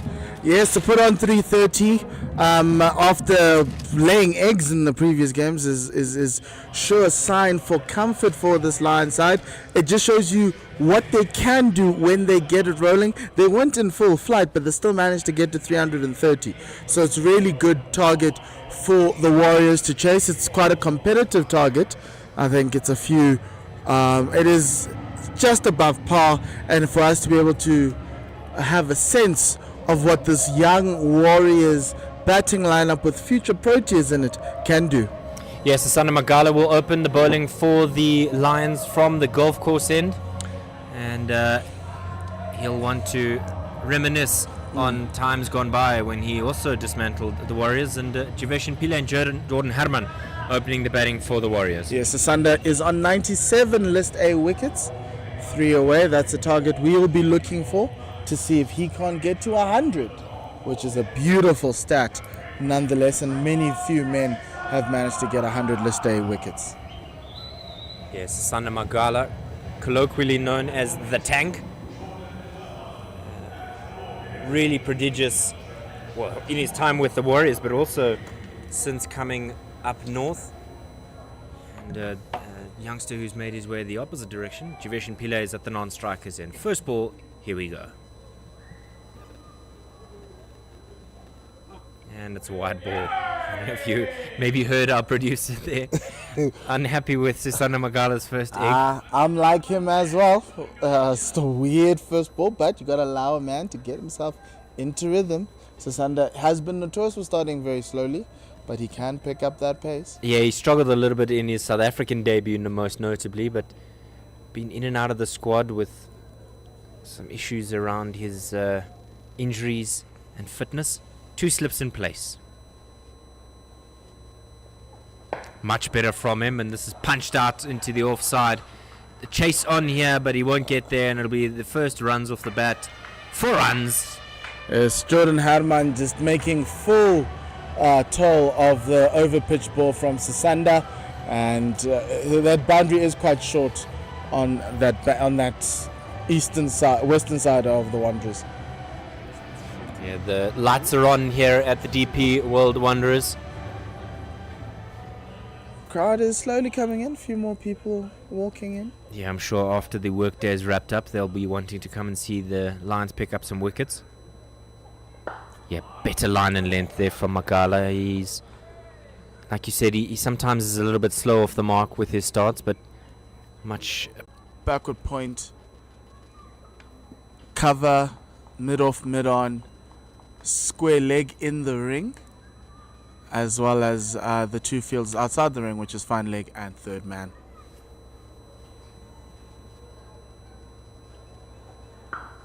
Bit of a cutter there, and your traditional one-day field, you would expect those men to be out fine leg and third man. 2 slips in place. I'm surprised that the Lions haven't gone with one more, understanding where this game is and the platform that they've set for themselves. Yes, to a certain extent you'd want one more. Where would you take them out of? At cover? And just allow Jordan Hammond to actually try and drive the ball and be a little bit more aggressive? Well, I suppose the natural selection, as that one's left alone, is to pull out square leg and then just bowl outside that off stump and let him drive. Or perhaps 2 slips and a bit of a gully. I'd like that. I think that would work. 2 slips and a gully. It was also quite interesting as to what protection Sisanda needs on the leg side, and he's more comfortable to have that that square leg, maybe even for a short ball that pops up there, even though he's quite a little bit far away. He's worked away on the onside down to that fine leg that you'd mentioned earlier. A little bit of a fumble there from Moreki. And 1 ball remaining in the first. Yes. It's a decent start for the Warriors so far. They've put the bad ball away. They've managed to, get themselves some runs and get the blood flowing.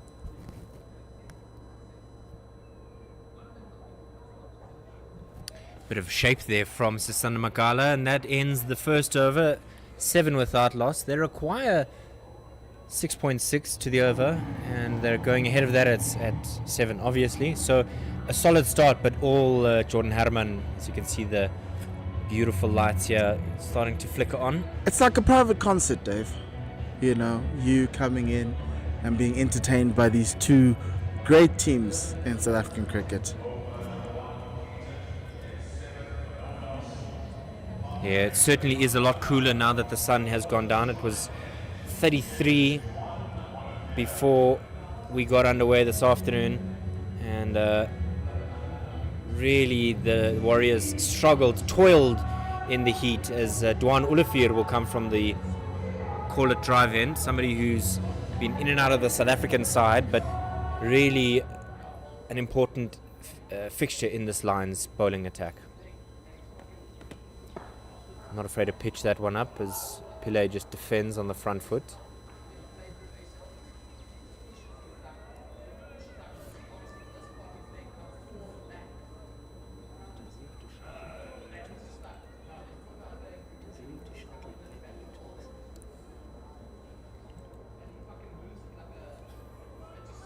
Yeah, just a solid start from Dwan Olafir. Wonder how long before we see that short ball he's famous for. Oh, down the leg side, and he's got him! The first wicket falls. Olafir strangles Pillay down the leg side. He's got the youngster, and the Warriors are 7 for 1. Look, it wasn't a great ball, but they've managed to burgle him down the leg side. A little bit of pace there, and what a little bit of pace does can help you get away with a lot of things. Great catch by Rickleton down the leg side to dismiss young Jivesh Pillay for a duck. He was only there for 5 minutes, and most of that time was at the non-striker's end. He's gone for a second ball duck. Yeah, obviously a disappointing start for him, but we're hoping that he gets the backing from Robbie P and the Warriors management for him to get a lot more. He is a talented young man and can score a bucket load of runs when he's in the mood. Today just was a little cold start off with, second ball he faced, and he found an edge. We see Sean Whitehead as 12th man there. Yeah, he came across from Southwest Districts, did Sean Whitehead, and you mentioned it earlier on broadcast that he's done prodigiously well as Sinatemba Koshila comes to the wicket to partner Herman. His 44th game today and averaging 25. His highest score coming against this self-same Lions at Buffalo Park in East London. I'm really happy about this move. I've always wanted Sinatemba to bat a lot higher in the batting lineup, but most of the times he's been batting lower down, 5, 6. Him coming in at 3 gives him an opportunity to build an innings and to showcase the skill that he showed as a young man. Coming out of high school, had a wide array of shots, could score runs and bucket loads. There was a little bit of a blip in his career as it went on, but hopefully this is the season he gets it back on the right track. There was a time where he was staring down the barrel of the Proteas. Yeah, there certainly was an opportunity for him to have a say. He was part of that SAA series in 2021, and he's been in and around the South African structures, but not really achieving his potential, but certainly an opportunity for him to put a big score on the board today. Gets behind that one. He loves batting against the Lions, scores a lot of runs against the Lions. There's I think it was a 4-day match. I think at the end of last season, the Lions needed a win, and Sinatemba was the Rock of Gibraltar. Defiant, absolutely, and he did get a Proteas cap, a T20 international cap. He didn't bat in that game. Was the wicketkeeper of that game. Yeah, South Africa going through wicketkeepers in T20 cricket over the last couple of years. Just drives us hard, but not quite timed as he would like, but a right smile there from Ulafir. I think of Gian Klota and Mangaliso Mosehle and Sinatemba Kreshila. Yes. Threw my click in there too early. Apologies. Just fell out. David, I don't think people have a problem as long as you are trying and you're doing a great job at it. I don't even think I can click as well as you. Sinatemba Kreshila. Kreshila. In the mix of a wicket maiden. 2 to come though. Oh, down the leg side, and I've just ruined Duan Ulafir's over. That'll run down to the fine leg boundary, and it'll be 4 leg byes as well. Yes, leg slip, Melissa Tiboto going to fetch that ball. And 4 byes ensue. Not off the bat, but yeah. And it's the first or second extra of the day. It's a little bit of intent from Duan Olafir. We watched the Warriors bowlers not seem to get much out of this wicket, but we're seeing a little bit more pace, and there is something there. There it is. Confident leave, and that's exactly what you would have mentioned, Paul. A little bit of shape there off the wicket. And that concludes the second over. 11 for 1, and if you're a Warriors fan, there's 3 ones on the board, so elevate those feet. 11 for 1, and we're calling it a Nelson now. It is a semi-Nelson. 2/3 of a Nelson. You cricketers and your superstitions. It's not superstitious, just a little stitious. Makaiks to continue from the golf course end. Sisanda Makala. Often I think about how spoiled we are just seeing Devon Conway do well at the World Cup with the talent that we have.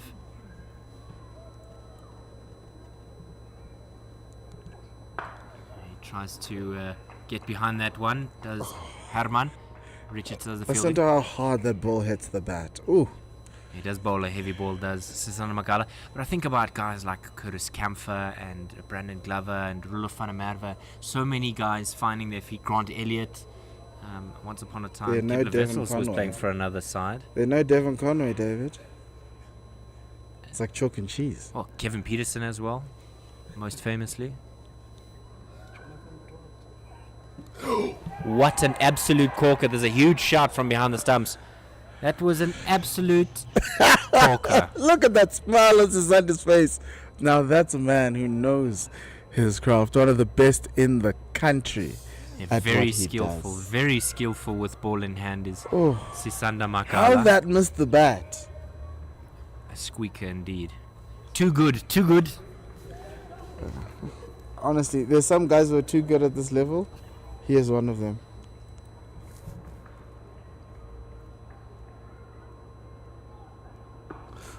Lovely delivery there, and they'll get through for a stolen single. It's a bit of acrobatic fielding there. You got to be careful when diving onto the main playing surface. You'll pick up a couple of roasties. Mitch van Buren dusting himself off. Yeah, just love the scene presentation from Magala. Just managing to get some swing on that last ball. Still no third slip yet. I wonder if it's not worth that option to bring in a third. The Warriors in their training before the game also had 3 slips, as did the Lions, but it was Magala at first slip when they did have those. Is it 3. that slow enough for a third? I want to back the Lions to be able to pick up a wicket. Short ball just ducks under it, and 1 for the over from the umpire. I think my thinking around a third slip is if you want your bowler to keep it still outside that off stump and entice them to free their arms, whereas here, if you can bowl it in that 6-stump channel, in that are you going to play, are you not going to play, with the ball hitting high off the bat, 2 should be fine. Maybe somebody slightly squarer or finer. Rather, this is another one. He's lucky that he's not been scolded by the square leg umpire. But Well, you have that backward point there, right? And so he's supposed to effectively give you that cover there. It's not necessarily, in a test match where you would need that gully and you would need that that backward point as well. Yeah. There's a lot of vacant room there to the right hand of the second slip, as you saw briefly. Bit of swing in the air. No loud call from Kashile as Hamza does the clean-up work. So, 3 gone, 12 for 1. There's one run off that over from Sisanda.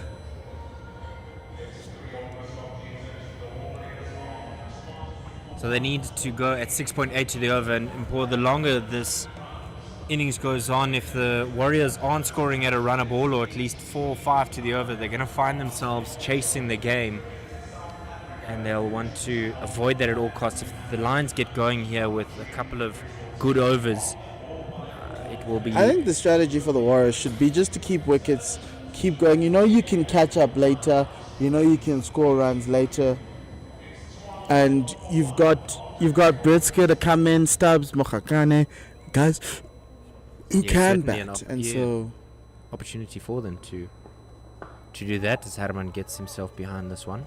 Because the trick to that Lions 330 was that they batted for 16 overs without losing a wicket. Yeah, definitely partnerships are crucial in this format of the game. What have you made of young Herman in his time in the South African cricketing landscape? Definitely talented.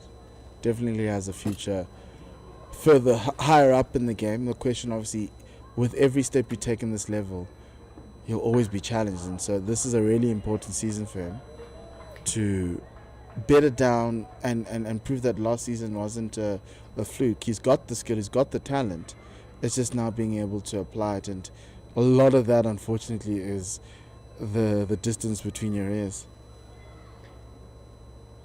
Young Herman, I'd love to see him really take the bull by the horns this season, particularly with the red ball. He didn't quite place it where he wanted to, and Moreki does the fielding. It's just disappointing that the likes of Jordan Herman wouldn't be given an opportunity to play in New Zealand with the red ball, you know. Right. Similar argument we're having with Bear Swanepoel, right? It's a question of they are our next best. They are our SAA. I do expect them to be in that SAA squad Against that plays the West Indies, yeah. right? And it's about giving them that chance. A little bit of extra width there. You know, because with the discussion around maybe Dean Alger coming to the twilight of his career, that opening spot is effectively between Josh Richards and Jordan Herman. Well, South Africans would say that we've got plenty of talent at the top of the order. So Josh, you saying Josh Richards and Jordan Herman is the straight shoot. There's nobody else that could perhaps sneak in? A Mikhail Prince, maybe? He's batting. Quickly set up for a single here. Shy at the striker's end. Throwing his body around is Mitch van Buren, but not able to get it. You witnessed an incredible century from Mikhail Prince. Defiant, really.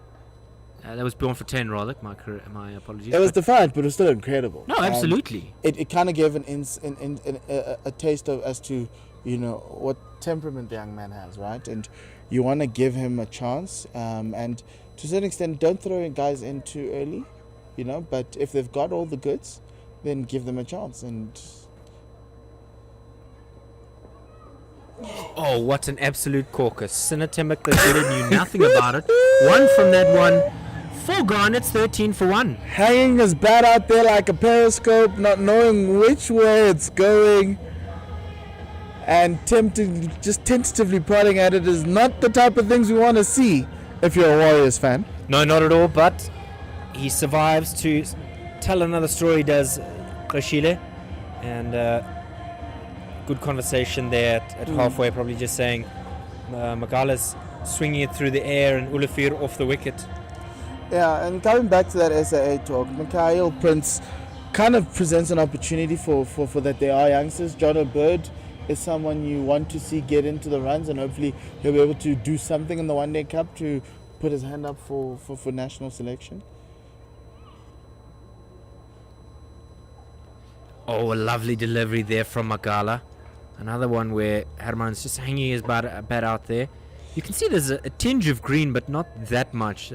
Groundsman leaving a little bit more than you would expect perhaps for a one-day game. These Lions bowlers are couple of clicks faster than the Warriors bowlers, and you can see with which the way the ball is, hitting the bat, even getting past the bat, even the chances that they're getting. I think we counted about 3 balls that beat the bat in that Warriors side innings.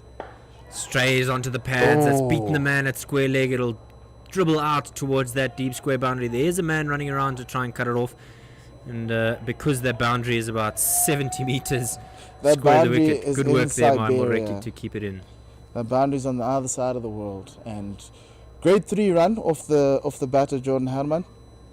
He's got the temperament. I'm impressed by the Lions opening pair who ran a couple of 3s in the heat. I mean, it's one thing in this cooler climate, but well done to them. But all credit to these two. It's pre-season. They need to, get the juices flowing. Immaculate line and length. That would have clipped top of off. Yes, Sisanda's now deep in his bag there, just being able to just create the pressure, ball hitting hard on the bat. Krishile is also deep in his own mind, because without a score off the bat yet, he'll be wanting to get over that small mental hurdle. Magala in again to Krishile. Oh, another lovely delivery. Not quite carrying all the way to Ryan Rickleton at hip height. He's having to lurch a little bit forward to get that one. I think the saving grace for Krishile is that Jordan Herman on the other end is scoring runs. I think patience is the answer in a situation like this. Just get yourself in. You will always catch up. Don't let the scoreboard pressure get to you.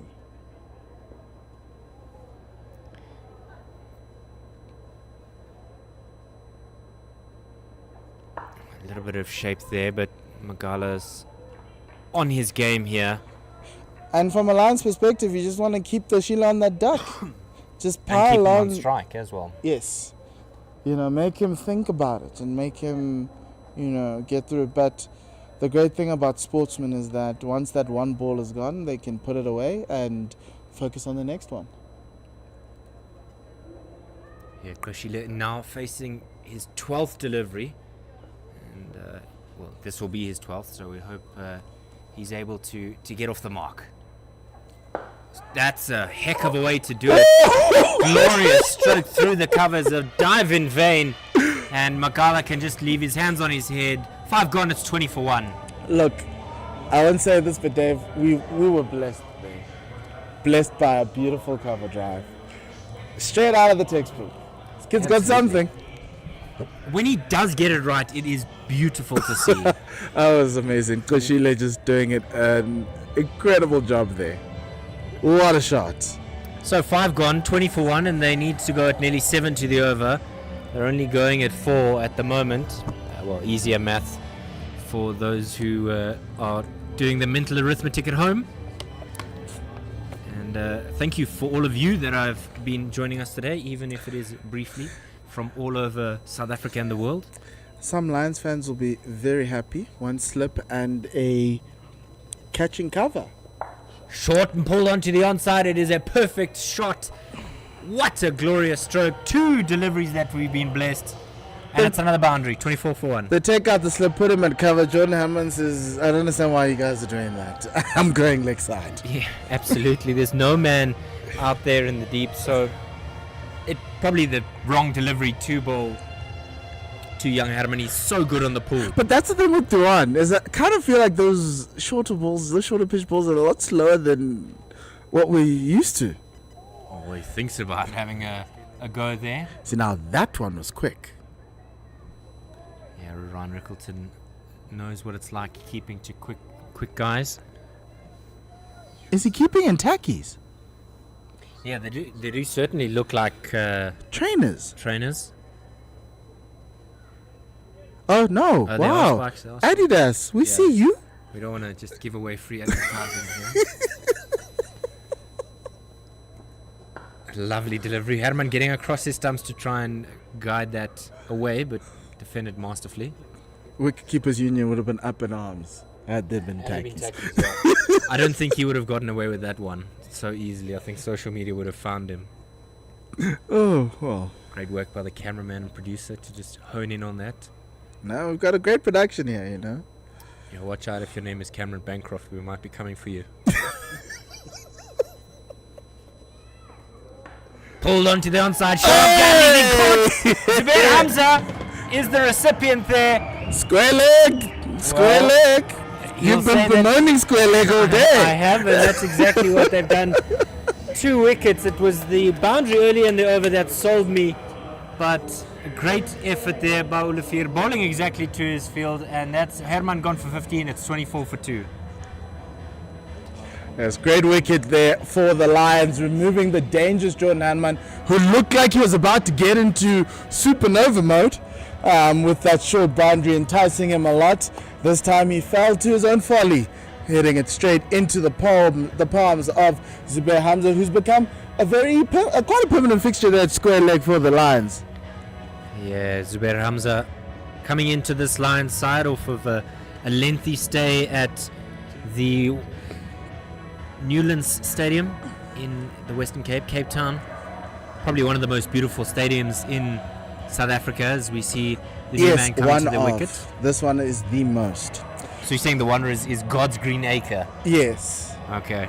It's the The mountain and the Wanderers brewery. at twilight. No, I certainly agree with you. I'm just trying to be, middle of the road with our listeners. Look, we love Newlands. And the captain of the Warriors coming in to meet the former captain of the Warriors, Matthew Bretzka, and Koshile will be hoping to bring them back into this game. You know, it's a rescue mission now. He's somebody that I felt has done so well for his unions for so many years and not really able to convert it at the next level, or not really able to get into that next level. Well, look, he did have a little bit of a Coco, I'm here when it came to the Proteas. Right. Did knock on that door. Okay. And he did get a game against Australia in the T20. So, fresh off of that, you know, maybe he then realizes that, hey, there's levels to this, and maybe this level is where I need to be. Yeah, and the thing is, I think some people always expect that when a player comes into the domestic structures and does well, that they automatically need to go up to the national side. Olafir comes in again. Oh, with an inside edge, narrowly missing the stumps, and that's raced away to the fine leg boundary. Fortuitous fall. Are those not the most anxious runs, or are they the calmest runs that you can get? I just... Yeah, I'm not sure what to say. I mean, you've come to the wicket, you've just seen the man before you dismissed. And you get an inside edge for 4. Bit of a wild shot, and I suppose you take luck when you can get it. But I want to highlight, Paul, with Dwan Olafir 2 for 9 at the moment.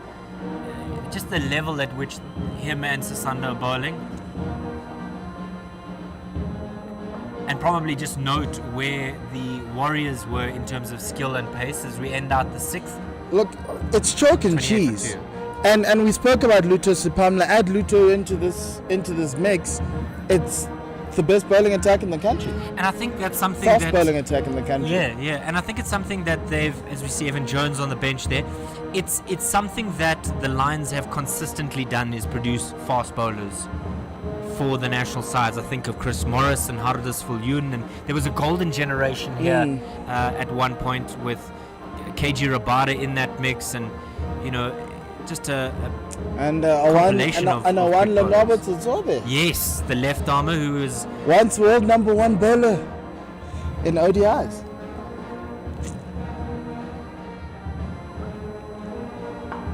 Off the way off the back foot, glorious shot.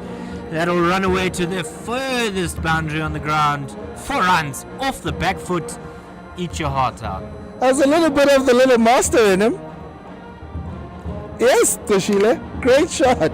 Wow, that was great. Back foot punch on the toes. One of the most beautiful shots you could get in the game of cricket. Yeah, we saw one off the front foot, now the back foot. Like you said, he loves batting against the Lions. 2 slips in place. Again. Glorious shot, magical, and all the Lions can do at the moment is fetch from the boundary. Sasanda Magala with almost a copy and paste delivery there, and Koshile wasn't going to miss out. Look, the Sheila this time was like, I know I'm a short man, but this one, right in my wheelhouse. Don't need to get on my toes. Yeah, the back foot punch through the covers is a difficult shot to master for some of the youngsters. The timing off the bat is just something that some people struggle with, but you can see the way he's wielding that willow, almost like a swordsman. Gosh. Also trying to negate the swing of Magala by batting outside the crease. Yeah, there's a half shot, and umpire Hendricks prodigiously shakes his head. Yeah, the Lions players is cleaning up their throats in the choir. Speaking of Warriors men, you might be able to faintly hear the song that is so popular at St. George's. I don't particularly know the name, but the tune is famous and familiar. Beautiful Girls by Sean Kingston, Dave. That's what it is. Da da da. And just whipped away off of his front pad. 3 in the over. What a glorious shot, and he's showing us some masterclasses, Koshile. Dealing 40 for 2. in fours. That's what Snetemba's doing today. Dealing in fours. Just be overpitched and you are going to feel the wrath of his blade. Yeah, I just having a chat with our producer here. It's a bit of a remix of Sean Kingston's, but it's normally With the is Stand By the Me lyrics. as well. Yes. Under the lights at St. George's. I remember the day-night test against Zimbabwe. Just a magical experience. And it's much better from Wasn't that test Magala. 1.5 days? Yes, but it was magical because it was at PE. You know what? I just advocate for more Test cricket at PE. I just have this nostalgia around Kruger and St. George's. The And problem, Test cricket the problem with particularly. Kruger and St. George's is that all their test matches don't last 4 days or even 3. Bangladesh will testify to that. Well, you forget that the Papergate or the Sandpapergate series was where South Africa got a good 100. Wasn't that Off where of Faf Eddie de came out Villiers? in a towel? Yes, that they were arguing in the change in the stairways. Yeah, and Faf was towel bound. And there's a change in the field. Second slip dismissed, and they've got a man kind of catching at that cover region for that missed time drive.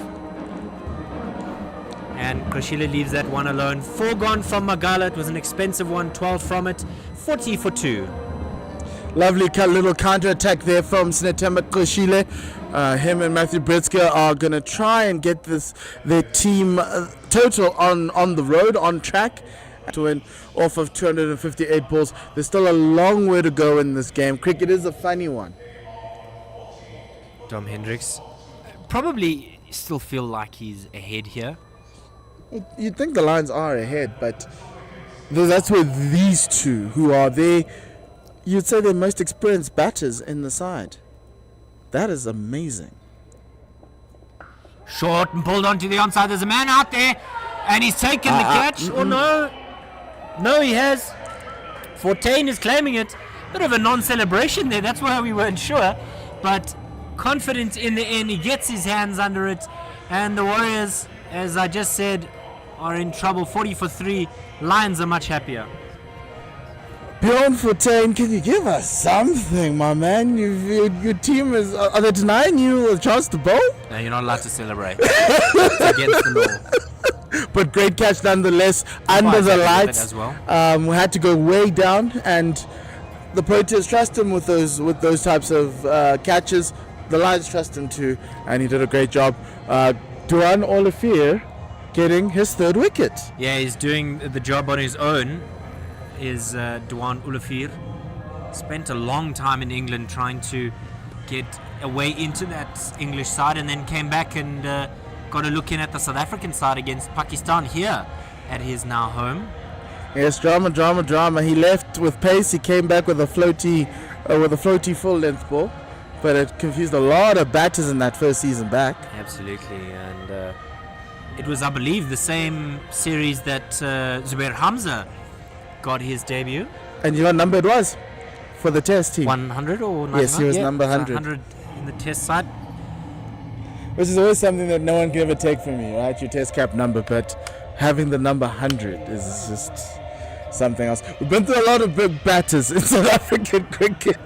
Tristan Stubbs walks to the wicket to join his fellow wicketkeeper as the Warriors are 40 for 3. Tristan Stubbs getting a look in to the national side off the back of a great performance in a T20 competition 2 seasons ago, if I'm not mistaken, in Kruger, in his hometown these days.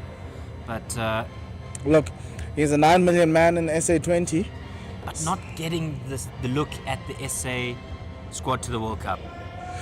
He'd consider himself unlucky. I think it was just a balance of the squad with them needing a lot more bowlers. If they needed another batter, he would have been on the plane to India. But here's the time to show why. They should have taken you. Pulled onto the onside, just dabbed really, as Moreki does the fielding. Do you think that if Heinrich Klaassen had struggled before the squad was selected, that he might get a look in to Stubbs? I mean, Heinrich Klaassen has had the most incredible 12-month glow up. Actually, that's the word. Heinrich Klaassen had a glow up. He was like, Mr. I'm not in the squad, I'm in the squad, to being one of the best batters in the world. struck in front. There's a loud shout by the men behind the stumps, but good bit of fielding there by Rickleton to cut it off, and they'll get through for a single. Leg buys in the end. And to a certain extent, if that number 6 position was a little iffy and Heinrich Klaassen necessarily wasn't giving you the results that you were looking for at an SA20 level, at the domestic level, even at a Proteas level, even at the 100, like there would have been a chance for Tristan. However, Heinrich Klaassen has just taken ownership of that position and made it his own. No run there is the loud call. And but there is an opportunity now. Yeah, I was about to say Quinton de that. Kock, Do you think there is still a gap for him if there is an injury? So here's an interesting thing, right? He's not an opening batter, he's not a top order batter, but is there an opportunity for him to come into the side as a wicket keeper and to push everybody one spot up? One spot. Where would you have him bat? I ideally would like him to bat either 5 or 6 with David Miller. Oh, missed time there, and that'll go out square on the onside. But there is an argument. Come back for 2. There is an argument with Miller entering his 30s. He's still a young chicken, young spring chicken. That you could actually bat David Miller at 4, and have Stubbs and Klaassen backing him up. So in a world where Quinton de Kock is no longer a member of this side, push Aiden Markram up to 3, and then maybe even Rassie opening with Timber. It's where he started his career, did Rassie van der Dussen opening the batting.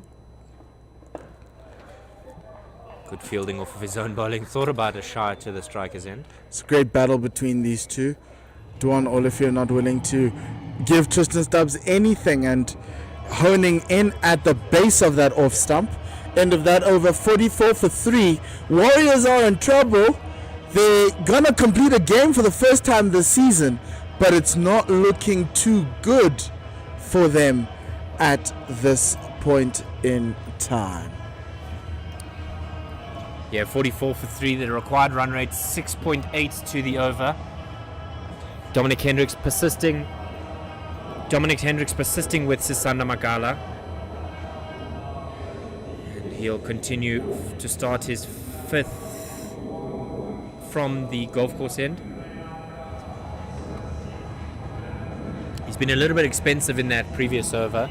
27 conceded from his 4.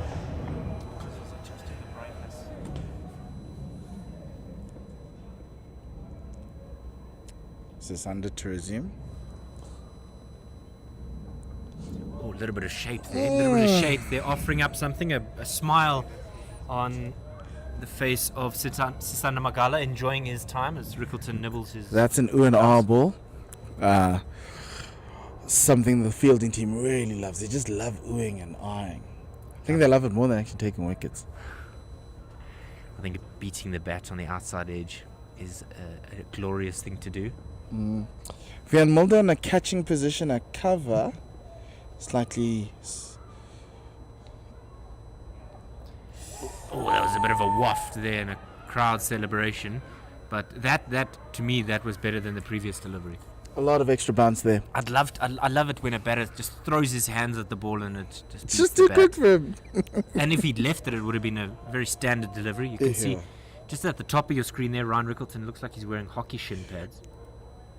They're not your traditional wicket-keeping pads. Maybe just trying to protect his shins there. Help him be more agile. Also a bit of a 45 angle there in his stance. Mm. Yeah, good camera work there to zoom in on those shin pads. A lot of wicket keepers these days not using full pads when they come out to keep. Surprisingly, he was wearing full wicket keeping pads when they were at the Tuskers Oval in Pietermaritzburg. And against the Western Province. Maybe he's getting a new pair molded for the season. That's a magical shot, but he's not going to get anything for it. 4 dots in the over now. We've got twin covers, one a lot more inside and square, and lot more conventional. Effectively letting Snetemba know that if he wants to throw bat at it and try pierce those two, he has to do it with the precision of a surgeon. Yeah, it was off the back of those 2 punches off the back foot that really made Dom Hendricks think about that offside field. So 2 balls left in the over. Inside out, over the top. There's a man down there, but it'll just be collected on the second bounce. Fortuin already having a catch to his name. 1 ball remaining in the over. So, this is an opportunity for Snetemba to just free his arms there, managing to get down to the other side. The one thing teams will have to learn, especially the young ones such as this Warriors team, is that rotating the strike is just as good. It's not a bad thing. Just look for ways to get to the other end. That's how the great batters and the great teams do it. Every run counts, and just make every ball as productive as possible.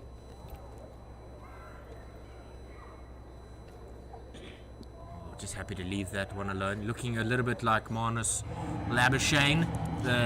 All he's missing is a no run. Yes, absolutely. 9 gone, 45 for 3. And required run rate is now officially 7 to the over. 286 from 246. And not that it'll make any difference in your life, but Duckworth's par 118 at the moment. So not that it makes a difference in terms of weather and the game being interrupted by it, but it does give you an indication of perhaps where they should be at this stage. It seems like a very steep par for a chase of 320 after 9 overs, even though you've lost 3 wickets. Olafir to continue. He'll start his 5th. 3 for 12. There's an outside edge, and it's gone to Mitch van Buren, who's very awkwardly placed. He's not a backward point. He's almost like a wide set fly gully. Slip, very fly slip or gully position. You see him on your screen now. Yeah, it's a wide set gully. He's on the bottom right hand side of that ring.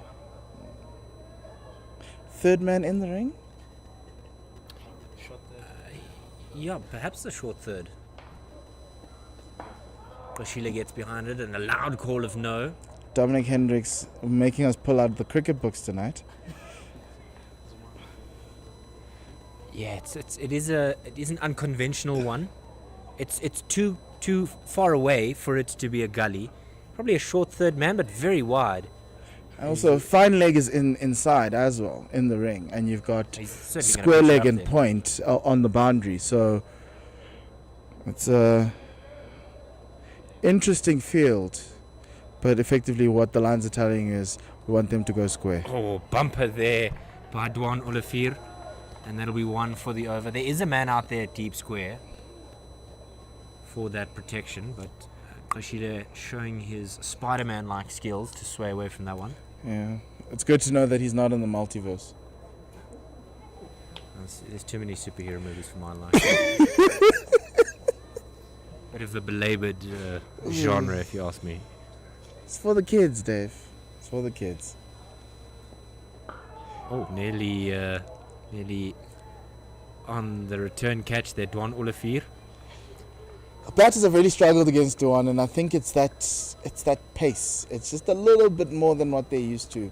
And if you look at what the Warriors were giving the Lions, it is a step up. And Yeah. even if you think about that Lions bowling attack against Western Province without Duan and Sisanda, it's chalk and cheese, night and day.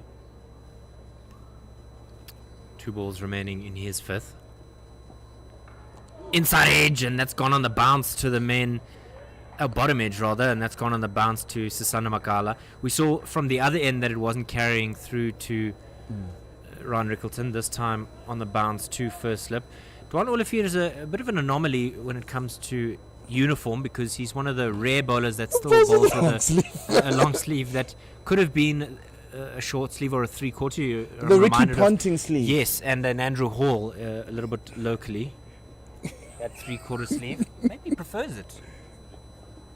And that'll be a dot ball to finish. So great over there again by Dwan Olafir. He's bowled 5, 3 for 12, and after 10, the Warriors 45 for 3. Yes, Lions at this stage in the match were 68 without loss, and the Warriors are 45 for 3, well behind the 8 ball here. As we see a bowling change, but with that bowling change will come a commentary change, as Odwa will come and join me.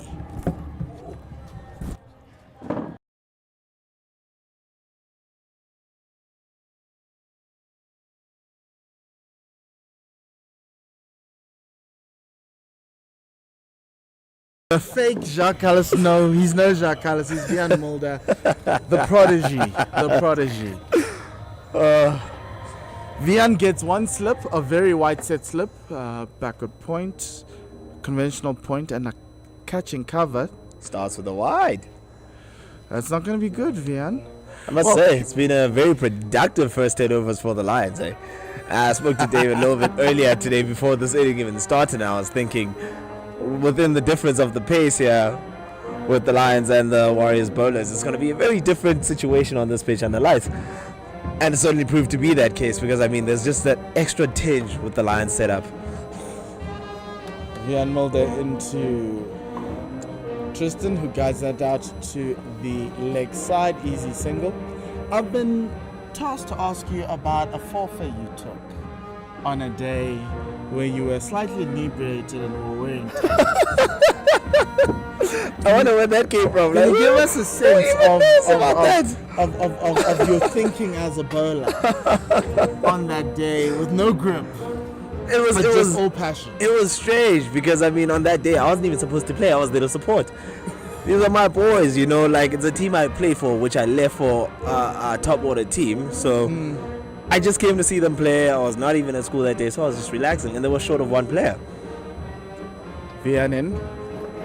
Stentemba guides that to a good simple fine single. leg. It's a good simple single. So up until like the toss time, that's when I just found out that I was supposed to replace whoever bowler was not in the side that day, because he was also heavily inebriated at that point. So I didn't bring my stuff, so I had no kits, no shoes, no pants, nothing. And you had to beg, borrow, and stuff, and all this comes around, and the gents don't have an additional Vian in set again. of spikes, right? Driven straight to mid-off. And now it's a different situation now. You need to be playing in tackies, and I'm so used in playing with my spikes because I'm a frontline bowler at that. I don't know. I just gave it everything I had. And it came off. Any tricks that you were trying there, cutters, slow balls? I tried a lot of slow balls that day because it was at NMU, the university. So I understood how the pitch played was. We train on it a lot. I tried a whole lot of different stuff that day. Okay. That's a good probing ball, but will only result in a single. They were looking for 2 there. I could actually see it. It seems that Ash just didn't really get off the mark that quickly at that point. But then again, good fielding out there. I think in Desh's mind and in Stubbs' mind, it's about taking this as deep as possible, giving yourself every chance. So they need to be there. Their thing is to not lose wickets. And as I say that, Vian Mulder says, I'm going to try and make it hard for them not to lose. Make it very hard for them to do that. And these guys right now, they really need to settle on that mindset. It's them or nothing. That's essentially what it is. They need to take it as deep as they possibly can. They need to identify which bowler they need to attack in this Lions bowling lineup, and just make sure that they stick to that plan. And in addition to that 4-5 I took, it was supposed to be a 5 that day. I had a teammate drop an absolute simple catch. I lost my mind at that moment. So that's a beautiful ball on that off stump line, making Snetemba question whether he has to play it or not, and produced a great defensive stroke from there. End of the 11th over, 49 without loss. Vian Mulder only conceding 4 runs. It's actually 49 for 3 there. 3. Yes. But I must say, the Lions have started really well here. Kashile is such a great watch. The way he gets behind the ball when he puts it away in the covers, and when he actually takes a forward defensive. Do you miss home when you hear the brass band? I do. I really do. I mean, the Eastern Cape, the brass band at St. George's was lit. Every day they kind of create and make the atmosphere, and it got to a point where the umpires would be like, no, the band is too loud, you know, can they just please take it down? I remember that. No, you umpire while they're busy playing. Go on into Tristan. Your job is to continue with the game. Let the vibe happen in the field. Let the atmosphere raise the level of the game. You just need to up the game. Exactly. Great first ball from Duan. Tristan Stubbs and Snetemba are digging their heels in here. I'm starting to wonder now, is Dom's actually looking at this and thinking, you know, I can just pursue another over here with Duan. He's been my key strike bowler. I can get more and I can get another wicket here out of him, or do I just swap him out and actually have a next change? The way he's change? thinking, looking at that scorecard, is let me get Mokhakane in and test him out against this Lions attack. When that ball is full and driven down the ground, it's still pretty slow, but the ball will win that race. For those kids watching at home, that's how you play an on drive. Very good on drive. And it's the first 4 in a while for the Warriors. Brings up 50 runs for the Warriors after 70 balls. They still need 7.2 runs and over. That's 278 runs to win to get to a 331. And it's beginning to click now for them. They have the best people to do the job.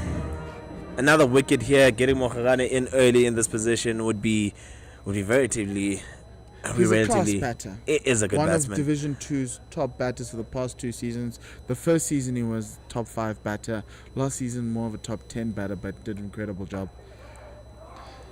A little bit of communication, stumbling, and a near collision. I always say that height there from Klesh really helps him. Lower center of gravity gets to turn quickly. And you should see the way he completes quick singles. It's always good to see him right between the stumps. And to a certain extent, I really do want to see Andile Mokhakane, but to give him the pressure of it's going to be too much. Of a must-win match, coming in at number 6, for a new franchise, getting promoted up 1 level. It's a lot to put on the young man. Exactly. It's a bit more of what happened with Stubbs when we were playing India, was it? When he actually carried the game for us and he carried it deep. Yeah, it was relatively a tough situation to be in, having lost 5 wickets before 100 runs, chasing a mammoth 190, but he got us so close. And see, that last ball there, I would have taken a quick single. I understand that you don't want to lose wickets. You've got the fielder on the ring and you don't want to lose wickets, but you need to find ways to rotate the strike. You can't get bogged down at one end. It's exactly like what the Lions were doing in their innings against the Warriors. They were rotating strike with ease.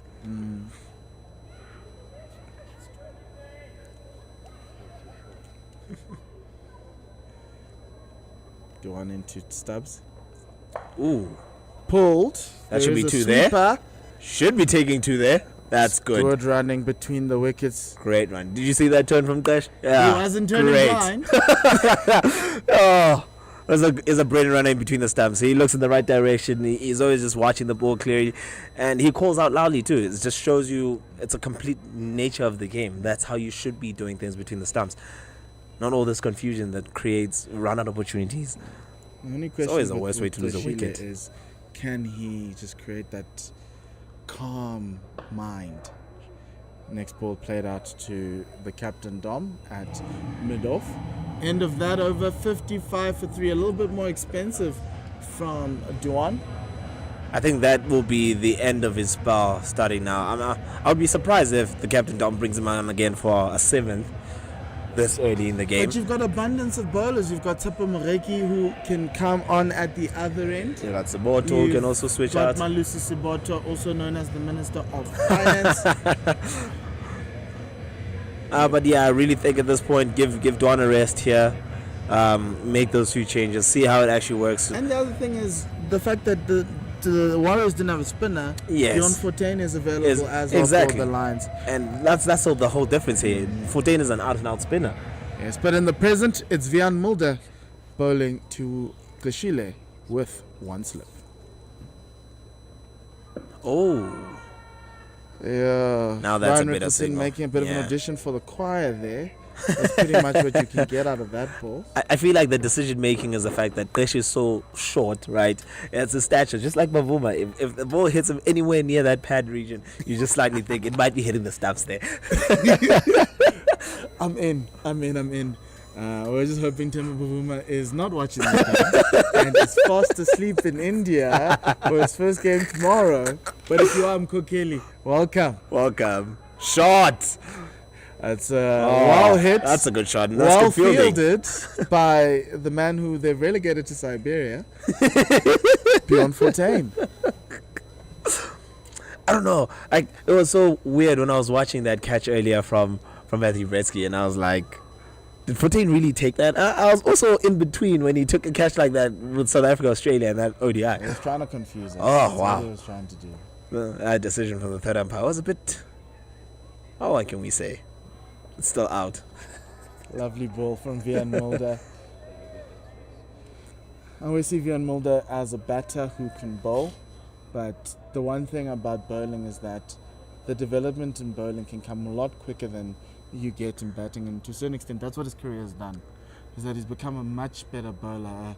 I wouldn't say Jacques Callis level bowler, he's just below a Jacques Callis. He's just in terms there. of that he can still take wickets at times, but the batting is what we as a nation are crying out for. And essentially Underage now what to we've seen, the keeper after that ball. what we've seen essentially with him is the fact that he can also now kind of hold an end. He can also open the bowling Yeah. for the Lions and And hold his own. he does do a good job with that, and it's actually pretty brilliant. My father used to say, with the skill of batting, you are born a batsman. So you've got a wide set slip, more of like a second slip, with Sisanda covering quite a vast expanse. there. Next to the keeper. Vian into Snatemba. Oh, down leg side. Oh, and that missed Ryan be two Rippleton there. is gonna just chill like Makes he's it on a home. beach as Snatemba comes in for a second one. And Warriors take 2 leg bars. Everything counts now at this moment. These guys need to continue to build this partnership together and make sure that they really take this game as deep as possible. If they were to stay in, maybe have a solid 200-run partnership at this point, it would actually really change the game. And the Warriors would be well and truly in with a chance to win. Had a good outing there today, Ryan, scoring 50 runs. Ooh. Great ball, very heavy one, coming off the bat, high on that bat. That's the difference we're talking about there, Paul. The difference in pace and variations between these guys. You can just hear, even sitting out here, how loud the ball actually hits the bat there. End of the over, 59 for 3 as the crowds are coming in. The bank has got double the amount of people we start off with, so that's a win. It's a And bit there's quiet lot out more there because there's no people in the boundaries yet. stands.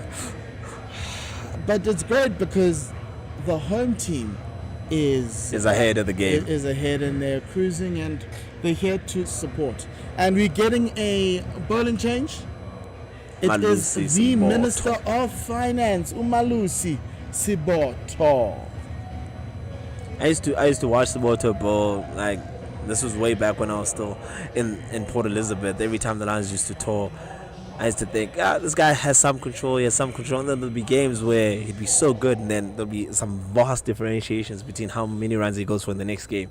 And it just shows you sometimes how cruel this cricket that we love can be. But So you're telling Siboto's me a good that he's the bowler. Ryan McLaren of the Sun. Sometimes good, sometimes not so good. I can never make those classifications, but no, I'm not saying that. You're saying that. First ball in for Siboto with no slips. This one is punched out to cover for Naran. The one thing for me with his career, because I've always rated him as a bowler and always thought he was one of the more consistent bowlers in domestic cricket, which hence why he spent so many years at the Lions, because the Lions are always looking for great talent, and he was at that door. Just never could break down that national team door, largely obviously because of the pace and the emergence of the one Vernon Philander into the setup. Another ball in there just on that off-stump line. You really are right about that. It's always been a situation where bowlers that make it to our professional level in the Proteas setup have always been very quick, and they've been out-and-out quick bowlers. Yeah. And Vernon was something special, man. I don't know how you can be that good with a ball mid-pace at about anything between 125 to 138 k's an hour. You can ask Australia at Newlands. Malusi again just drawing that forward defensive from him, from Tristan Stubbs. But I've always been a true fan of very fast bowling, and this is why I looked at Mark Wood yesterday in the game, in the opener in the World Cup, and I thought this guy is just so quick. But Pace the way is pace. It's just express. Dude, it's just interesting to watch. It just makes you feel happy. Malusi, can he make us happy? Oh yes, that's another dot ball, fourth dot ball in a row. At this point, this is gonna count against the Warriors. Right now, they need to have a clear objective. They need to target a bowler within this lineup and actually put them to the sword. Because essentially now they're allowing Malusi to bowl at them. First over coming in, he's under no real pressure. He's bowled consecutive dot balls. Our production just letting team the game seems go. to love Evan Jones, the all-rounder who is the 12th man for today. another dot. Dot ball. It's another dot. Malusi is just getting himself into this game right now. He's in the contest already. 5 dot deliveries. Is there a chance that Malusi could be on the plane to New Zealand? David is just shaking his head here. Disagree with everything that we're saying. But no, We're running I out of wouldn't say. bowlers here. But I wouldn't go as far as that. But we'll see. Why not one game? Because we are not the ones to make those decisions. There we go. Maiden over from the Minister of Finance. Great start from Malusi Siboto. I think that's the first maiden today. Yes. Oh, this is brilliant. Look at that. Really, Our production really team is correcting good us. They were the bowling. second. Who had the first today? Yes. When they actually got that wicket there. That's Had actually a interesting. wicket Olivier maiden. had a wicket Great maiden. start for Malusi Siboto. The Warriors would have expected to at least try and get some runs off of him, but they cannot free their arms. They're currently going at a rate of 4.2 and a required rate of 7.6. Vian is going to continue as the Lions are trying to get a couple more wickets, confirm this W, which would be the first one for their season. So, like I said, right, I told you even before Malusi came on that thinking as a captain here, you definitely want to switch him Nice out. ball there from Vian, soft hands from Qashile, easy single. It's good timing that now he's looking to actually rotate the strike hit Qashile, and it's working out so far for him. He just needs to do more now in this extent. That they need to get more boundaries out of this situation. So in this competition, you get 4 points for a win. Yeah. If the Lions win today, they will move into third position, 1 point above the momentum multiply Titans and the AET Tuskers. The Titans have only played one game, and their next game is in Kruger against the Warriors. Our Warriors win here, and they get 8, and Quick they also single move into taken, that third position. And Tristan Stubbs testing the arm of Zubair Hamza there and coming out on the other end safely. 2 quick singles, 2 balls. Rotation of strike is okay in this over. They just need to do more. But also they should not really allow themselves to be taken over by the occasion here and actually end up losing their wickets in the process. Then the next game for the Lions, who have a 8-day break, will be in Boland Park and Paarl against the G-Bek Rocks, whereas the quick single again taken as Captain Dominic Hendricks puts in a football-esque slide like he scored a goal.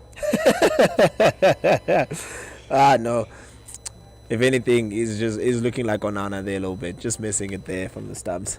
Onana. And the Warriors are playing the Titans on Sunday, the 8th. There's been a lot of talk about the weather down there in Kruger. Hopefully they'll be able to get through the 100 overs. Then they play again. Well, we truly hope that they actually do against have a the game Rocks there. on the 18th. Truly are hoping they have a game down in Kruger.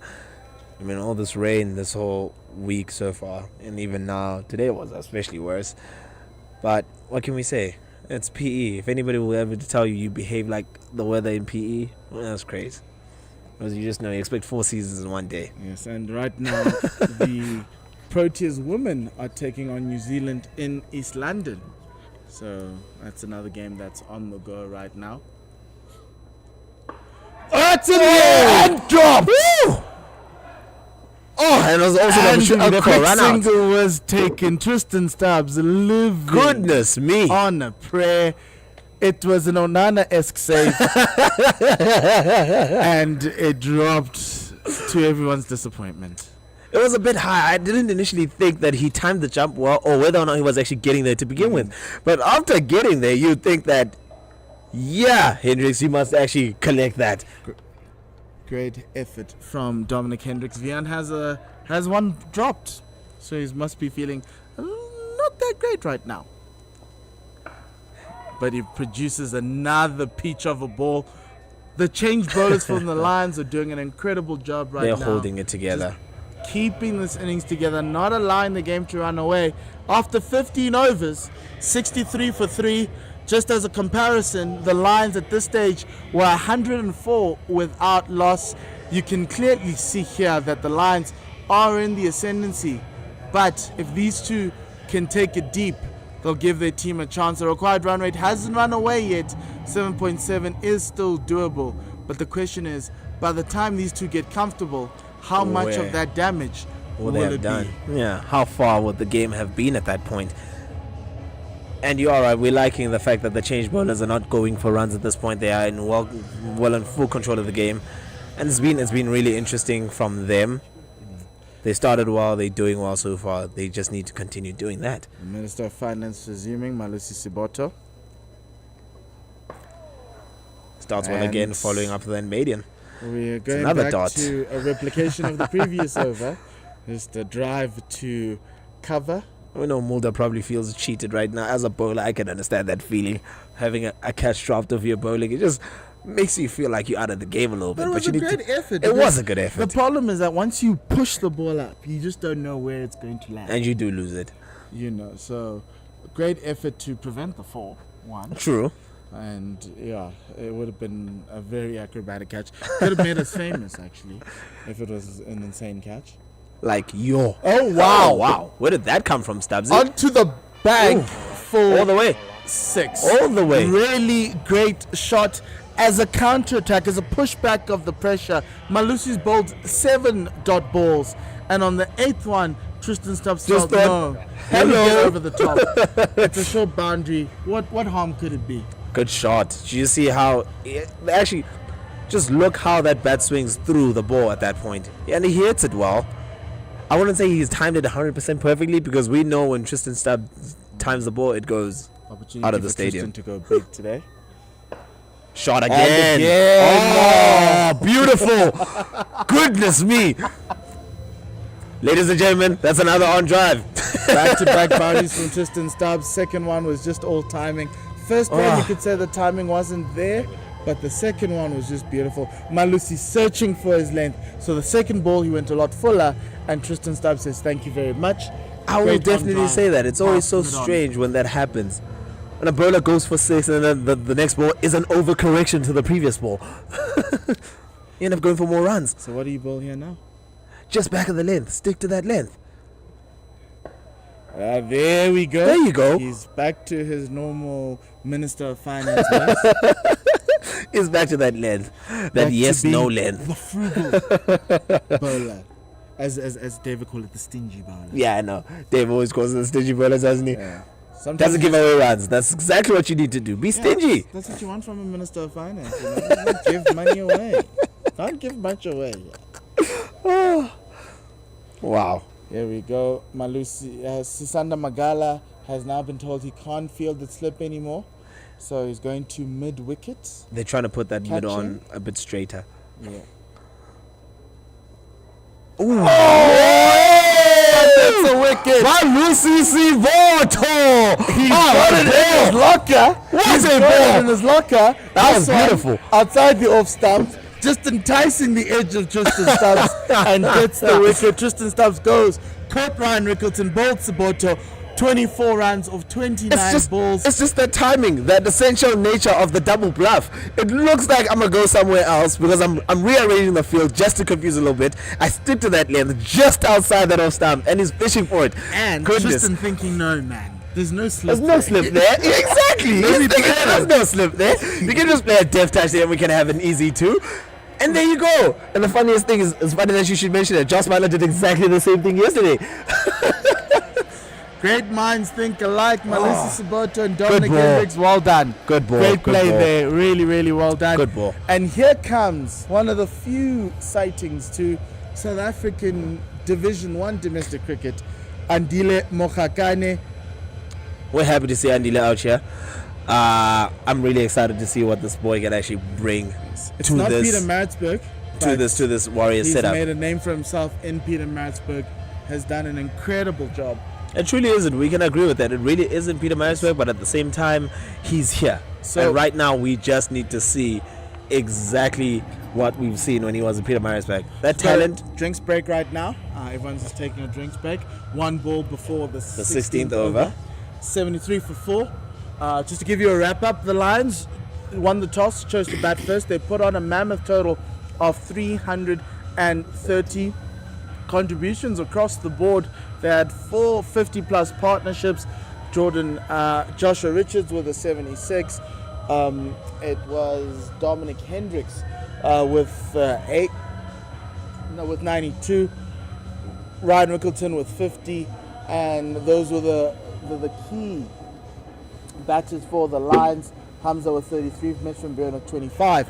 However, it hasn't been that great in terms of chasing down the 331 for the Warriors.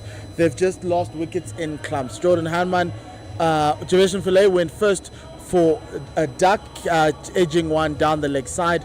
Then Jordan Harman was caught at square leg by Zubair Hamza off the bowling of Duan Olifir. Andile Mokhakane coming in to bat with Snetemba Tlashile.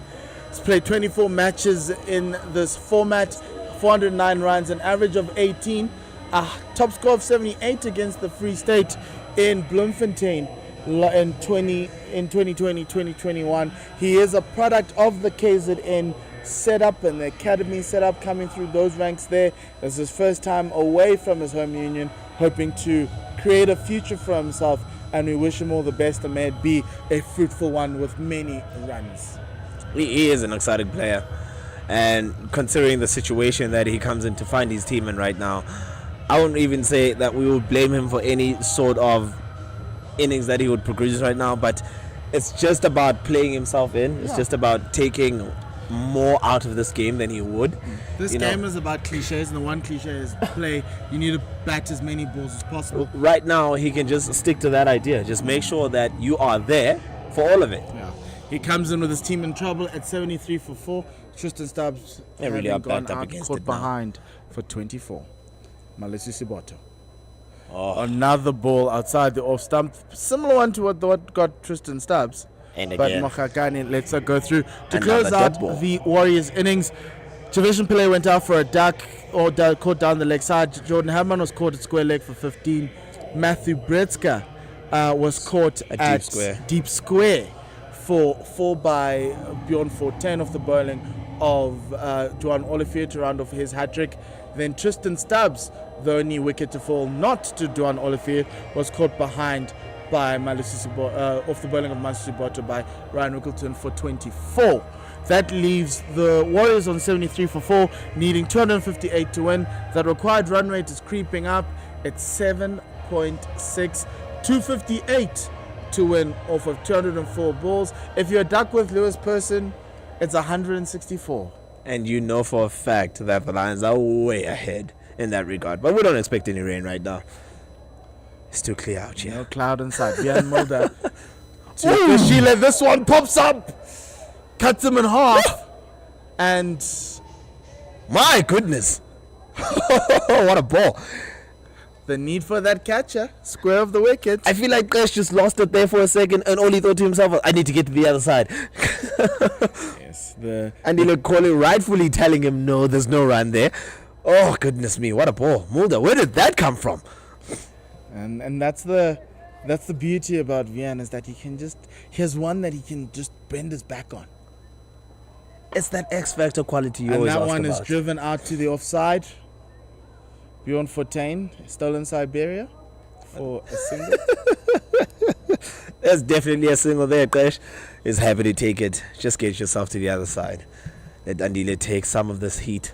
And I think for the two of them, it's just batting out the 50 overs. You may not win, but there's valuable insight in batting against this bowling attack and seeing if you have what it takes to put down something in a losing cause. And you just never know what might happen. You also got Patrick Kruger, who is a good batter. And we first ball outside the off stump, and just leaves. lets that go through. What did Dave say? Can also bat as well. It's like Labuschagne. No run. when you're assuming your sixth stump is your off stump. Yeah, no run. But I must say though, right now with all the games that have already rained out so far in this competition, if they do bat out the full 50 overs, it's very conducive to them on a nut run rate situation. So they'll need to just take it as deep as possible here. Don't get bowled out too soon. Mulder to Mokhakane. And there's a quick single being taken. Goodness me, that was too close for comfort this time. Coming in from nowhere with the dive and the shot at the stumps. And the Warriors pair make it home safe. But that was athletic fielding was a sight to behold. Can't afford to be taking risks at this stage, given the situation. You're 75 for 4. You can't afford to be taking such risks. There's so much time left in the game. Give yourself enough opportunity to actually bat through. Bat through indeed. Just try to take it as deep as possible. Mulder into Kashile. Shot! Oh, shot, boy! Good fielding! It's going to take a lot more to beat Bjorn Fortuin there in the deep. I like how confident he sounds out there. It's a great hit. And another single to Kashile. Mokhakane off the mark. Kashile on 22 of 43. It's been a slow start for Kresh. It really has been. But he is very capable as a batsman. We are very much aware of that. But he needs to actually be holding the innings together here for his team. That wide set slip again. Shot. This one's pulled. Is there a fielder over the fielder for 6? Oh, that's a good shot. If it would have taken that, it would have been an acrobatic catch. Yes. Josh Richards with the dive. It was a despairing dive nonetheless. And it's gone all the way. 6 runs to Andile Mokhakane.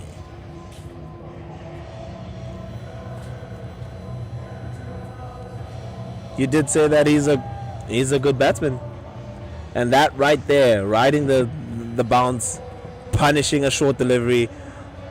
It's a perfect shot too, and it was well executed. And then goes for a beautiful 6. What a shot that is! And what a way! After you scored a single, that's how you actually get off the mark, eh? End of that over. Warriors are 82 for 4 after 17 overs. So much time in the game. Malusi Siboto to continue for the Lions, and it's been a really, really good start for him. 2 overs, 1 for 10, and with that key wicket of Tristan Stubbs. So now the Lions doing the opposite of the Tristan Stubbs. They're bringing that slip in back. It just goes to show how much you know your opponent. Mid-on is going to get a catch. Malusi Siboto. Ooh. Oh, That was close again. That Goodness beats me. the bat again. Malusi Sibota's in a groove right now. That's brilliant. What did we say? You know, he's showing us exactly what we were talking about, how good he can be on any given day. And that's exactly what we're getting today. It's very interesting to watch when he's bowling this well.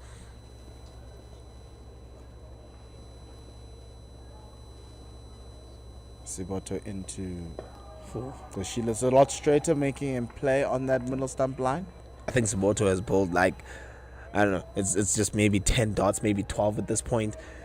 We're looking into the third over, we're looking at, So you know. he's had 2 balls that went for runs, the 4 and the 6. The 4 and the 6, and the rest And of that he's has been dot bowled- balls. He's bowled 16 balls. So 14 balls have been dots, including the wicket. It was actually bowled 14, right? Yeah, he's bowled 2.2 overs, he's bowled 14 balls. And yes, 2 full overs of dot balls. Wow. Back to regular programming with Malusi Sibota. That ball goes out to mid-off. And you're right about that. That 6 and the 4 came in that 1 over when Stubbs actually took it against him. Everything else outside of that has been pure dot balls. Just want to force the batsman to make mistakes rather than you making a mistake. And offering runs. It's the key difference that you're seeing between this innings and the Warriors innings about how to stick to the plan, how to execute your bowling. Quick single being taken out to the fielders at point. Zubair Hamza having to go to his left to pick it up.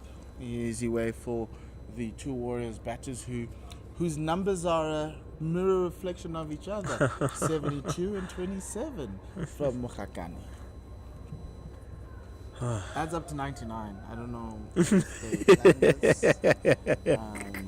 but it's cute. It looks good. It looks cool. That's fine. Sibota. I can't help but notice, you know, the key differences even with the batting here is the fact that you saw how the Lions went about it. They have so many left-handers within that lineup. So that consistent change between left-hand, right-hand combinations, whereas the Lions have, the Warriors have a dominant spec of right-handed batsmen. And as a result, it's just, you know, same lines, same lengths. That's just exactly where you bowl consistently, over to over. The only left-handed batter In that whole top order.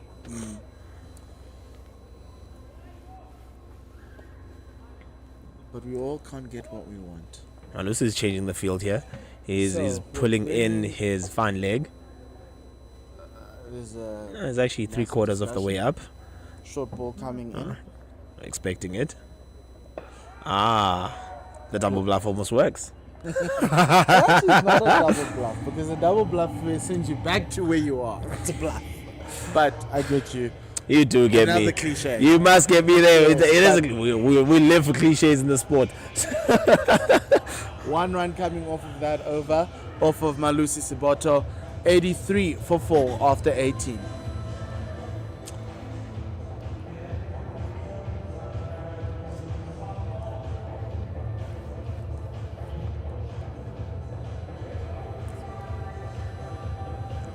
This gives you an indication of where this game is at this point in time. Warriors needing 248 to win of 192. That run rate is 7.7. And it's just continuing to comes climb. in from the golf course end. Oh, shot. But no run Vian there. is honing in on that middle stump, and Snetemba says, try again, my man. Is such a good looking batsman on the setup. You just look at his technique, you think, Qish, you really do belong here. This is really your zone at this point. And when he plays those cover drives, my goodness, he just looks completely different. Very beautiful to watch, and hoping that he can do something meaningful here today. Ooh, no run. But Vian is not giving him anything outside that off stump. If you want to play at it, you're going to play it at your own risk. If you're defending runs, that's just what you do. You make sure that you stick to your lines, you get them out the game within the first 20 overs, and then from there you just take it easy on yourself. But you make sure that you never let your foot off. Never let your foot off. Go for the jugular and stay there.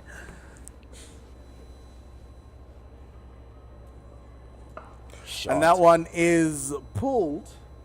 square of the wicket. A little bit of an inzi there. Clearing that front foot for a single. You just look at the difference in field positioning here from batsman to batsman. It just shows you how aware they are of their strong scoring zones. These teams are very familiar with each other. We even saw it again when the Warriors are bowling. It was just unfortunate that they get the wickets that they needed. Mulder to Mokhakane. Defended out to point. Andy being the fairly new batsman in. He has a slip out there. Wideish first slip there from Sasana standing in. And essentially they took out the deep square. Kreshile is more stronger on his legs anyway. Hence the protection of that boundary over there will matter to him, and other than this case. And as you say it, Joshua Richards has been sentenced to the square leg boundary. I'll see what the plan is here. Oh, No run. He says it out loud. Oh yes, boy, call it no run there. Just have fun with it. And to all the young batters, that is how you should be calling. That's how you should be calling. Clear, loud, and not confused. Stay in that position. It's not a situation None of of yes, this, no, yes, no, yes, no, yes. yes, no. No run. Tell Yes, him there no. is a run. Down the leg That's side, a run, the that's a run LBW there. appeal, umpire There's Hendricks no says way no. that's out. Vian with a belated appeal, realizing the ball's running away from him. Like, let me just But appeal here. single taken there. It will be leg by, so Mokhakane doesn't get a run added to a score. As much as Mokhakane's setup is in between that second leg and leg stump area, that ball kind of hit him outside. He was shifting his body weight to the leg side. It looked like it was just sliding down leg from the initial point of contact. So I don't really see how you could be querying and asking the umpire, how was that? End of that over, 85 for 4 after 19. And that was a bit of a stifled appeal.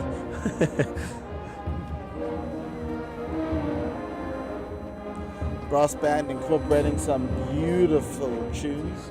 The popular Hambawena song that has come to be quite popular on the social streams, with Banyana Banyana's captain and goalkeeper Andile Sticks Dlamini being the head student and lead singer.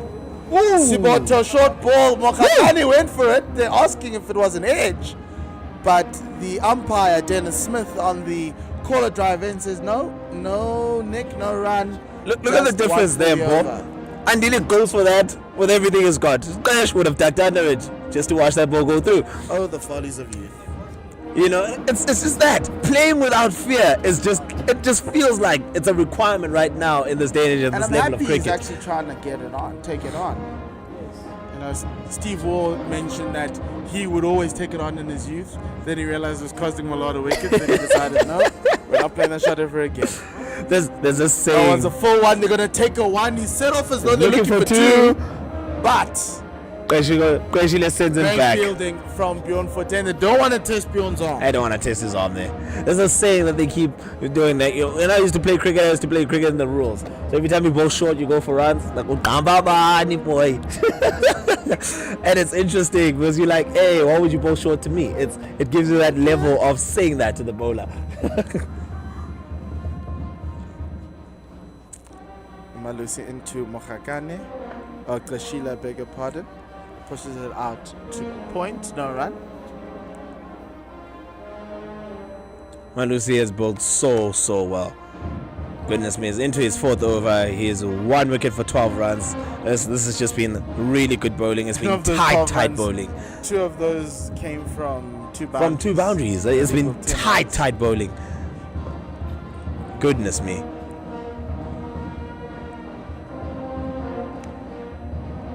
Oh, this one's over the top. Is it going to find the gap? And it will.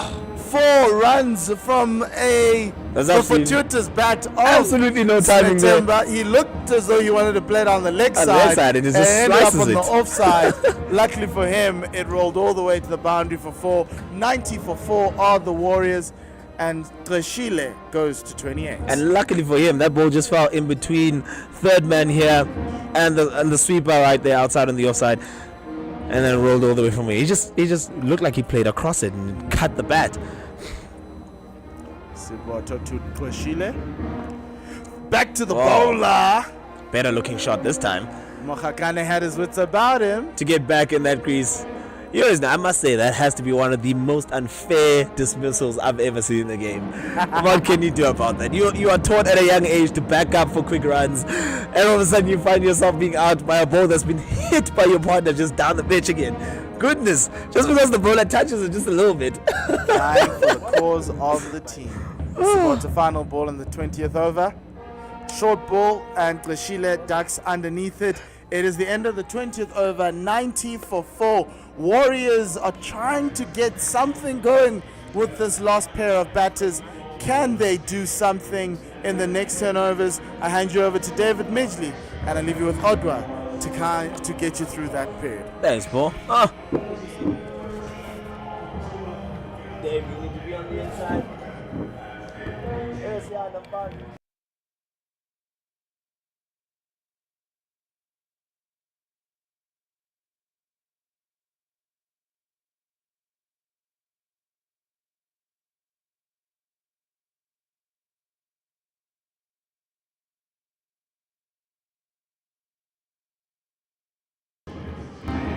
Yeah, first 20 done here in this Warriors innings. They've staggered to this point at 90 for 4. And you've got to think that if there was ever to be a fight back, it has to start now. They require 8 to the over, only going at 4.5. And the Lions will keep changing things up. Tsepo Moreki will start his spell for the day from the golf course end. It's actually now new bowler there, Dave, is actually replacing Mulder, who completed his spell in the last over here on this golf course end. So, as tight as they've been, Moregi now has that opportunity to maintain that level of discipline with the ball, so that they just keep going at the Warriors here, keep trying to force them to make the errors instead of just sitting back and waiting for the balls to come to them. Tsepo Moreki coming from coastal life to the big smoke. Coming from the Western Province side, where he spent some of his time, and now applying his trade in Johannesburg. Tucked away on the Also onside. a good start. They're looking for 2 there. There's definitely was 2 there. Kashile just fell over there. Yeah, I think it's frustrating because he actually just tripped on that turn and he just fell over. Because there was definitely 2 there. Because, yeah. And Andile was really just going quickly for that first single. There was enough opportunity to turn for that second. Tsepo Moreki coming in to this line side, perhaps in the absence of Tladi Bukako, who made his way away from the Lions north of the Yuxke River to the Titans. Shot! Slapped away through the offside. There is protection out there in the deep. It always feels so unfair when you can hit a ball that well and it just goes straight to the fielder and you just take a single run or no run at all, even if it hits the man in the ring. You just think, I timed it so well, and what can that do actually for me? And then you just really don't take any runs from it. But that was a good shot from Kleshile. Always sees the ball through the cover area. Yeah, he's just good on in that region through the covers. He just laces this away backward of That should point be down 2 to there. third man. Looking to get... Again, they're in 2 minds about whether or not this should be one or a second. Yeah. But the one thing that I actually appreciate about that is that they're showing the intent to take that second. Now all that pressure goes back to the fielding side as to Well, looking they just have to take the second. There's Yeah. no other alternative, particularly since They're the so required behind the run game. rate is 8.1 now, and climbing And with it's every climbing. single It's really that climbing. they score. I don't think they've scored a boundary since the 16th or 17th over. Shot! Lathered away. It'll go straight That's to the going man straight there. to the boundary. Oh, rather not. They moved him a little bit straight to Mitch van Buren down the deep. Great shot there. Because he was by a bit square Kleshile. that last ball. Yes. I didn't see him. He's hiding behind our monitor here in front of us. But well done to Kleshile to find Spot the that gap. gap. There. He spotted that 97 gap for and 4. he just laced it there. And Kleshile now moves to 34-59. It's been a slow start for him. He is scoring at less than a run a ball. Yeah, it's not the strike rate that he wants. It's not the strike rate that he wants nor at all. that the game needs, I think. But there's He's still there. certainly a way that he can turn this game around. Great, bit of bowling And there he by is Moreki. the player that has that ability to start slow and catch up. But right now, it's just starting to slip from them. And this is when he needs to really just kind of make that play and decide whether he's going to go for a certain bowler. Just pick a bowler, put them to the sword, take those runs as much as you can, and then from then on, watch it play out from the other The side. challenge that I thought was thrown down by the batters was when Malusi Siboto had bowled a maiden, and then immediately they went after him with a couple of boundaries, and then Siboto picked up a wicket. So even the best laid plans can be undone, as Siboto will continue, begins his 5th. And that is true. And after that wicket of Stubbs, you just saw Gashila going back into his shell a little bit. But you need someone to just grab this game for the Warriors' perspective right now. You just need someone to grab by the scruff of the neck. Mohakane just still finding his feet at this level. It's not easy to come into this type of environment. Coming in at 74 for 4. Sorry, it was 75 for 4. Yeah. Was a bit of a tough situation. Not only that, but you've come from domestic level 2, Division 2, and the bowlers that you face are very different to the guys at the top of their craft here at Division 1. So it becomes a bit of a problem. Oh, outside edge, and that'll race down to the third man boundary. Great bit of work there by Moreki to cut it off.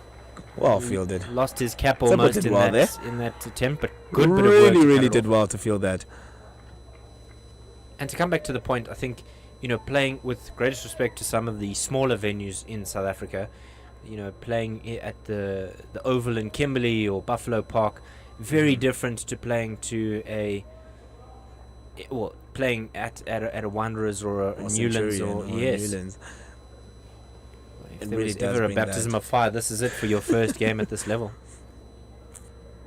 Oh, All the way onto the shot. outside. There's a man there. Whoa!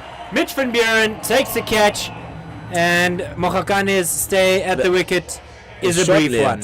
He's gone for 12, and the Warriors 99 for 5. The way he's so upset with himself at that, it's as if in his mind is so clear that it was there to actually put away for the fence. But what can you do? He mistimed the shot. It just went all the way straight to that one man who was actually put out there in the deep, and he takes it cleanly. Job done with the plan. It was a good plan. And it just looked like Siboto just hit the deck with a change of pace, didn't really allow him to getting that ball away, and it was a comfortable catch in the end. And the pace that Malusi Siboto bowls, you're more likely to always attack the short ball. Yeah, you're trying to go after it because it's an opportunity to perhaps clear the boundary.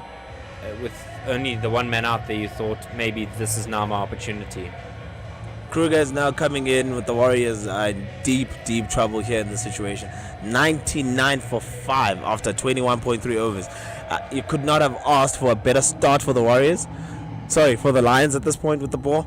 Given how well they started with the bat first in that first innings. They just came in the second innings and wanted to start well, and they've dominated play so far for the first 20 overs in this innings. You've got to ask the question, where was this Lions side when they played against some of their other opposition? When we were discussing it today, that they should have actually won the toss and bowled first, given how woeful they've been with the bat. They silenced that today. They batted well. Now they are accompanying that by bowling well. And we are freshly into the tail for the Warriors here. Patrick Kruger making his way to the wicket. Like we've said earlier in the broadcast, he comes from the Knights, the recently relegated Knights. And just a bit of a chat there with Bjorn Fortuin, who was coming in off that square leg region. Maybe just a welcoming good afternoon, good evening rather. And to all of those who just joined us now. Well, absolutely, to them as well, not only to Patrick Kruger or Kruger. I'm not sure which one he prefers. And whoever's just coming in to watch this, the screen is not fooling you. Yes, the Warriors are 99 for 5. Yes, they are chasing 331. It's now at this point I just feel like the game has gone from the Warriors now. 20 overs in, they're still shy of 100 runs. They've had little to no batting partnerships. They've lost 5 wickets, and they are way behind the game here.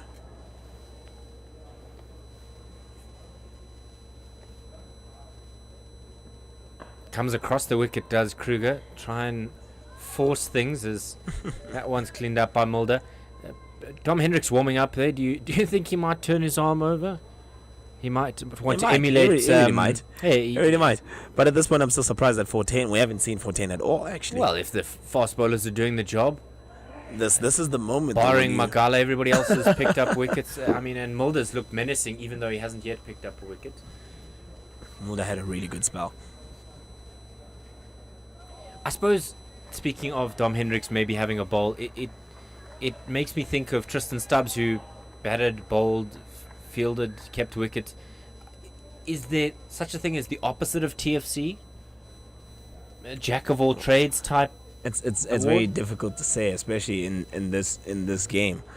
I mean, yeah, you can bowl for a bit, you can bat for a bit, but you can always be better at one aspect than the other, and that's essentially where it actually boils down to. We used to say everyone is an all-rounder until there's a genuine all-rounder. Cleaned up on the deep square boundary. 3 from it.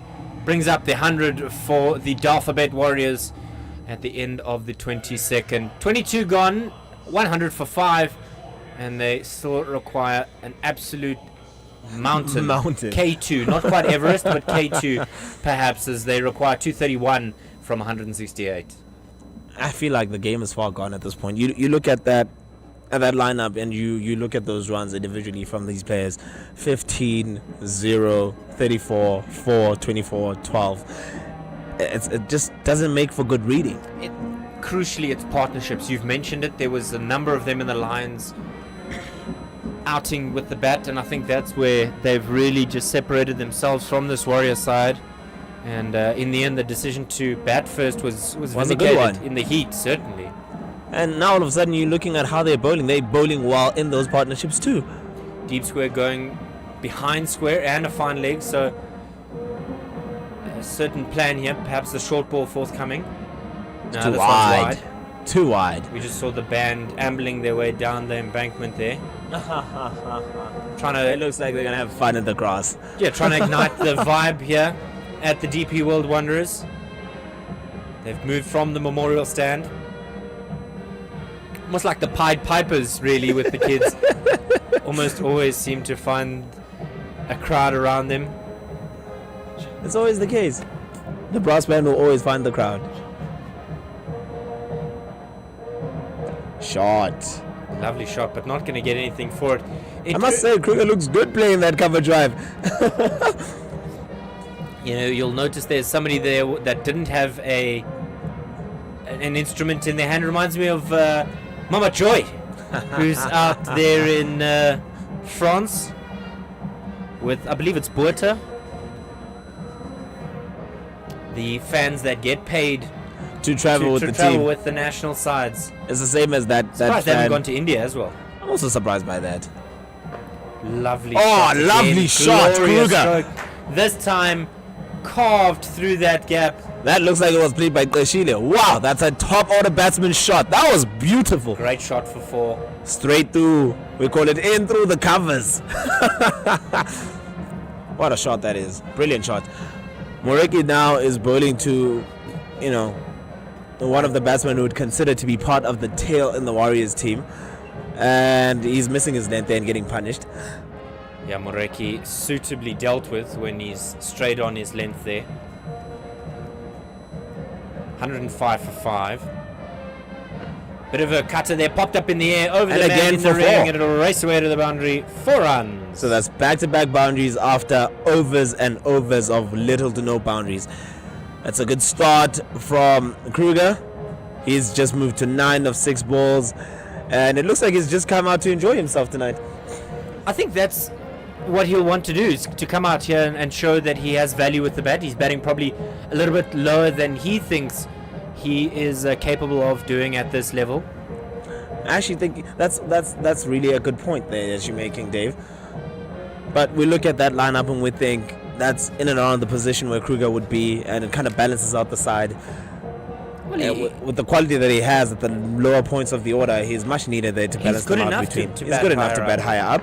Laced away through the covers, racing to the boundary. What an immaculate stroke. That is 3 boundaries in a row Warriors make their way to 113 for 5 after 22.4 overs. Moreki is now surely, definitely, and clearly under pressure.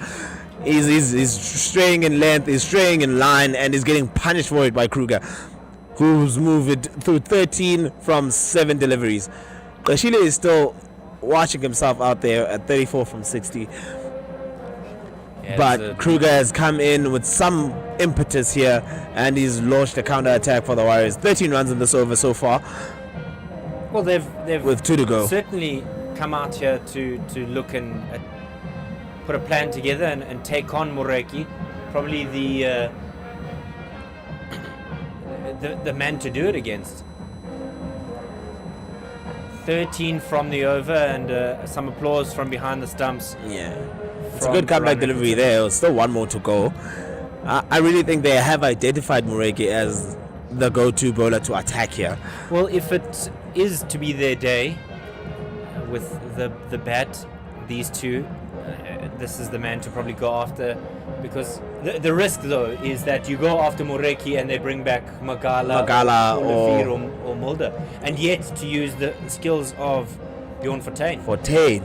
They still have the option of using Fortuin. Just a half shot, but it's straight onto the bat. Maybe just an exclamation of... Now there's your key difference between a top order batsman and your lower order batsman. It's the quality between the stabs. And Krishila looks very frustrated with that decision because he thought there was an easy single there. No, certainly. Malusi Siboto. End of 23, 113 for 5, and Siboto will continue from the caller drive end. He's been so good today. Really, really so good today. Siboto's bowled 5 overs. He's been, after Olifi, he's been the guy to actually make that impact. He's taken 2 for 19 and 5 overs. He's looked really good.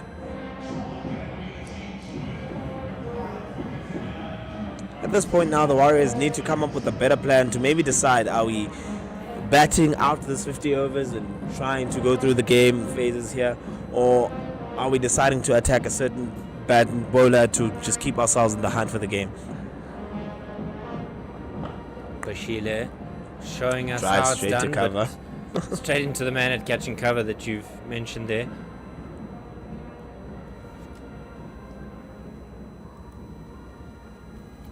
"28 years of age, Patrick Kruger. Born in Kimberley, so we'll find sympathy with guys like Diego Rosier and Reza Hendricks at this level. Short and ducked under, and he looks at square leg, and that'll be a wide. I must say, guys, I've lived here now in Gauteng for a couple of years, and coming from the coast, that really is a better life. There's just something about being around the ocean. And You the might conditions be are sent very back there different. if you're not careful. You're in the lion's den, and now you want to say that the coast is better. You're a braver soul than I am. I'm not saying it's better. I just say You just said it's better. a sense of home. There's something just about being around the ocean. He works this down to fine leg. They'll get through for 1 and think about the second, but intentionally are aware of the man who had the ball in hand, Bjorn Fortuin. Good decision to stay at 1. You can't always be pushing fielders for that second. 5 to the over is where they're going. They need to go at 8.1. To come back to your point, I think there's a lot of Joburg or inland province people that when they go on holiday, they get frustrated with the pace of life out at the coast, and it can be very frustrating. Yeah, it is rather slow. No run. Oh, there was a certain no run there, and Should have that'll been be stopped. And that should... all the way to the that's boundary. 4. Valiant Should have been attempt. stopped in the ring. It's Delano Potgieter that's down Yeah. there on the boundary doing the substitute fielding. Wonder who he's on for, but we'll try and have a scan around the pitch. But it went through Vian Mulder there to the Should have boundary. been for stopped. Really should have been stopped in the ring. But it went through, and also should have done better at the fence. But it's 4.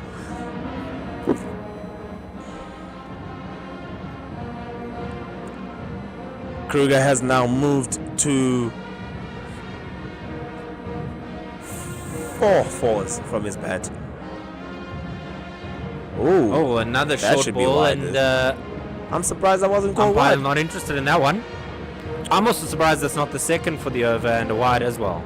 But nevertheless, 17 runs to Kruger's name. 16 of them have been boundaries. It's actually brilliant. It's a really good start.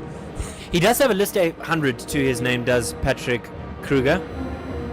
Started his life, like I said, in Kimberley at the Oval, playing for Griqualand West back in the day. He's clearly showing himself to be capable with the bat here tonight. And I think crucially for him, he's trying to negate anything that's on offer for Malusi Siboto and gets his body well across the line of off to stump. block it out. You'll see that Dom Hendricks' shirt cut off at the bottom of his number. There actually is a sponsor. You'll perhaps see it when we find it on one of our other players. You can see it at the bottom of the shirt of Siboto. He doesn't have his jersey tucked in. Ooh. Comes across again, and this one will go down. This the one left is side. wide. And there's the wide for you. It's always interesting for me how close those calls can be. You know, the decision for white ball cricket that anything that is down leg is absolute wide, irrespective of how close that gets to the stumps. I mean, even when you see that your batsman has moved across the line of the wicket here, he's exposing the leg stump. You try and attack that, and even if the ball just shaves that area of the leg stump, it's still wide.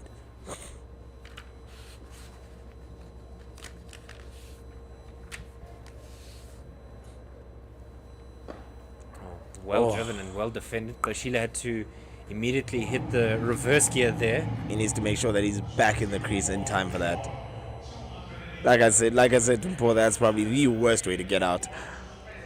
It's another good over. It's another good over from Siboto.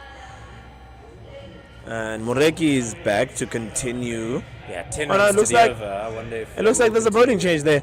Bjorn Fortuin. Bjorn Fortuin is the looking right to come in. decision for the Lions, as you can see Ryan's got a helmet on his head, Ryan Rickleton. And it is a good decision to swap out there, as Moreki went for 20 in his 2 overs. So he was the bowler that the Warriors batsmen were attacking. Bjorn Fortuin with an opportunity to get to 100 list A wickets. He's on 97. It's close His enough. best He's right at the door. 5 for 34 against the Titans here in 2021-22, and not normally the place that you would think would produce 5 wickets for a 5 spinner. wickets for a spinner. But I think the Wanderers has shifted ever so slightly. Here and Centurion, it's more or less the same thing. You'd never really Centurion's consider. more of a batting wicket. Yeah, rather you'd than never really the- consider spinners to get 5 wickets Yes, on these wickets. But, I mean, the Proteas scored 400 the other day at Supersport Park. So if That was there ever was a brilliant batting batting. wicket, yeah, I mean, Klaasen and Miller Klaasen. just went ballistic against Australia in that game. That was beautiful to watch. cameraman's It tracking was the warm-ups brilliant. here nicely. It's absolutely brilliant to watch. Forte is just looking like he's ready to take a few wickets here today. Well, But he let's wants just that see. milestone of 100 list A He wickets. definitely want to take it on. And right now, if he gets 3 here, you're going to break the back of this whole unit. Initially, Mokhakane wanted a single there very quickly, but I think it would have been an error in judgment because Mitch van Buren is one of the quickest fielders for the Lions. At this point, I really do feel that the Lions are just looking for that Kashilia wicket, because that's the only thing really keeping them from going through that tail in the Warriors batting lineup.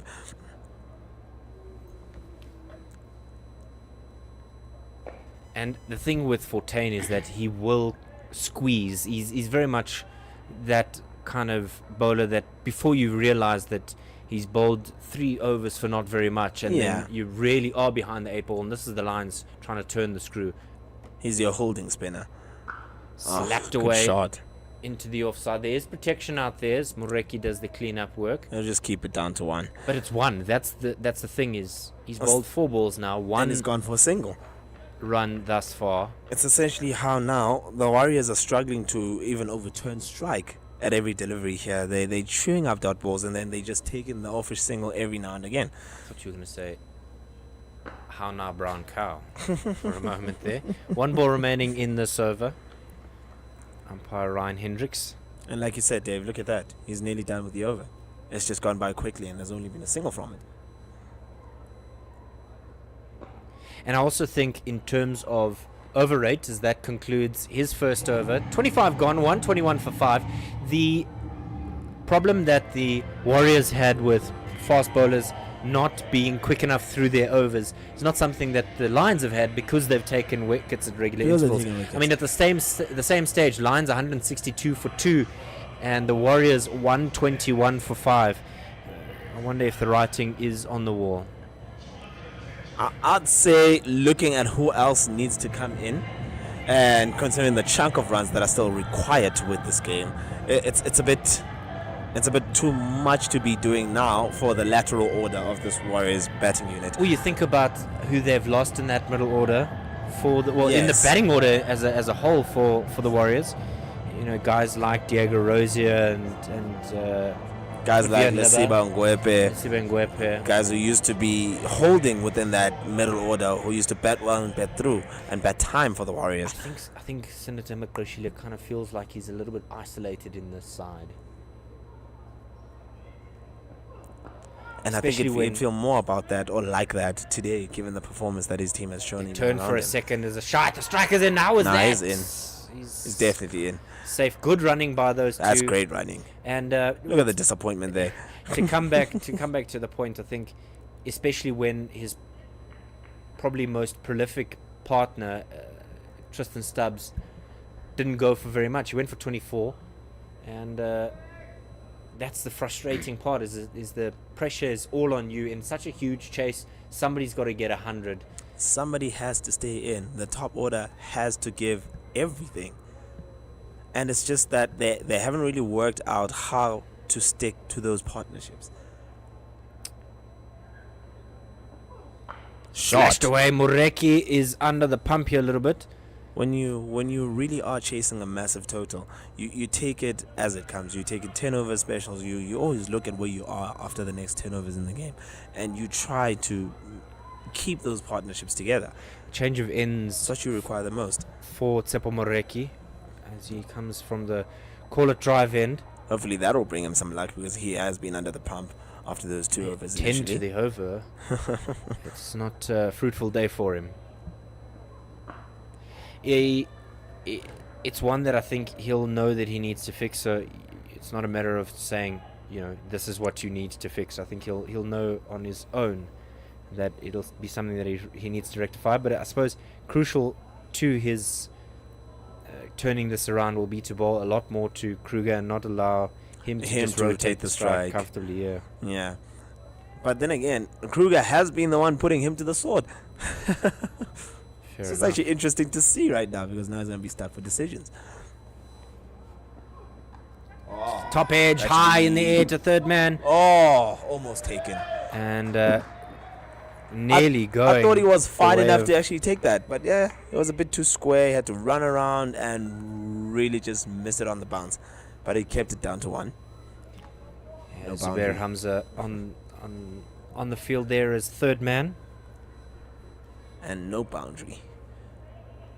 This is an important over for Moreki. It just goes to show that he can also just keep it together nicely and bowl a tight line and create opportunities to take wickets.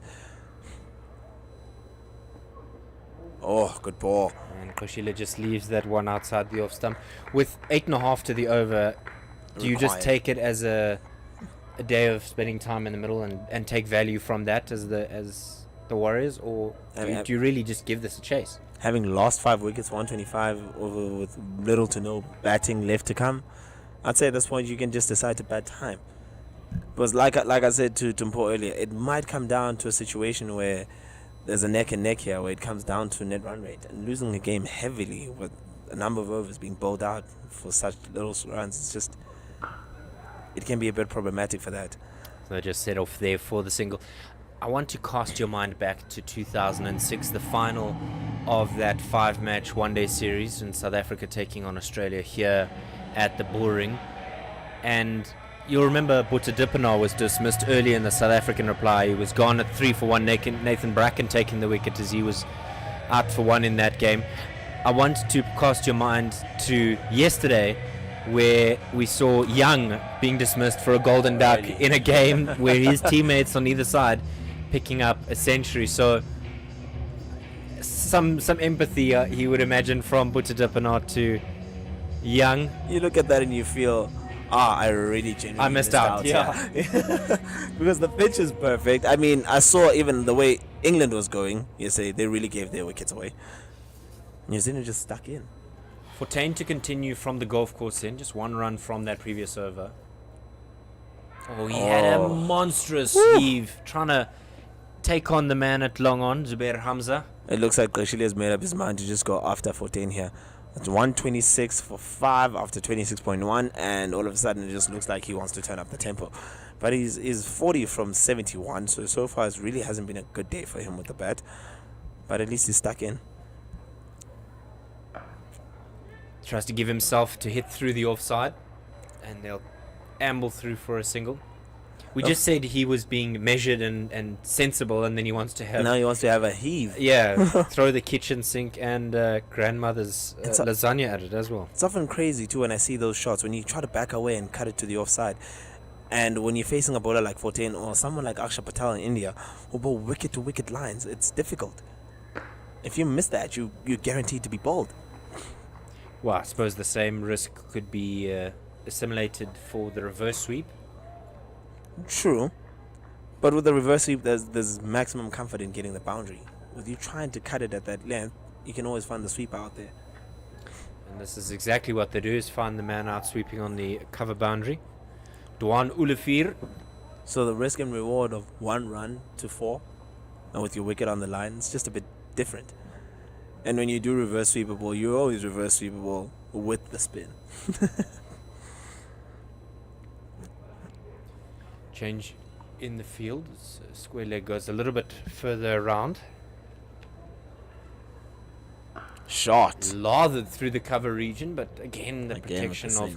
Well, if you see where he's collecting that, is 10, 15, 20 meters off the boundary. He really is not hugging the boundary at all. And the funniest thing with There's that, no need for it. with that delivery right now, was how Kruger went up for that single so much more quicker than Kashili. He was looking to turn for the second. Kashili wasn't even halfway down the pitch yet. Shot! Woo! High in the air and Into the go people. all the way. Well, shot in It's been a while since we've seen that. From Patrick Kruger all the way, and a heck of a way to finish the over. 27 gone, 135 for 5. I want to highlight to you, as we see the physio Z coming on the field, maybe giving some treatment to Dom Hendricks. But I want to highlight this photo that I've just had brought across my own feed, and you'll see that there's a young man sitting in front of Dale Steyn, and who do you think that might be? He's wearing a Proteas jersey, probably circa 2009, the Champions Trophy in England. What does it look like? Let's see if the producer is able to pick that one up. Connor not sure Esterhuizen if I on the can- park in place of Dom Hendricks. He is a Titans batter, Pretoria Capitals. Let's see if the cameraman picks it up. It looks like Brevis. It is Dieval Brevis. So that is an incredible image. That is incredible. You'll be able to see Wow. if you Absolutely check incredible. out. It looks like baby AB. Yeah, absolutely. And Ooh. bit of a waft there as Moreki comes in, steaming in from the call it drive in. If you want to see that image, you can follow Varies at Varies. He's also part of the Pretoria Capitals structures there. Verna is his name, at Varies with a W, not a V. But yeah, Moreki coming in here, steaming away. Lovely pace and It just seemed like determination from him. that last ball from that 14 over, Kruger just said, enough with these dot balls, man. Yeah, he doesn't want to be constricted in any way. Let's just try and play. And that's... It's just sweet timing on that. Oh, just beat him all in. Variable bounce. And yeah, probably the wrong shot to be in that position for. Almost like... It looked feet like in it the just toilet died is- on him there. Yeah, there was no footwork there. Oh, from Kashile. because he was just throwing the hands at the ball there without any movement whatsoever. He just looked like he's set in stone there for that shot. And like you said, David, really isn't a good shot to play at that moment. If that was any more straighter, it would have been found wanting. It's much better over from Moreki. Ah, yes. dot. Oh, Oh, no. Set off immediately. Suicidal running, but At least he gets there comfortably. Well, felt confident going to Dwan Olafir, who He was just called him perhaps in. sitting on his heels at that mid-on position. Moreki has come back nicely following that start with those initial 2 overs that went for 20 runs. He's into his 4th now, halfway through. He's only gone for 26. So he's essentially conceded 6 runs in his last 9 deliveries. That's pretty good.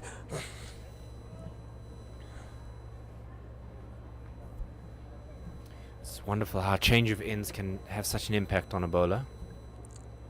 It really is wonderful. Oh, I toe-ended that one. It looked like he was playing a forehand from tennis.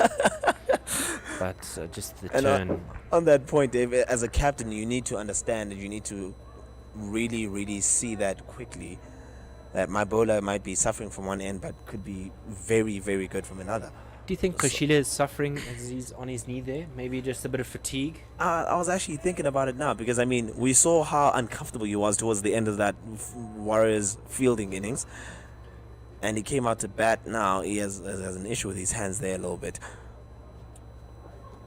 Smashed over Lion's head, up, Catch it, security! and gone. Bang, it's 6! Please get the ball for us. There's nobody sitting there. Yeah, security having to do a bit of a retrieval job as that one. Goodness me, was that's a fine hammered. shot.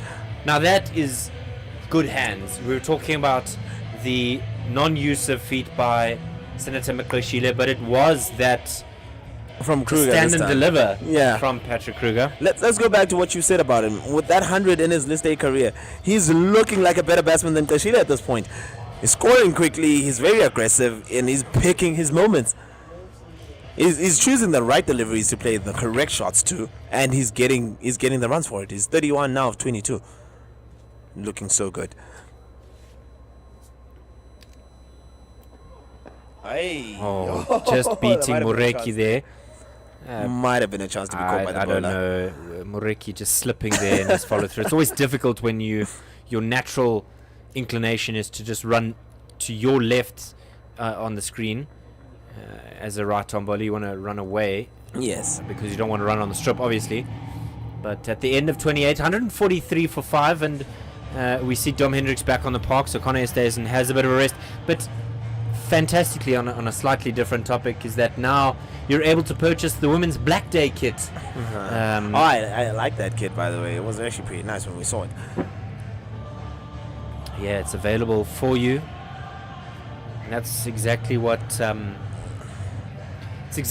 we've been calling for since the last Black Day when South Africa took on the West Indies here at the DP World Wanderers for Black Day. I was privileged enough to bring radio commentary to that game. Bit of a shame that there's not going to be radio commentary for the World Cup. But it's always difficult with the combination of rights holders and the cost. As Magala It's very will difficult. restart from the golf course end. Oh, bit of a wayward it's a bit of a delivery wayward there. delivery. But we Full can toss wide. we can clearly No? see the thinking of the Lions captain here. Doms is just looking at the situation and thinking, I'm going to take my best strike bowler and put him into this situation where we just need to clear this up. How was that not a wide, guys? Our jaw is on the floor here. I'm not quite sure what's happened. Perhaps taking a tickle of the That's- pad through. Probably did. Because we really don't have any stump mites out there. Yeah, umpire But Ryan that looked Hendricks. so wide. Yeah, it did look very wide. Perhaps just maybe took a nibble on the way through. Maybe it did. And the batsman weren't really even in any position to argue. So I'm pretty sure it really did hit something. Up over the top, there's shouts of catch, but the fielder on the boundary, Dwan Olafir, is so far out there that he wasn't going to get there. In no man's land. Dwan just looked like he was indecisive about actually going for that ball. Maybe he lost it in the lights, we would say. Well, I don't know if he lost it in the lights, but the ground to cover was certainly, was certainly 20 large, meters to yeah. get to the ball. And it was already dying after it was actually hit through just over this. The 30-yard circle was starting to go down.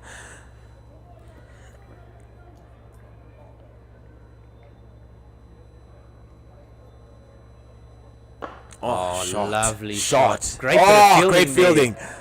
Zubair Hamza putting in the dive, but it was a glorious shot. Deserved so much more. Hamza definitely there. saves the boundary there. Only getting one, although he's out of his crease at the moment. He better get home. We don't want a Johnny Bairstow incident. Oh, we don't want a Johnny Bairstow incident. Zubair was- Hamza just landing awkwardly That for me was there. legal, guys. Anybody who says anything else, Dave, I'm sorry, that was completely fine. And when you looked at when Alex Carey caught the ball and released it, it all happened within the same. Well, the best thing was the Australians chuckling into their soup at lunchtime. Shot. This one is carved Come away. on, Dwan. Not getting there. Yeah, 4 runs there. It was just And it's lathered Kruger. through that. Kruger again, It's Kruger again. He's been sublime tonight well, so we far. thought that was it, as the current partnership goes up to 50. And that's from the 46 first deliveries. 50 partnership this whole innings. Yeah, the Warriors They've not needed that. getting there, but this is some light for them. The Warriors truly, truly needed partnerships at the top of the innings, and they couldn't get any. But they're there now. Kruger came in. It was a desperate situation when he came into bat.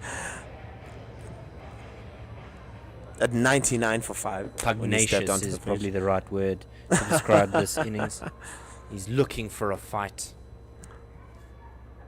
Shot. There's no That's one 4 there. more. Back-to-back boundaries. Goodness me, Kruger. Wow, where have you been this whole innings? That's what we're thinking right now.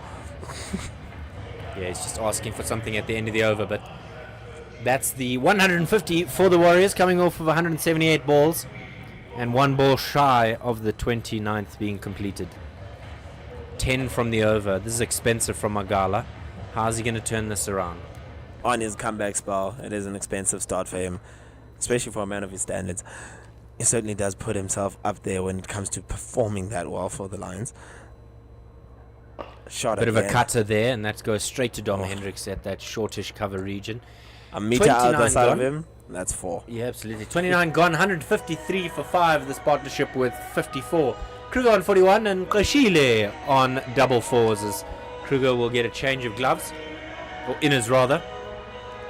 Change of socks for the hands, so to speak, when batting. Dave, you can't say stuff like that. No. Hand socks. Yeah, it's the thing that not everybody prefers, batting with inners. Yeah, because I feel like you kind of just sweat more when batting with inners. You know, the thing is, I think it's also about grip. That you feel like you're able to grip the bat better because when- your hands aren't as free in your gloves. Change of end for Bjorn Fortuyn. He's going to come from the call it drive end. Well, no, with inners on, it just feels more tighter in your hand, and the gloves are just a bit more. That's, I suppose, also why guys have double grips. Probably. They just just feel want like that it's a feeling to be comfortable- more comfortable and comfortable. tight. 14 with the change of ends. Will probably work out for him at this point, because we talked about how crucial it could be for a captain to realize that your bowler might have more success at a different end. So let's see how Fortuyn goes about things now from the corner drive end. Just 5 each from his first 2 overs, and he's trying to change the field. Whether or not he wants the man sweeping in the cover square enough. Well, is he square enough? And that's exactly where things have gone. Coming to nearly Krashile. trapped Krashile in front there. Nearly did. He just squared him up a little bit there. Seems like Krashile was stuck between playing 2 different shots there for that delivery.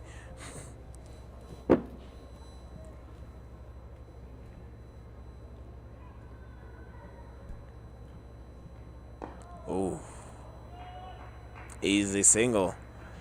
We talked about the importance of strike rotation, and all of a sudden, 5 wickets later, they're now doing it with simple ease. Yeah. No recklessness needed as Connor Easthuizen did the fielding, so somebody else Goodness is me. off the park, maybe getting a comfort break. Yes, it's definitely another one there. And there it is again, Dave. Simple strike rotation. They couldn't hitting do this to sweepers, build yeah. their partnerships at the top of the innings. They're doing it right now in the latter part of the game. And it's just, where has this technique and this idea been when you were starting off your innings?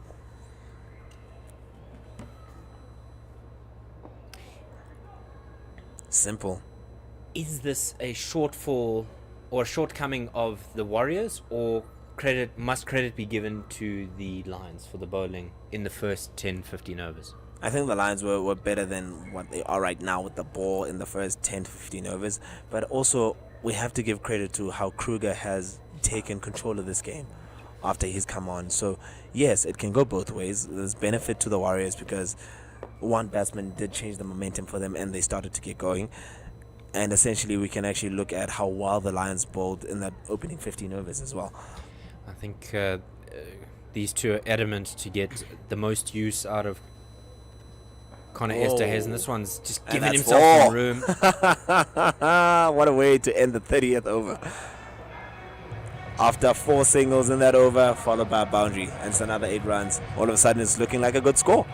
And that's Sinatemba Koshile's 7th list A50 as we have a change in commentary, and Paul Mutlane will be my partner in crime. Thank you, Odwa, for your time. Thanks, some fans on the embankment there enjoying a glorious Johannesburg evening. And well done to Sinatemba Koshile. A little bit of a slower one than I think he would want, and pause. That one comes off of 79 deliveries, 51 dots he faced. But crucially, he's been a rock in this Warriors. Yes, I want to use a buzzword that many cricket fans hate, but he's been an anchor for this team to give them some sort of a shot, and it's enabled Patrick Kruger on the other end. They'll only be upset if you say Nuggety to a player that's not Dean Elgar.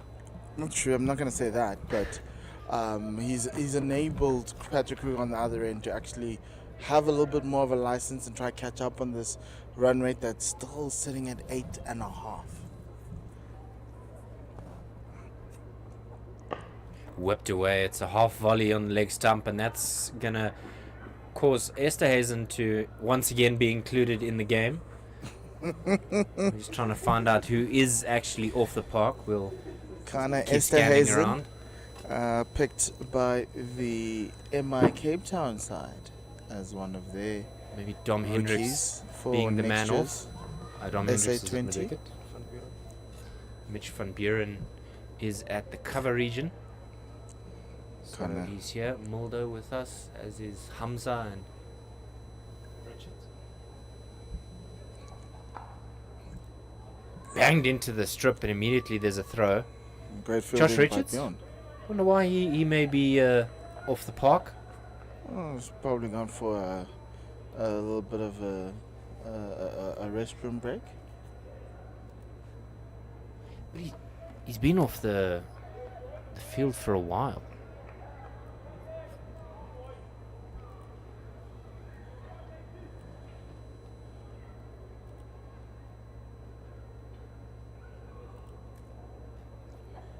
Short and pulled onto the onside. Umpire nearly taken out at square leg. Dennis, the umpire Dennis, had to dodge that one.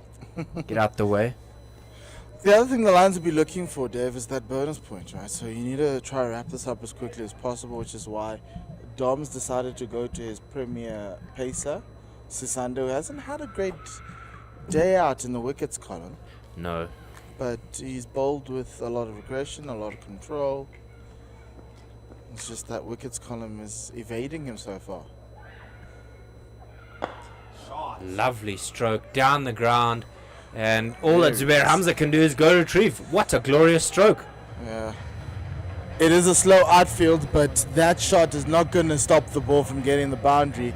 And Sinatemba Koshile putting on a show now after he's got into his half century. You know, you were talking about Malusi Siboto's miserly bowling, and you were talking about putting up zeros, and in my mind I just had a chirp or a joke about the shortages of eggs in the province, and Malusi Siboto providing them. The egg layer. Pitched up, and Magala not being dispatched. Much better comeback from him. Sinatemba checking with his partner if he saw the ball swing late. And that's the danger that Sisanda provides, especially Under lights, yeah. for those Yorkers. Yeah. The ability to execute such a delivery is invaluable at he'll- any level. He'll be sorely missed by the Proteas. They really do need a death bowler. They don't have a death bowler currently in India, so it's quite interesting to see who's going to step up there. That one slashed away. Got him. What a catch. That would have come like an absolute rocket. And the Warriors' downfall continues. 6 down. 168. And that's the end of Koshila. You just commended him, and then he throws his hands at that one. Sisanda Magala does what his captain wants in Dominic Hendricks, is to break this partnership As partnership had gone over 50 runs, and they send. Magala manages to send Sinetemba Trishile back for 54 of 82 runs, 82 balls. Caught 14 at backward point. Really good wicket, and it was the short ball that was bothering him. There was a lot of full balls in that over. The short one that he thought he could cut, going straight to the hand, and end of the 31st over, 168 for 6, and the teams will be taking a drinks break.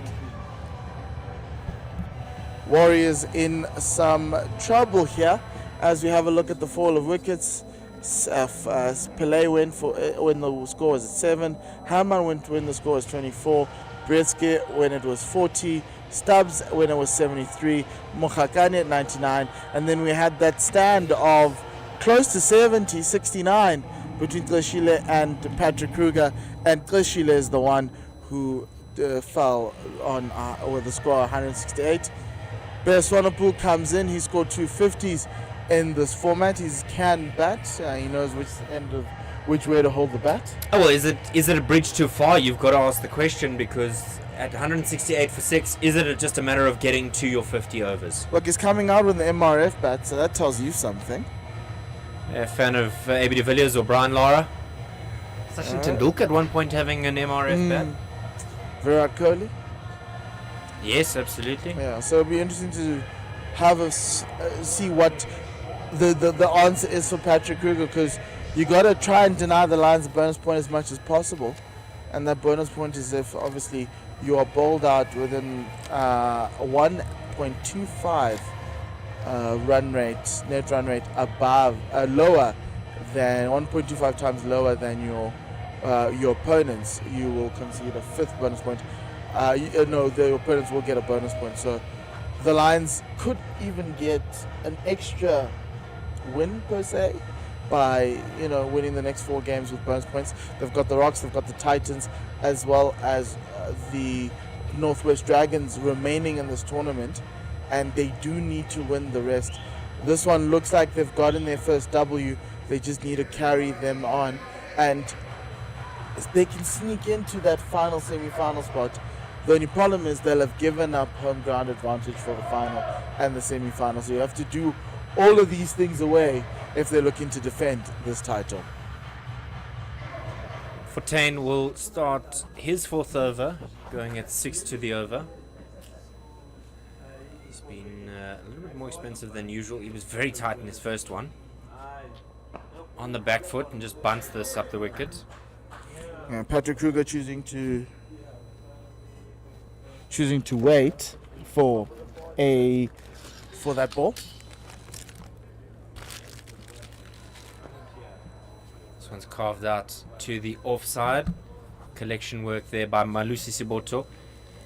For some information for those who want to continue following domestic cricket, there's a game on Sunday. Warriors taking on Titans. Akona Anis will be partnering with one another, and it's an exciting game in prospect because the Titans haven't played many games, and the Warriors will want to put a show on in front of their crowd. Around the wicket comes Fortain. Weather permitting, Dave. Weather permitting indeed. And in addition to that, Tuskers will play host to the Northwest Dragons. Pendulo will be there. The battle of the basement dwellers.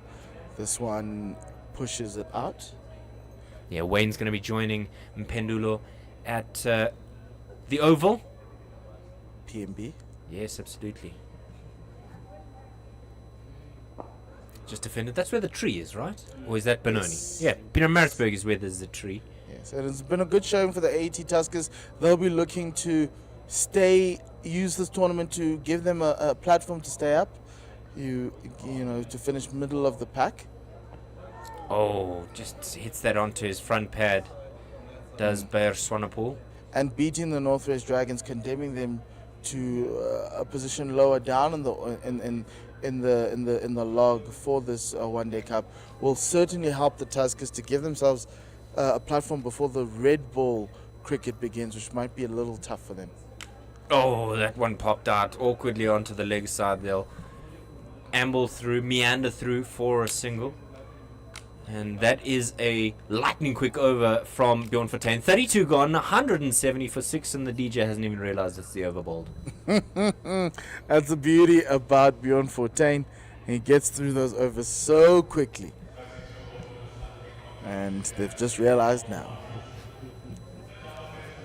Yeah, that red ball competition is for the connoisseurs of South African cricket, the connoisseurs of any form of domestic cricket. It's where we all watch with anticipation. Yes, this is enjoyable, and this is where we love to show our skills as cricketers. But boy, oh boy, and poor, if you are a lover of the nuance of cricket, as Magala will begin another over, his 8th now from the golf course end, is that red ball competition. Oh, well bowled. He bowled at a heavy ball. Swanepoel thought about setting off, but not able to do it. That red ball competition is the nursery for all levels of the game, and Peter Milan spoke about that being pressure as opposed to Test cricket. It is pressure because it's effectively where you either you keep your job, don't score runs there, don't take wickets there, you might find yourself without a job. And yeah, that's where pressure lies, fighting for your livelihood. It's bunted away onto that offside. Mr. Hazen will clean up once again. And if you think about it, Dave, there were 80 rookies who put their hands up for the SA20 auction, which kind of tells you the amount of demand for these 200 or so spots that we have in the top in domestic cricket in South Africa. And you've got a group of 80 youngsters coming out of high school coming into cricket. There will be some lost overseas, but essentially that's the reason why there's pressure, because there's always someone coming up looking to take your job. Oh, that will be leg bars onto the onside. And I think it's such an important point you made, is that there's youngsters coming out every single year that want to put on a show and want to perform, and whether it be in Division 2 or Division 1, that red ball is a true assessment. I don't want to use the obvious word in test, but it is an assessment of where you are at this level. And if you look at the likes of Duval Brivers, who haven't even played that many red ball games, it kind of gives you a sense of where teams are looking. Popped up into the onside, and chasing job here for Dominic Hendricks. I think that's also why he's been found out just a little bit, young Brevis, particularly with the short ball, and I don't think at this level, when you have a weakness to short ball, that you won't get found out in red ball competition. I think Dean Elgar has spoken about it quite a lot in press conferences over the years. South Africa is one of the most difficult places to bat with the red ball early on.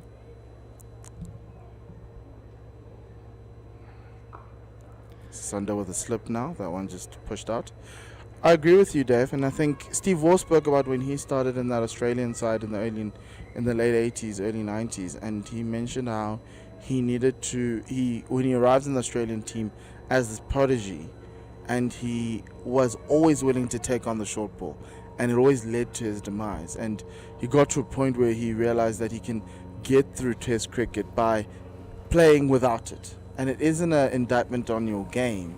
It's just an indictment. It's just a recognition that you know where your weaknesses are.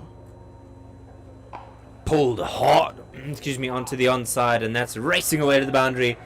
And it's another 4. That'll take him to 50 runs. Well done, Patrick Kruger. Defiant in the face of difficulty. 179 for 6, and it's his 9th list day 50. True counter-attacking innings. 54 of 37 balls. Something that the Warriors needed to kind of give a little bit of pressure back to the Lions, make them think a little bit differently, and not necessarily cruise all the way to victory. It is also his, one of his first few innings for the side, and it's really good to see that he's putting down runs, because runs are your currency for your new team. What do you think the conversation is there between Patrick Kruger and umpire Dennis Smith? Seems very cordial. What flavour of gum do you think umpire Dennis Smith has? Ooh. Do you think he's more of a fruit man or a mint man? I think it has to be fruity. Imagine having mint in your mouth for like. Lance Klusener used to chew press stick. He just said, "What's the point of flavor disappearing?" What's the point of chewing? Well, concentration. Concentration.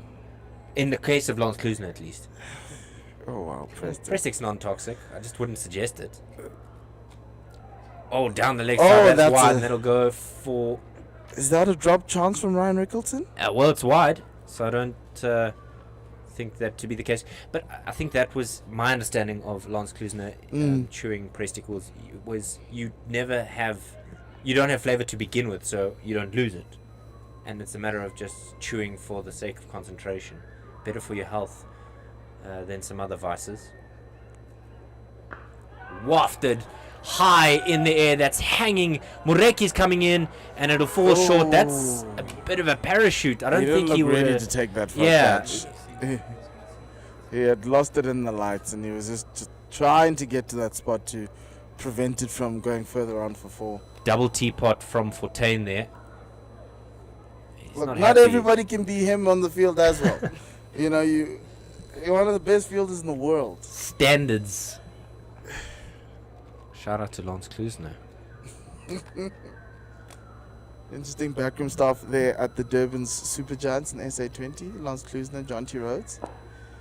And they've essentially picked, as this one will just take the hand of Fortain, they've essentially picked a majority of Dolphins players. Yeah, and the former Lions player Bryce Parsons, Kes boy, was one time in the start of the MSL where he played a practice match straight out of Kes in his school uniform to walk out to bat with Chris Gale. Dispatching Pangiso, if memory serves.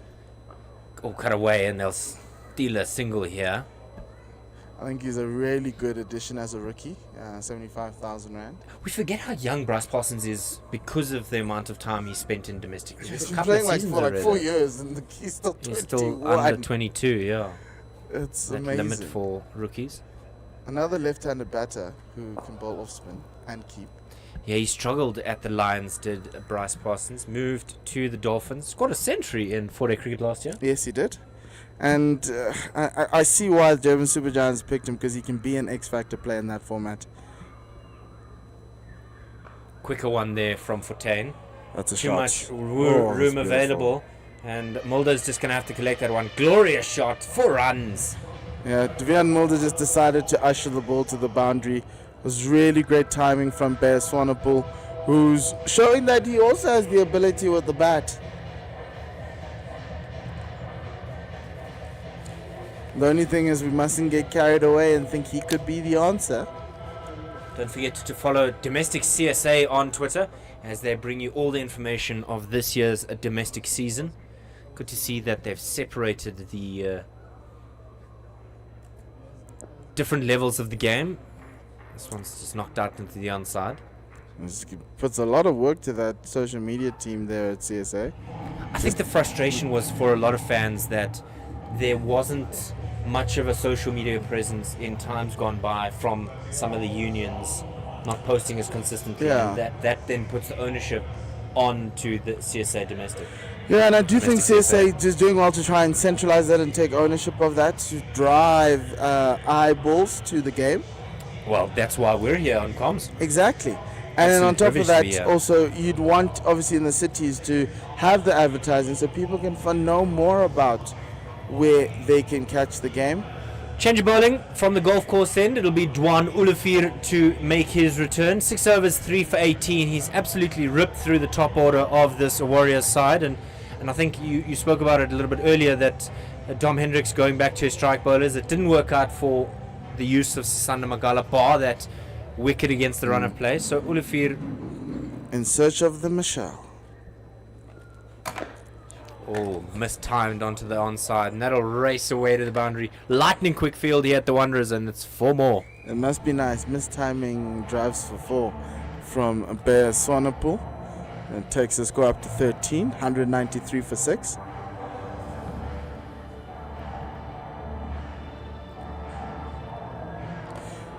Dave, if the Warriors were 193 for 3, or even 4 at this point in time, that 8.7 required run rate would be something that we'd be saying here is something possible for them to chase down. Well, confidence is key in that instance because, you know, as a batting unit, partnerships are crucial. Doesn't matter what format of the game that you play. And it's a very different game, as you mentioned, if you're 3 down as opposed to 6. Oh. Particularly if you've got 2 Ooh, set man. Patrick. He's just glanced that down to third man. Subot to clean that one up. Is showing us that he's got a wide repertoire here. I think both these batters have come to the party and said, well, I think we're probably batting a little bit lower than we should. It's definitely Well, then we Patrick are. Kruger at 7. There's Somebody Swanepoel. well, Patrick Kruger also has a first class 100, not only a list A 100 for the Knights. Slashed away, backward of point, and another boundary, just hammering into those boundary cushions. Those are the balls you dream about. Those are the balls you dispatch away. And Patrick Kruger is climbing into Dwayne Olivier. 2 boundaries in this over already.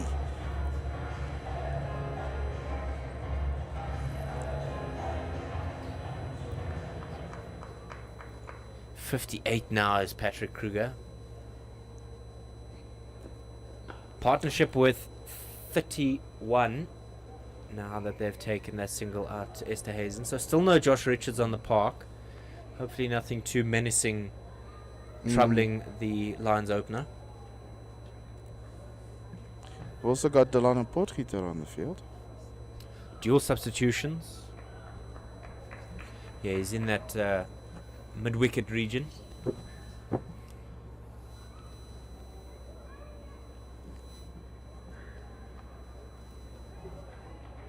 Pulled and cleaned up there by Moreki. It's Sisanda Magala who's off and is replaced by Delano Potgieter. Maybe a bit of a comfort break. And that brings up the 200 for the Warriors. 23 fours, 4 sixes, 215 balls, 154 minutes. And they get it 1 ball shy of the 35th over. An expensive one, this from Ulafir. 113 needed to win off 91 balls. Can this too cause drama? Oh, nearly took the outside edge. You nearly put the death knell on Patrick Kruger. But anyway, 35 gone, 200 for 6, 131 from 90. And at the same stage, not too much of a gap, but it's those 3 wickets that you mentioned, Paul. Yeah, line slowed down in that from overs 25 onwards, 217 for 3 after 35, and the Warriors are currently 200 for 6. So if you're a Warriors supporter, the door is still open. There's still a chance. As long as these 2 are here, Slightly ajar.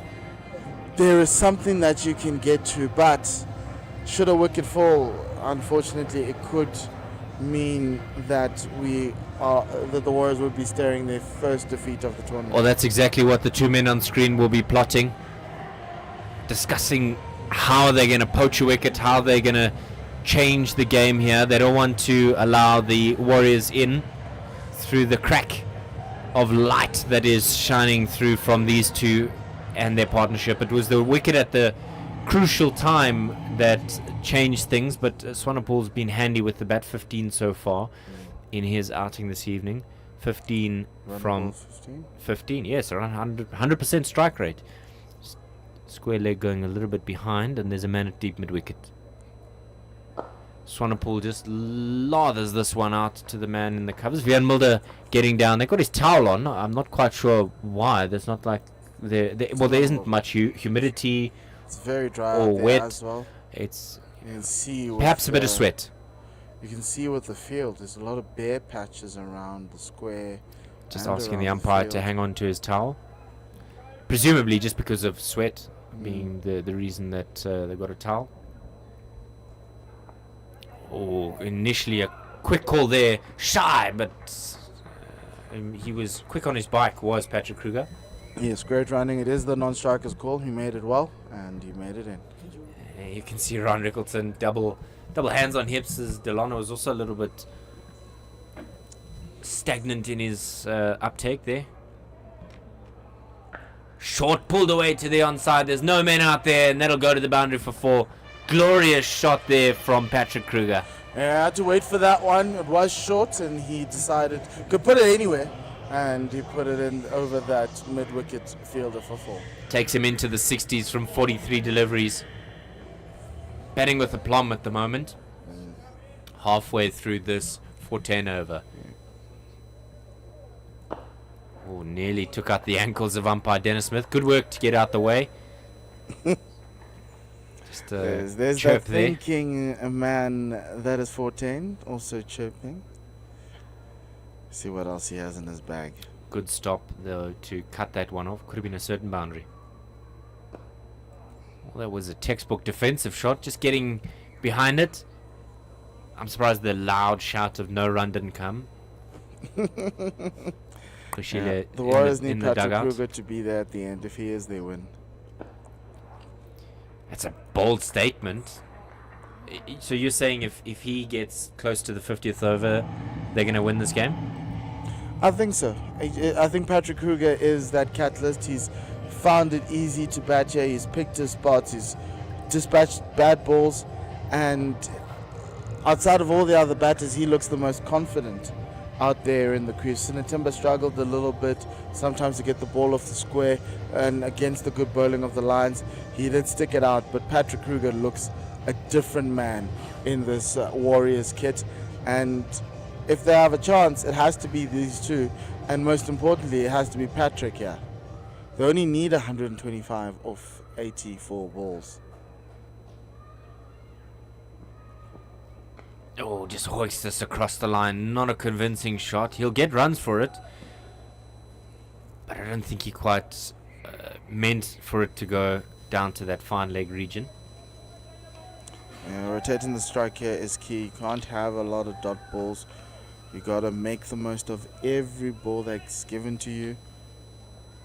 Just keep rotating that strike if you can't get a boundary, but essentially you got to still be proactive in your boundary hitting.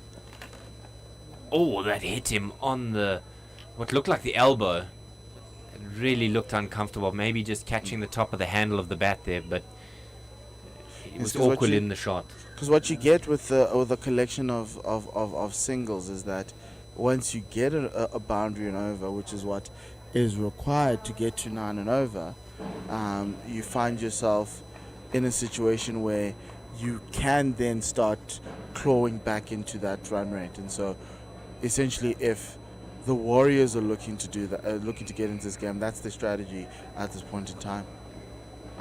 Whipped away onto the onside, up and over the inner ring, and a valiant attempt down there in the deep goes in vain. It's another 4, and it's the boundary that you were looking for, Paul. Yes, great shot there from Patrick Kruger, realizing that it is going to the shorter boundary side, getting that boundary in the over, and now they've got 6 runs with 3 balls remaining in this over. They really can do this smartly and get themselves over the line or close to it if they do fall short. And their last boundary bringing their required run rate under 9, still 8.8, but Olafir wants to restrict, and he's got to do better than that. Smashed away through point. What a glorious stroke. He absolutely muscled that through that point region. Back-to-back boundaries, and he's into the 70s. Bonus boundary for the Warriors, getting themselves to 10 runs and over now. Just always clawing back in, and that's what you need. Bad balls to be put away, and Patrick Kruger looks in some great rhythm with the bat. And the conversation now between Dom Hendricks and Duan Olafir, perhaps about what's going to happen with the field. Third man brought in the ring now.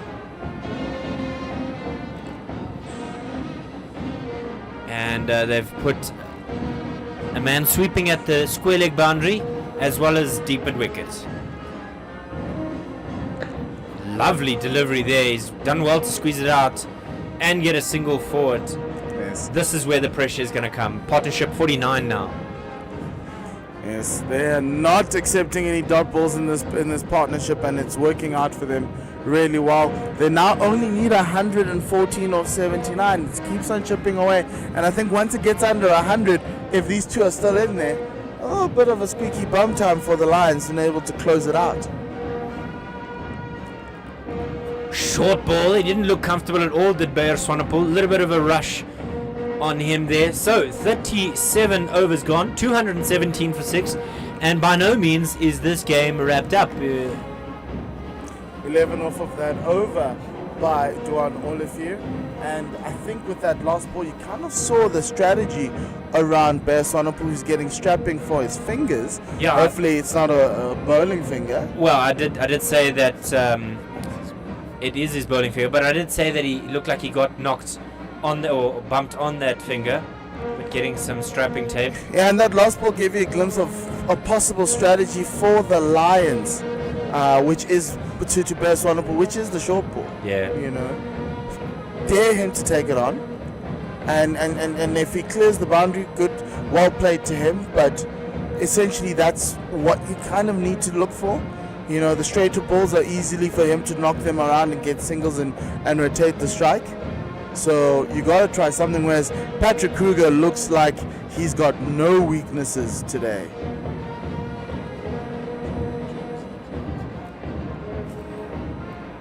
Fontaine around the wicket. Floated up a bit, chipped, but there's a man out there at long on. He'll take it on the bounce, and Mulder sends it in. Lovely One little for them. sandwich there into the green. A one-stop hop. 50-run partnership between these two. Patrick Kruger 29 of that, Swanepoel 17. Another 50-run partnership. We've seen 6 50-run partnerships in this game so far. Just squeezes that one out onto the offside. There's a call for 2 early on, and they'll get back comfortably in the end. This is where the pressure is going to come from. And as these two have Nelson to win 1-1-1, the game is on a knife edge. Keep rotating the strike. If you're the Warriors, get yourself within striking distance and then cause some chaos. Again, this one is an almost duplicated shot. They're going to go for 2 and get it comfortably. Moreki, the busy man out there in the deep on the offside. Yeah, Dom Hendricks' Protea bowlers are not doing him any favors here. Sisanda's already bowled 8. Olifier's going to bowl 8. You're going to have to rest them. That means you're going to have to get a wicket between Mulder, Siboto and Moreki to kind of see if they can't open up an end and bring in the true bowlers into this Warriors batting lineup that's already batting deep. Solid defense there from Swanepoel. 8.7 now to the over. They're going at just under 6 or 8.8. It's just upgraded, but current run rate is just shy of 6. 5 from the over so far. They've got 2 balls left in which to collect those 3 or more runs required to stay on par. There's the first of those 3. There's an early call for 2 and declined as Swanepoel left his bat behind. I think for the Warriors, if they can get to a 70 for the last 10, gives them a shot at this. Even with that lower order, will give them a massive chance at this. And you can get there by rotating the strike.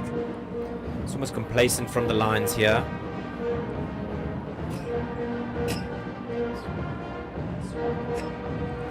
There is another single, and they're confident enough. 38 gone, double 2-4 for 6, and Kruger well into the 70s here. 76 from 52.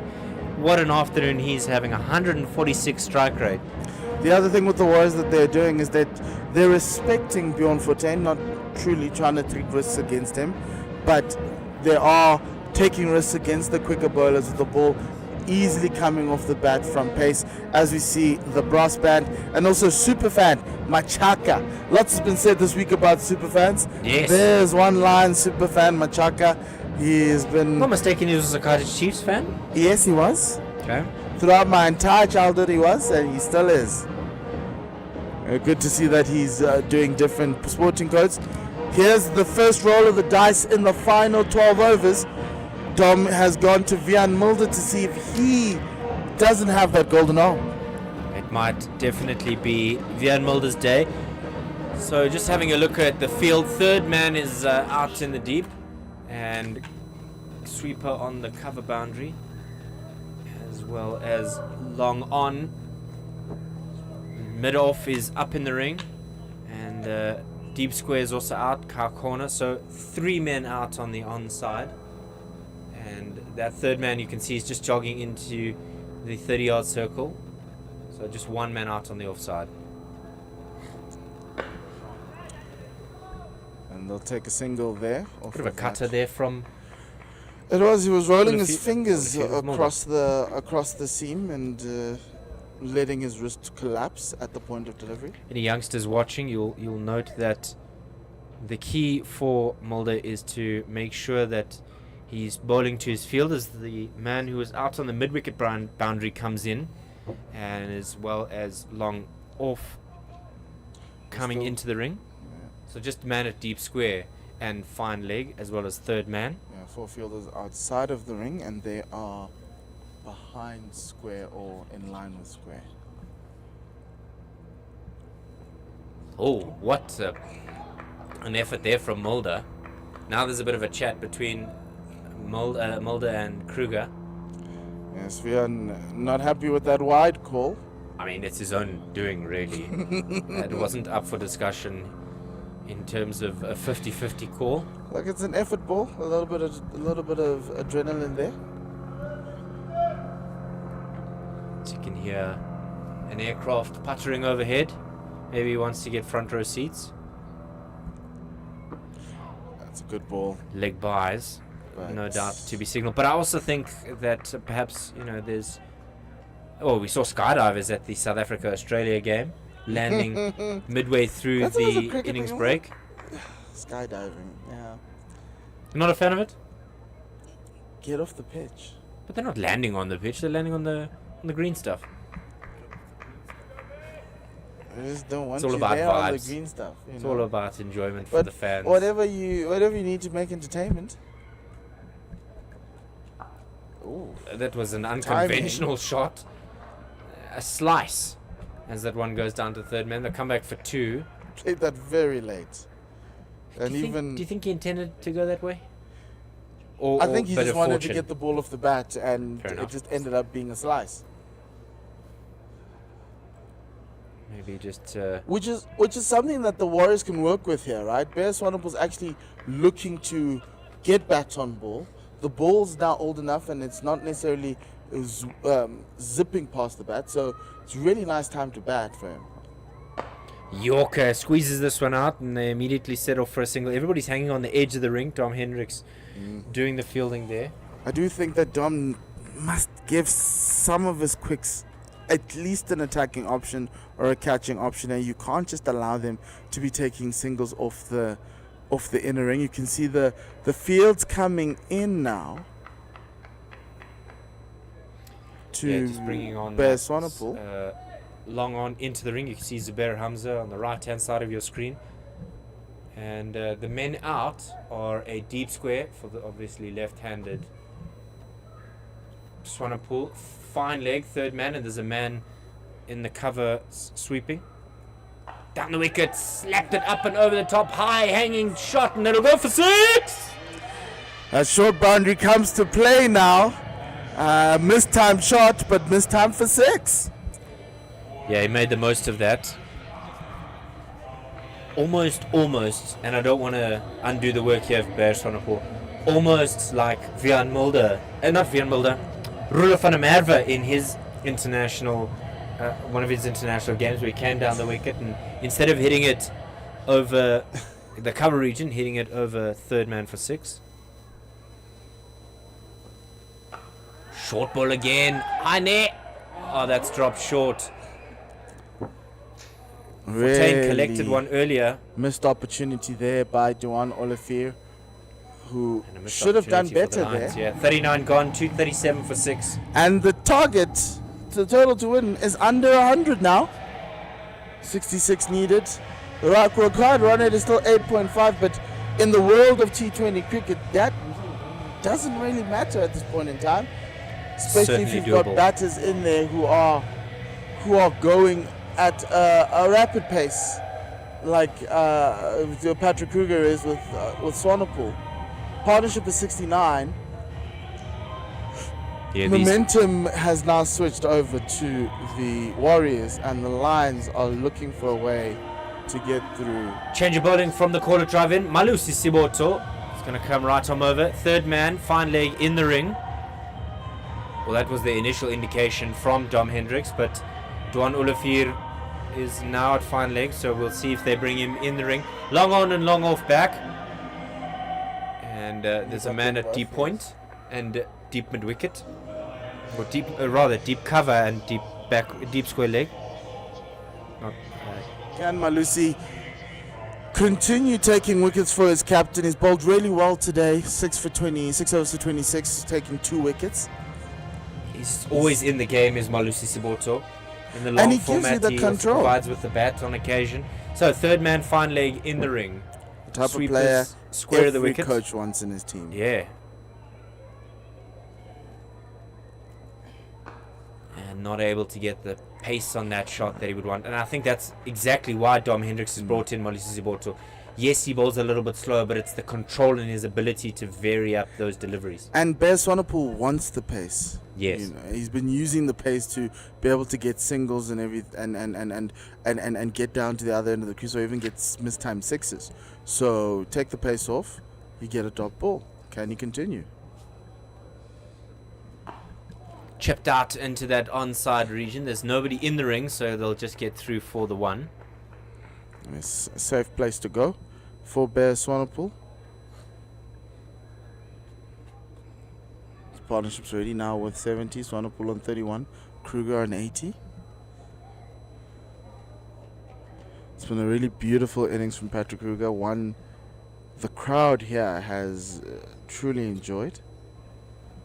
Wide array of shots. I don't know how many Warriors fans will be in this evening, but smiles on their faces if they are sparse. I know it was from that side of the world. I'm sure people are watching on YouTube with smiles on their faces. We look forward to the team in Kruger hosting their first game, weather permitting, on Sunday. I know they've been itching to go, Anis and the group with him. If you are praying people that side, you know, maybe it's time to fast and pray and ask for a move of God to move that storm elsewhere.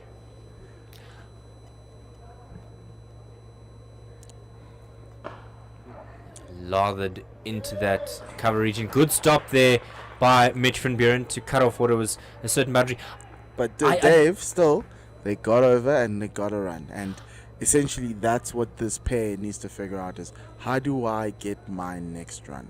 I'm in two minds about the rain.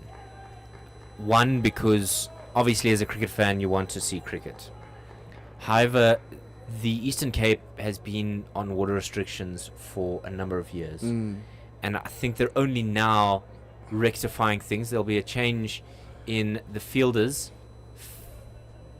Dom Hendricks really swinging things around as Moreki will come to a mid-off position. The only problem is you, as the CEO of Warriors Cricket, in his annual report, he can't be like, well, the games got rained out, but hey, it was good for the region. We just didn't get a trophy because of the rain.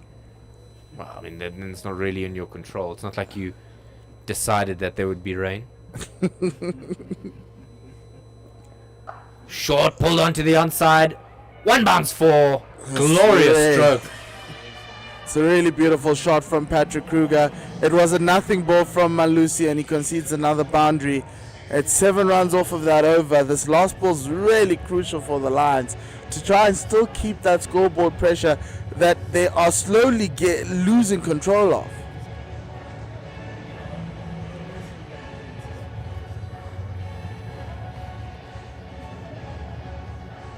Yeah, there's a bit of a conversation between Siboto and Moreki. Moreki maybe suggesting that he could square him up here with an away swinging delivery, a bit of an away cutter. And just tucks this away onto the onside. Men coming off the boundary, racing in to try and cut that one off. Connor Esterhuizen keeping it to just one. 40 gone. change of commentary. I'm going to make way for Odwa. 2:45 for 6. Thank you very much, Dave.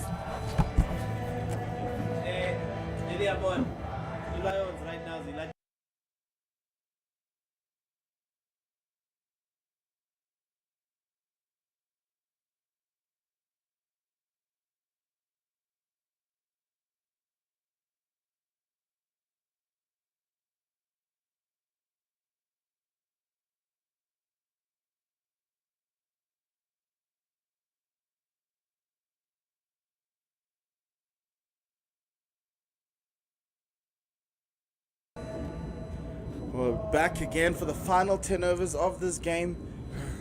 If you left an hour ago, you would have thought the Lions were on their way to victory, but the Warriors have put up a fight back, and great shot there from Patrick Kruger out to the point boundary for a single. The Warriors are not going away, and that's the type of character that Robin Peterson wants to instill in this team, that never giving up attitude, Odwa. This is crazy, boy. I mean, halfway through this innings, I for one had totally written them off, because I mean they were at around 120 odd for 5.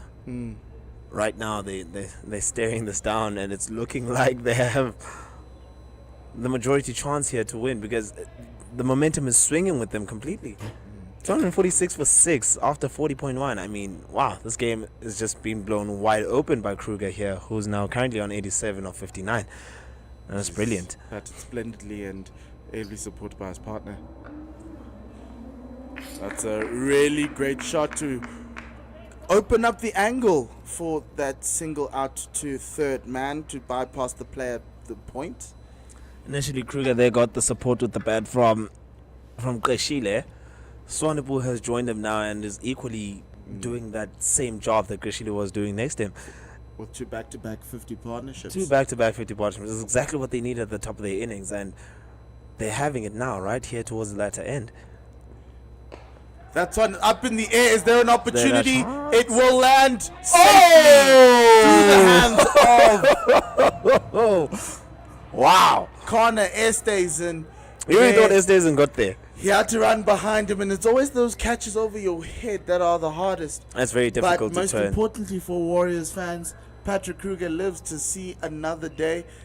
Another ball, and he has now gotten 2 runs off of that. He moves on to 89. The Warriors move on to 249 for 6. The Lions are asking themselves, same questions the Warriors were asking themselves, where is this wicket going to come from? Exactly, and essentially now they have no ansers. That's and a beautiful shot for 4. Talk about Straight salt to the point. wound. The sweeper couldn't get there. Boom for 10. One of the quicker fielders in the country. This over is now escalating. Talk about salt to the wound. And Right after being dropped, the how many Warriors times does that happen in get to cricket? 250. They are 253 for 6, leading 78 to win. Patrick Kruger. How often do we see that in this game? Every time you're dropped, the next ball is a boundary. Vian Mulder into Kruger. Shot. Oh, textbook. But straight to the fielder. No run there. The ball went like a bullet. Can anyone to advise Dom why Kruger Hendricks bats number on the 8? circle. We just discussed that right now as to why he bats so far down this Warriors batting order. I mean, goodness me, we've seen better batting from him than all the other top order batsmen combined at this point. And for the Knights, he's batted higher up the order. So I think it was just for... Oh, that's another 4 to the same spot. You cannot do that, Patrick Kruger. Cannot do that. Kruger with freedom of the city here at the Wanderers. He moves on to 97. Vian Mulder He's 3 away, Paul. having conceded He's 3 away from a century here. in that last this is over, crazy. conceded 14. 14 runs from that over. Warriors 257 for 6 after 41. Oh, you better not leave your seat at this point. This is getting very interesting. It's going down to the wire, Paul. What do you think right now? Like, what do you think? 74 or 54. If you are an odds man, I would be putting money down on Definitely with the Warriors. on the Warriors, as Patrick Kruger is laying all sorts of a beat down on this Lions bowling attack. We all know that this game is all about momentum, and at this point, that momentum is definitely with the Warriors. And They here were dead and buried halfway through this innings. I mean, where is all of this coming from? Here we go with Malusi. Can he wrestle back some of the momentum? And Now still deft almost. touch for a single. And all of a sudden Bear- now, rotation of strike is easy. Swanepoel's been living off of the quicker bowlers and just being able to guide the ball across. He understands that the value in this game for the Warriors is Patrick Kruger. He just needs a partner to get stay him with him. to over 50. If they get there, They win. Patrick Kruger goes. And all Swanepoel has to just get it back on strike. Sabota into Kruger. That should be wide. That's a short ball, Yep. and it's called wide by umpire Dennis Smith. Should definitely be wide. And It's that should be not- the last short ball for the over. It's not good for the Lions, giving away 3 runs. We talked about extras in the Warriors innings. There's 19 already in this Lions bowling innings. So it's just a bit of a problem there with the extras. Oh, that one He's is hit that off into the his pad, body. but they will take the quick single. A little Oh, bit of an leg RBW appeal. It was leg buys. You could say it was going down leg. Lions looking for anything to get themselves this wicket and secure that W, because it's not secured right now. It's It's looking really not very secured. It's looking very flimsy. They're trying to wrestle back the momentum in this game, and it's looking very flimsy. We talked about those required rates, and currently that required rate is still sitting at about 8. Yes. 2 Warriors are going fielders at about on 6. the offside catching behind square. And this one goes to the leg side. They will Swanepoel set off as though he's looking for 2. He definitely was looking for 2 there, I'm pretty sure. But I think Kruger will look at this as an opportunity to get himself over that 100 mark. And here's the thing about this, right? If you look at this, right? No ball here is a dot. You cannot have dots here. Look for runs. That's what the best teams do in the world. And the Warriors, with these past 2 partnerships, have been doing that really, really well. We cannot stress enough the importance of partnerships in a cricket chase. And Even in batting first, you cannot stress how important it is to garner those partnerships between batsmen, because it puts you in a very strong position. another single there. The Warriors were to the definitely Warriors. missing that at the start of this batting innings, but they have it now. Is it a little too late? Is it just in time? I guess we'll have to see. Oh, look, Robin Peterson will tell you that he had Patrick Kruger batting at the right position because he wanted a long batting lineup, and this is what he's getting for it. And driven, quick Yes, single one. taken off the misfield. Definitely Dominic one Hendricks there. couldn't corral that with his hands, and he is going to be very sore. That's definitely on the after knee. that, running it off, trying to not make sure that pain gets to settle. It just seems like from a team that had full control of this match, the Lions are chopping and changing. They're searching for answers and not coming up with anything at this point. Literally waiting for a mistake from the Warriors. And now all Driven of a sudden down they're the on ground defensive. for a comfortable single. You've gotten 7 off this over already. Malusi Siboto started And- exceptionally well. Yes, that ends that over 264 for 6. Required rate is still 8.4, but the number that's important for everybody is that to win number 67 to win off of 48. That Lions dressing room, the Warriors. It's Lions and Warriors. Robin Peterson is in there with Hashim Amla having a chat. Having a chat. Russell Domingo's not happy. But that's what you want to see. That's what you want to see. You know, Patrick Kruger is legends of the sitting game. on 99. Does and he's Robin on strike Peterson right now. call Russell Domingo coach? I'm not even sure at this point, like, because at the end of the day, he did coach him. He should be like, "Hey, coach, Okay, don't look so here unhappy, we go. coach. Let's just enjoy the game." Kruger on 99 watch. is literally on 99, and it's one of the Lions' expensive bowlers now to come into him with Seppo. Yes. Welcome all our viewers on the CSA YouTube channel. If you're new to that, please do click that subscribe button to be notified when they go live again on domestic cricket. We'll be bringing you cricket throughout the season.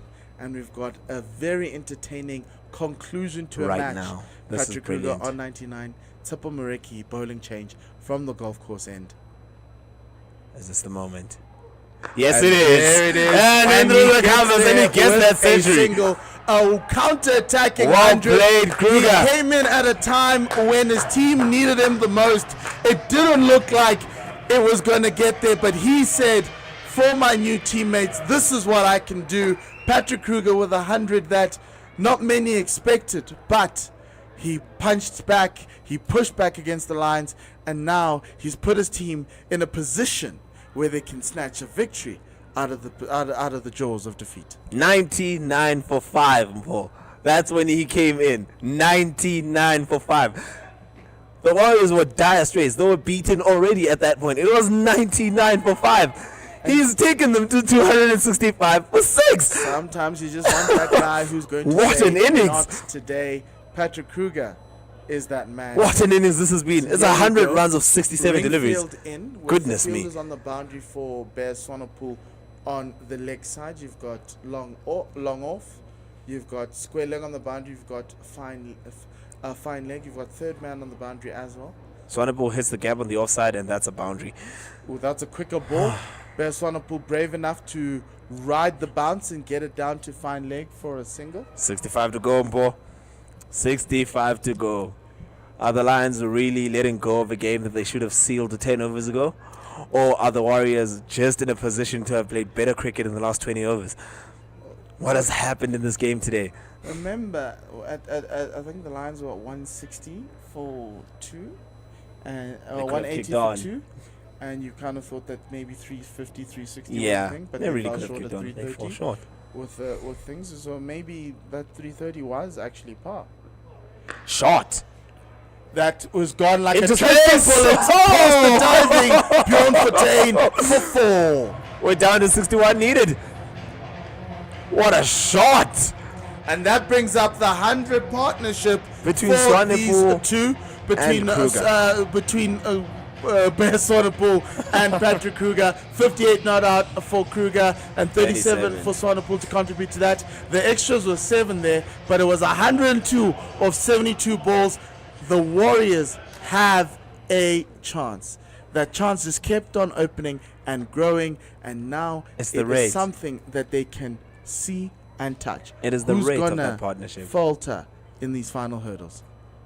It comes down to who And loses here's first. another That's one. shot. It's gone to the Oh. safest fielder with the Safe pair of this hands. time. Great fielding from Bjorn Fortuin for a single.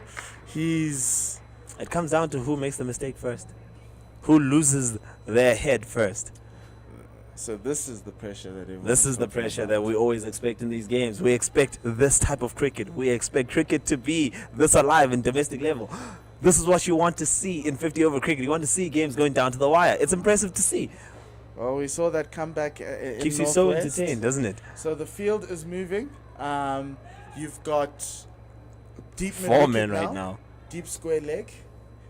You've also got Long on here. long on, and you've got square leg on the boundary. wide. This one down the leg side will be called a wide.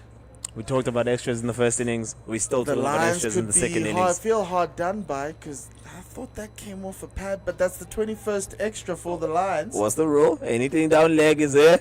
Yes, definitely wide. Okay. We can argue all we want. We had a situation here where there was a full toss down the leg side that was not a wide. That's true. That's true. You know, it's not like the VAR situation in football. Moreki in to a predominantly offside field. And shot. A little chip shot there for Bear Swanepoel. This game's quite easy for him. Let's get to the other end. Just get to the other end. Just stay in and make sure that you get to the other end. It's that 100-run partnership. 9 runs off this over with 1 ball remaining. They already have their boundary. Bear Swanepoel and Patrick Kruger are going ahead of the required run rate. So based on all the mathematics, if they do that, they'll take this team home. 58 left to win, 43 to go. Looking at this whole The situation, Warriors your are 100-run now partnership. in that driving seat. Moreki to Patrick Kruger. Patrick Kruger. That's a drive past Dominic Hendricks, but you've got the sweeper there. Defends it well. Defending 3 runs. It's very stretchy to be going for 2 on a misfield. You might lose your wickets there. And we talk about the importance of partnerships. And now we have a solid 100-run partnership between number 7 and number 8 in this lineup. The top order couldn't do it. Kruger came in and said, you know what? It's my job today. And he put up his hand for it. That's what you need in a team of quality batsmen and players. You need someone who's just going to take it deep and all the way. Dave and I were speaking about how they needed one person in that top order to just score 100 runs. Well, Kruger has done it at the latter part of the innings. And right now, they're inching. 57 to win, 42 balls to go. Outside of the Warriors any day in this situation. Dominic Hendricks with a lot going on in his mind. He's trying to figure out which bowler is going to give him that breakthrough. They need to break this partnership as soon as possible. They are running out of balls, and he's going to his Protea, Bjorn Fortuin, with 42 balls left. They are truly in a desperate situation now to get this wicket. Yeah, Fortuin's taken no wickets for 42 runs. They've respected him largely in this game, not wanting to take a lot of risks. Do you think now is the actual time to start to take your risks against Fortuin? Not or do you really, just see this through and then capitalize on the other bowlers? Well, that's I think the plan with Fortuin is to just see him through and then try and capitalize on the other quicks, because this pitch is not a typical Wanderers pitch. Slightly slower, but the quicker guys are enabling you to at least get the ball off the square, whereas the slower bowlers, these two have struggled against. They've struggled against Siboto. They struggled against Fortuin. You know, but the quicker ones, Moreki, Don Olafisi, Sanda Magala, these two have found joy against. So it's a dichotomy, because obviously you're in the final 10 overs in the final power play, you know, and you've got the fielding restrictions. You've got a man at square leg there at that point on the boundary. But it also does offer you that opportunity, knowing that you're up against Fortuin. You know that the Lions will try to squeeze as much as they can from his remaining overs in this latter part of the game. There might be some opportunity here now to actually look for those runs, you know, but it just depends on how far you can actually push the fielders, because they're watching the fence. So look at 4-2s, because there's opportunities for that. Patrick Kruger going for the first risky shot against Fortuin. It's a toe-ended shot.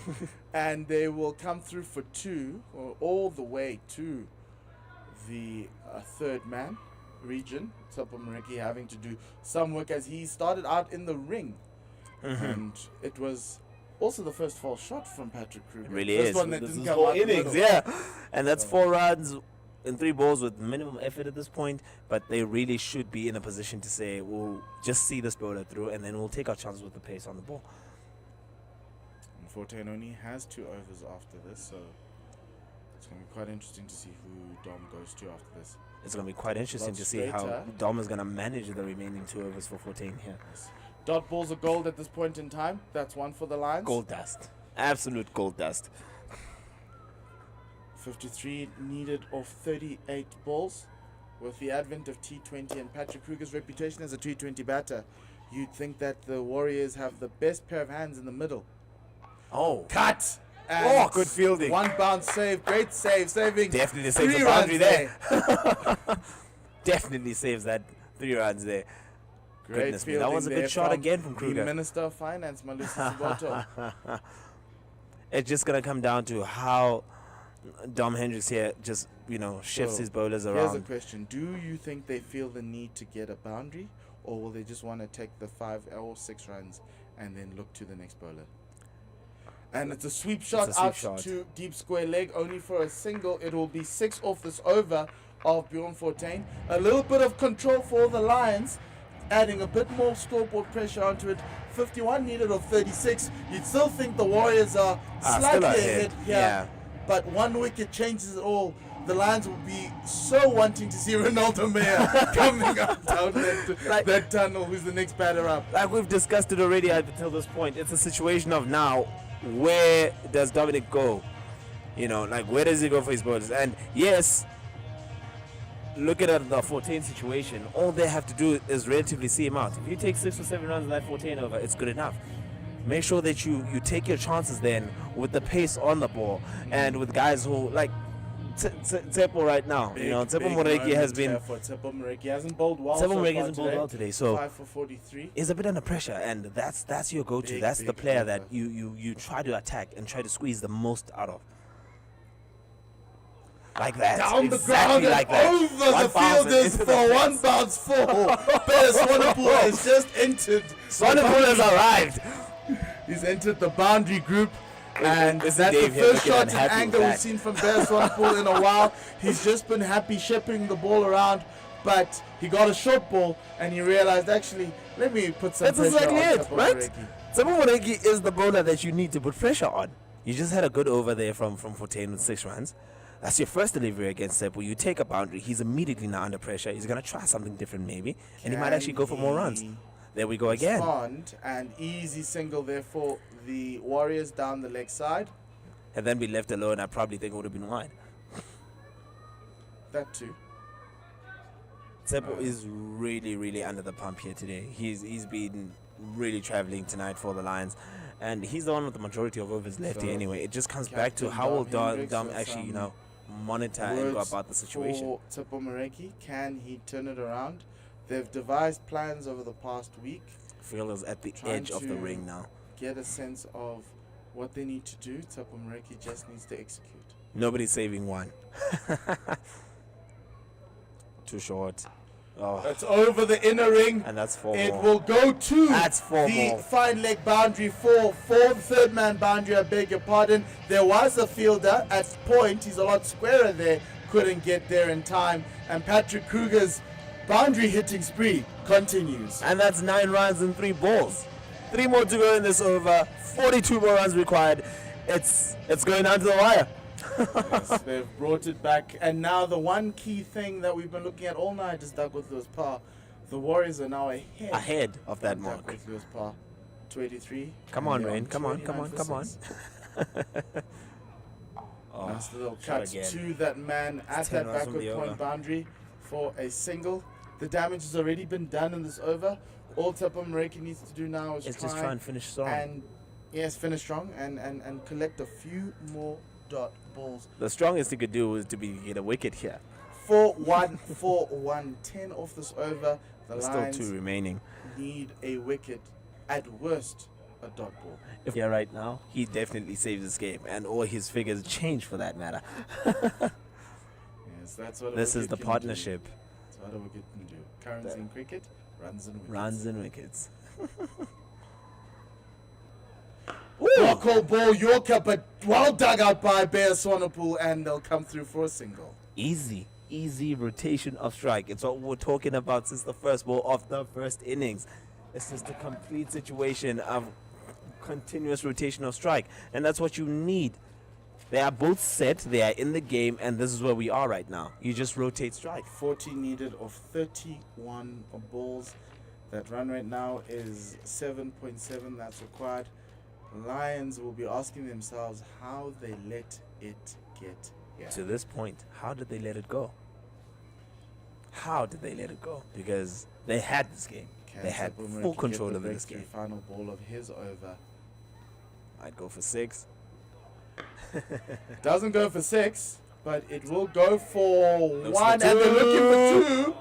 And they the get throw to in from comfortably. Delano Potgieter isn't a great one. And it enables the Warriors to come through for 2. 13 runs off of that over. A big over. Now the ask is 38. 38. The balls is 30. 30. And the Lions at this point in time were at 282 for 4. The Warriors are at 293 for 6. It fully has now fallen over into the Warriors side of the game. It is in their hands right now. Dominic Hendricks needs an over of magic Bro, they are to languishing win out this there. game for his team. Look at the body language of the Lions fielders. It just doesn't seem like they're in it anymore. The way that they're fielding, they're stuck on their heels. They're not attacking the ball. It's wayward throws and run-out opportunities. It's just not coming together at all. They are severely under pressure in this moment, but like we said, 1 wicket at this stage changes this whole game entirely again. 14 to Swanepoel. Oh, That went through, Woo! and what a ball that was. Rickleton drops it. What a Question ball is, that was. Was there a nick? Was there or wasn't there? Or did Lions that just brush dressing the room with the stumps? opposition coach. This is a fun way to watch cricket. And Bayers on the back foot, pulling that down to the long on fielder. To answer your question, I think Robbie does say, hello, coach. It's actually quite refreshing. It To have really the is. opposition coach Look at sitting that, look at inside that. there, and You have all the of- batting coach of your Lions team and your head coach of the Warriors team just having a conversation. This one is played straight to the fielder at cover for no run.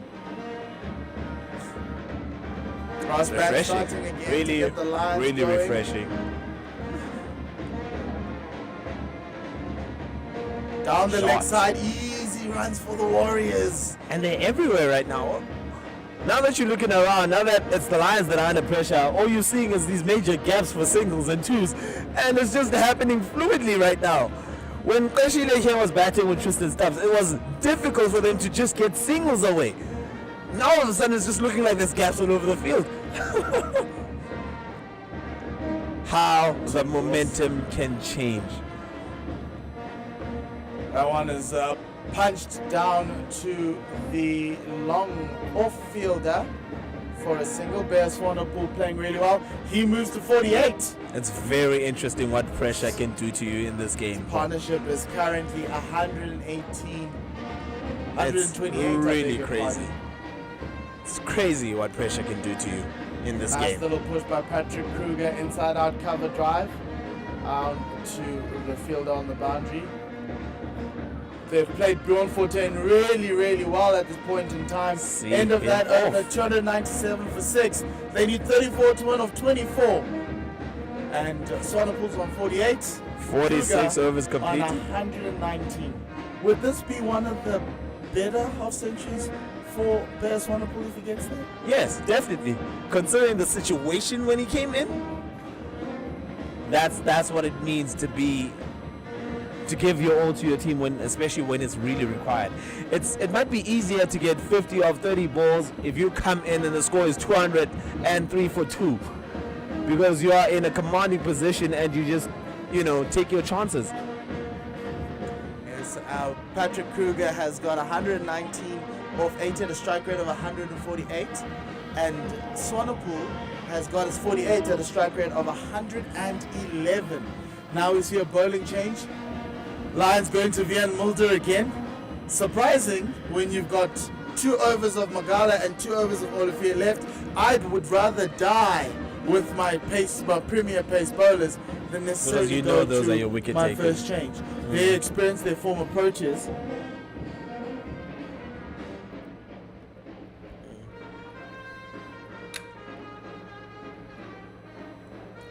And Vian Mulder's got a wide slip as well as a gully. He's got boundary riders, 3 boundary riders on the offside. Wide and dropped at first slip, and it'll be parried over to the boundary line for 4. I was starting to think that maybe these fielding positions were really not in the best of scopes, but that ball went exactly where they planned it to be. And instead of taking the catch, he's just parried it for 4. A lot of Lions fans are looking like Ryan Rickleton right now. The cap dropped by Malusi Siboto there at first slip. He just parried it over to that boundary line. 4 runs to Patrick Kruger, who goes to 123. 301 for 6. When it's not your day, it's really just not your day. And we've got the Lions doctor coming onto the field to give Malusi Siboto some attention on that bowling hand. I think because of that parry, he might have, hurt himself there a little bit. But looking at where we are right now, the Warriors are 301 for 6 in the 47th over. They require a further 30 runs to win this game. Cody Yusuf is now coming on to the field for Malusi Siboto as he gets treatment on that hand. Warriors still requiring a further 30 runs from the remaining 23 balls in this innings. What do you think, Bo? Can they really get there? Yes. It's not can they really get there, it's when. It's a matter of when. I did say earlier that if they took it deep, they gave themselves a chance, and that chance is materialized into one of the most masterful wins and memorable wins for this Warriors side. Provided they do get That's over the line. a swing and a miss there from Patrick Kruger. Uncharacteristic shot from what we've seen all night. Vian Mulder throwing the ball out there and Kruger missing it. At this point, Kruger can start to see that he's inching and inching closer. He just needs to be a bit more patient so that he can get himself and his team over the line here. He just needs to show a little bit more patience. You've got long on and long off on the boundary, mid wicket on the boundary, cover on the boundary, as well as point on the boundary. Ooh. And they'll scamper through for a single. Nah, Fielder Zubair Hamza. definitely not there for two. 29 from 21.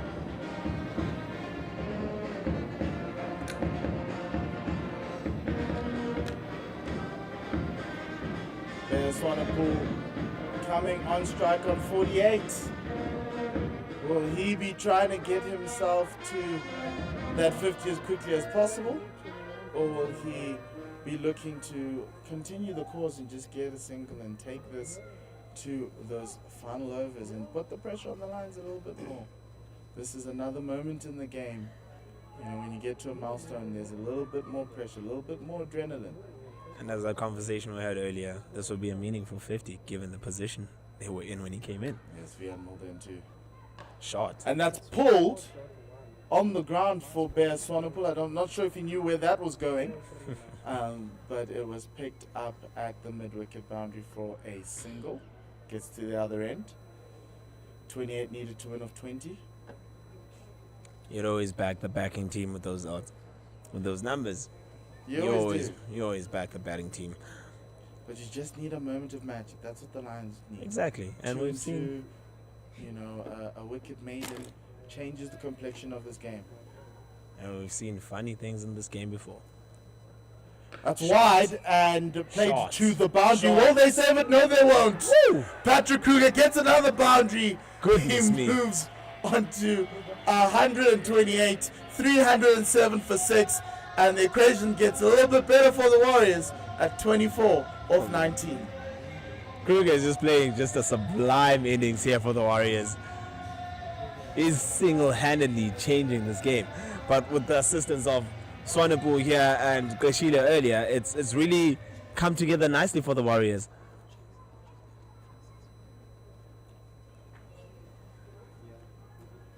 Mulder in. Nice little ball outside the off stump, swing and a miss. And that's the end of that over. Warriors need 24 to win off 18. It's 307 for 6. Into the last 3 overs. So here's a question. Mikhail Prince played a masterful century last week for the Northwest Dragons to help them win their game against the Rocks in Poch. This knock from Patrick Kruger, where does that sit compared to that one? This has to be better. I say that with the situation, of course, of the game. When you are chased 300 plus at any point in time, you're chasing a mammoth score, and you're always looking at 300 plus runs, and you just need to get there. But when somebody plays an innings like this, considering the position of the team, under 100 runs, 5 wickets down, it was all lost at that point. And he just came in there and he rescued them from the fire. They are literally now clinching at victory at the jaws of defeat. Dom Hendricks going to his bowlers that can take pace off the ball. Not going to Magala Olivier, but he'll going to Malusi Siboto. I think I agree with you on that one. I think Gali, fine leg in the ring, backward square leg in the ring. We've got boundary riders on the offside. And that one is hit straight to the man at long on, and it will bring Bayer Swanepoel's 50 runs. It's his third list A 50, and a very important one, quite a memorable one for Bayer Swanepoel. We didn't think he could do this and hang around with Patrick Kruger. We thought that Patrick needed someone to hang around with him, and Bear said, no, guys, I've got this. And it's a 50 off of 45 balls with 3 4s and 1 6, 111 strike rate. It's a memorable one. Really is a memorable half century. Bronco ball down the leg side. Will be just a single. Malusi Siboto looking for that Yorker, searching for it. Just missing that mark. 22 from 16. It's really getting down to the wire. I don't really see why Dom Hendricks is really not going back to his premium fast bowlers here at this point. Perhaps maybe the next over will be Sisanda, and then the last over would be Olifi. It's just you want to take pace off. You don't want them to use the pace of the quicker bowlers to get to the runs closer. But that one is hit very hard for 1. We can all agree about the positions and the ideas of taking pace off, and essentially it does work from time to time, but at this moment you truly need to get this wicket. You really need to break this partnership so that you can reopen the game for yourself. Bowling the penultimate over, yes, to Sisanda or Dwan would be a good idea, but I think maybe he's kept it a little too late. Ooh. Oh, that one came hard off of the shoulder of Malusi Siboto. That must be painful. Single taken off of that. I think right now all you need is wickets, and the question for me is who are the best people to get you wickets. You've gone to Malusi Siboto, he's taken you 2 for 44. Dwan Olifi's taken 3. Magala's taken 1, but it'll be a question of how the Lions could not defend 330. Around the wicket, Siboto. And They have to cover go for it drive now. from Bear Swanepoel, who's got all the tools in the bag, and they come through for 2. Whoa, comfortable. It looks too comfortable at the moment for the Warriors. It just looks too easy. Yes, it is very easy. This wicket was going to get easier to bat on. It was going to get a lot flatter, and you're probably going to get the best batting conditions at this time of night, and the Warriors have made full joy of it, even being 90 for 5 at one stage. Oh, it's a massive turnaround, if we are being honest, because they were dead and buried at 99 for 5. Shot. Flat batted shot to the fielder at the cover boundary. Another single taken there. We've got 12 balls remaining. And the Warriors need 17 to win. The Lions fans are scratching their heads right now. How did we let 314 it for 6. get to this point? That's the only question they're probably asking themselves. How did we let it get to this point? The problem about this loss for the Lions is that it would make it very hard for them to sneak back into that 4th spot of the semi-finals. Having lost 3 games in the tournament, it'll be very hard for them to defend that trophy that they won last year and they're currently holding here at the Wanderers. It's Mulder to bowl the penultimate over. Being entrusted by his captain to do a job for him to take wickets. Hasn't bowled badly, but it's been quite easy for the Warriors batters to be able to just maneuver the ball around the square. We'll look at the field position. You've got third man coming into the ring. Backward point. You've got cover, orthodox, mid off, long on. Fielder mid wicket on the boundary, square leg on the boundary, fine leg on the boundary, and you've also got that fielder at point on the boundary. Vian Mulder, can he do something? And this one is over the top of Bjorn Fortuin. 4. Really, really good shot there by Bear Swanepoel, who is showing to all and sundry here at the Wanderers that he can do it. And that shot brings up the 150 partnership between these two. It's 107 balls. Really great partnership by these two, from these two batters, Patrick Kruger as well as Bear Swanepoel. And for the 6th wicket, That is a record. 7. For the 7th wicket, that is Yeah. record. The record here at the CSA One Day Cup for the Warriors was 93. that's up in the previously. air. That's all Is the that, way. that boundary, that short boundary's got to All come in. the way. It's a 6, a 4. Bear Swanepoel. He starts with the 4, he goes with the 6. And for that 7th wicket, that this partnership of 156 has obliterated the previous Warriors record by D.L. Brown and Sisanda Magala. It was 93. This one is now 156. And that brings up Bear Swanepoel's highest score. ever score in a limited overs cricket. The previous one was 60. Oh. Is this going to fall safe? Another drop by the Lions. Wow. The Lions can blame nothing else but themselves at this point. They really have been relatively poor in their fielding tonight. I think maybe it's the pressure that's been sifting through, and they've just been found wanting here. They haven't really cleaned up well with the ones and the twos that have been taken. They haven't really taken their chances with all the drop catches in this last section of play here. When That's the just been safest crazy. pair of hands drops the ball, that kind of deflates the team, and that deflated them. That's 3 runs, 13 runs already off of this over. It kind of just 4 shows you where needed the to Lions win are. off of 9 balls. Nice little flat batted shot out for a single. They can do this in singles at this point in time. That drop catch there from your best fielder just sums up the last 15 overs for the Lions there. It's been a bit tentative really at times. I mean, when they had the game in the palm of their hands, that's when they really should have gone for it. Yes, that's where they should have kept on going and tried to keep taking more wickets, but they just haven't been able to. It's just fallen off a cliff after over 25. And the Lions have really looked a shadow of their first half inning. Shot! That ball goes down the ground for a 2. And that will leave the Warriors with 1 to win. Scores level, Mbo. We never really thought it would get to this position. 99 for 5, 330 for 6. Wow. Balls to spare at that. 1 run to go. 127 for 7. 127 for 6. That was it. 99 for 5. Lions letting it slide.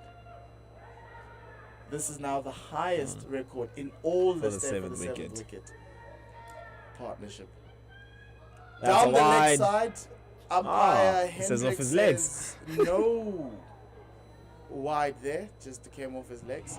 And there will be another over bowled here with the Warriors needing one more to win. This partnership of 162 is now the highest ever in List A cricket for the 7th wicket. This is the type of excitement that we need at domestic level. This is the type of excitement that we want in 50 over cricket. It's also the highest for the Warriors versus the Lions, highest for the Warriors, as also the highest at the DP World Wanderers, and also the highest in the CSA One Day Cup. Congratulations to Patrick Kruger and Bear Swanepoel. What an innings, what an exhibition of batting. And the Warriors are going to walk their way to what seemingly was an unlikely victory. In addition to that, Mpo, I think if they win here, this is the highest total that's ever been chased between these two teams. So there's also that, and the Warriors have done themselves well here and get into 331 to win this game. Siboto in, and really good Yorker length ball, and Bear Swanepoel finally says, no, we'll take that dot ball, that's okay. We still need 1 from 5. Everybody is in now for the Lions, trying to save the single. So this chase will be sandwiched between the Titans in 2019-20 and the Titans in Again, 2015-16 as one of the highest chases for the Warriors. They got 332 against the Titans in Benoni in 2019-20, and they got 329 for 8 against the Titans in Centurion. So it'll be sandwiched between 2 and 3, and the highest chase was 354 in Centurion in 2014-15. And that one is a beautiful shot. The Warriors close it out in style. It is the man of the moment, Patrick Kruger. He came in at 99 for 5. He sees his team home, batting all the way through to the 50th over. We thought it was going to be very unlikely for him to do that, but he did. And all we can do is applaud Patrick Kruger and the Warriors for the win. The Lions take a loss here. It's their third loss of the season, while the Warriors go back home with a win and a very big confidence boosting win for the new boy in the side. That is Patrick Kruger. Really incredible 100 from him, and it's been an incredible game to watch. The Warriors kept themselves in the game and they managed to pull out with a win. That was an emphatic statement victory. Warriors I don't know, win it just the looked game by 4 really wickets. And thank you very much for watching the broadcast as the Lions go home with their tails between their legs. The Warriors go to Tebecha, which will be the next time we come on the broadcast. Please do subscribe to the CSA YouTube channel so you'll be notified when we go live for the next game and more games in this season. From us here at the Wanderers, it's goodbye and good night.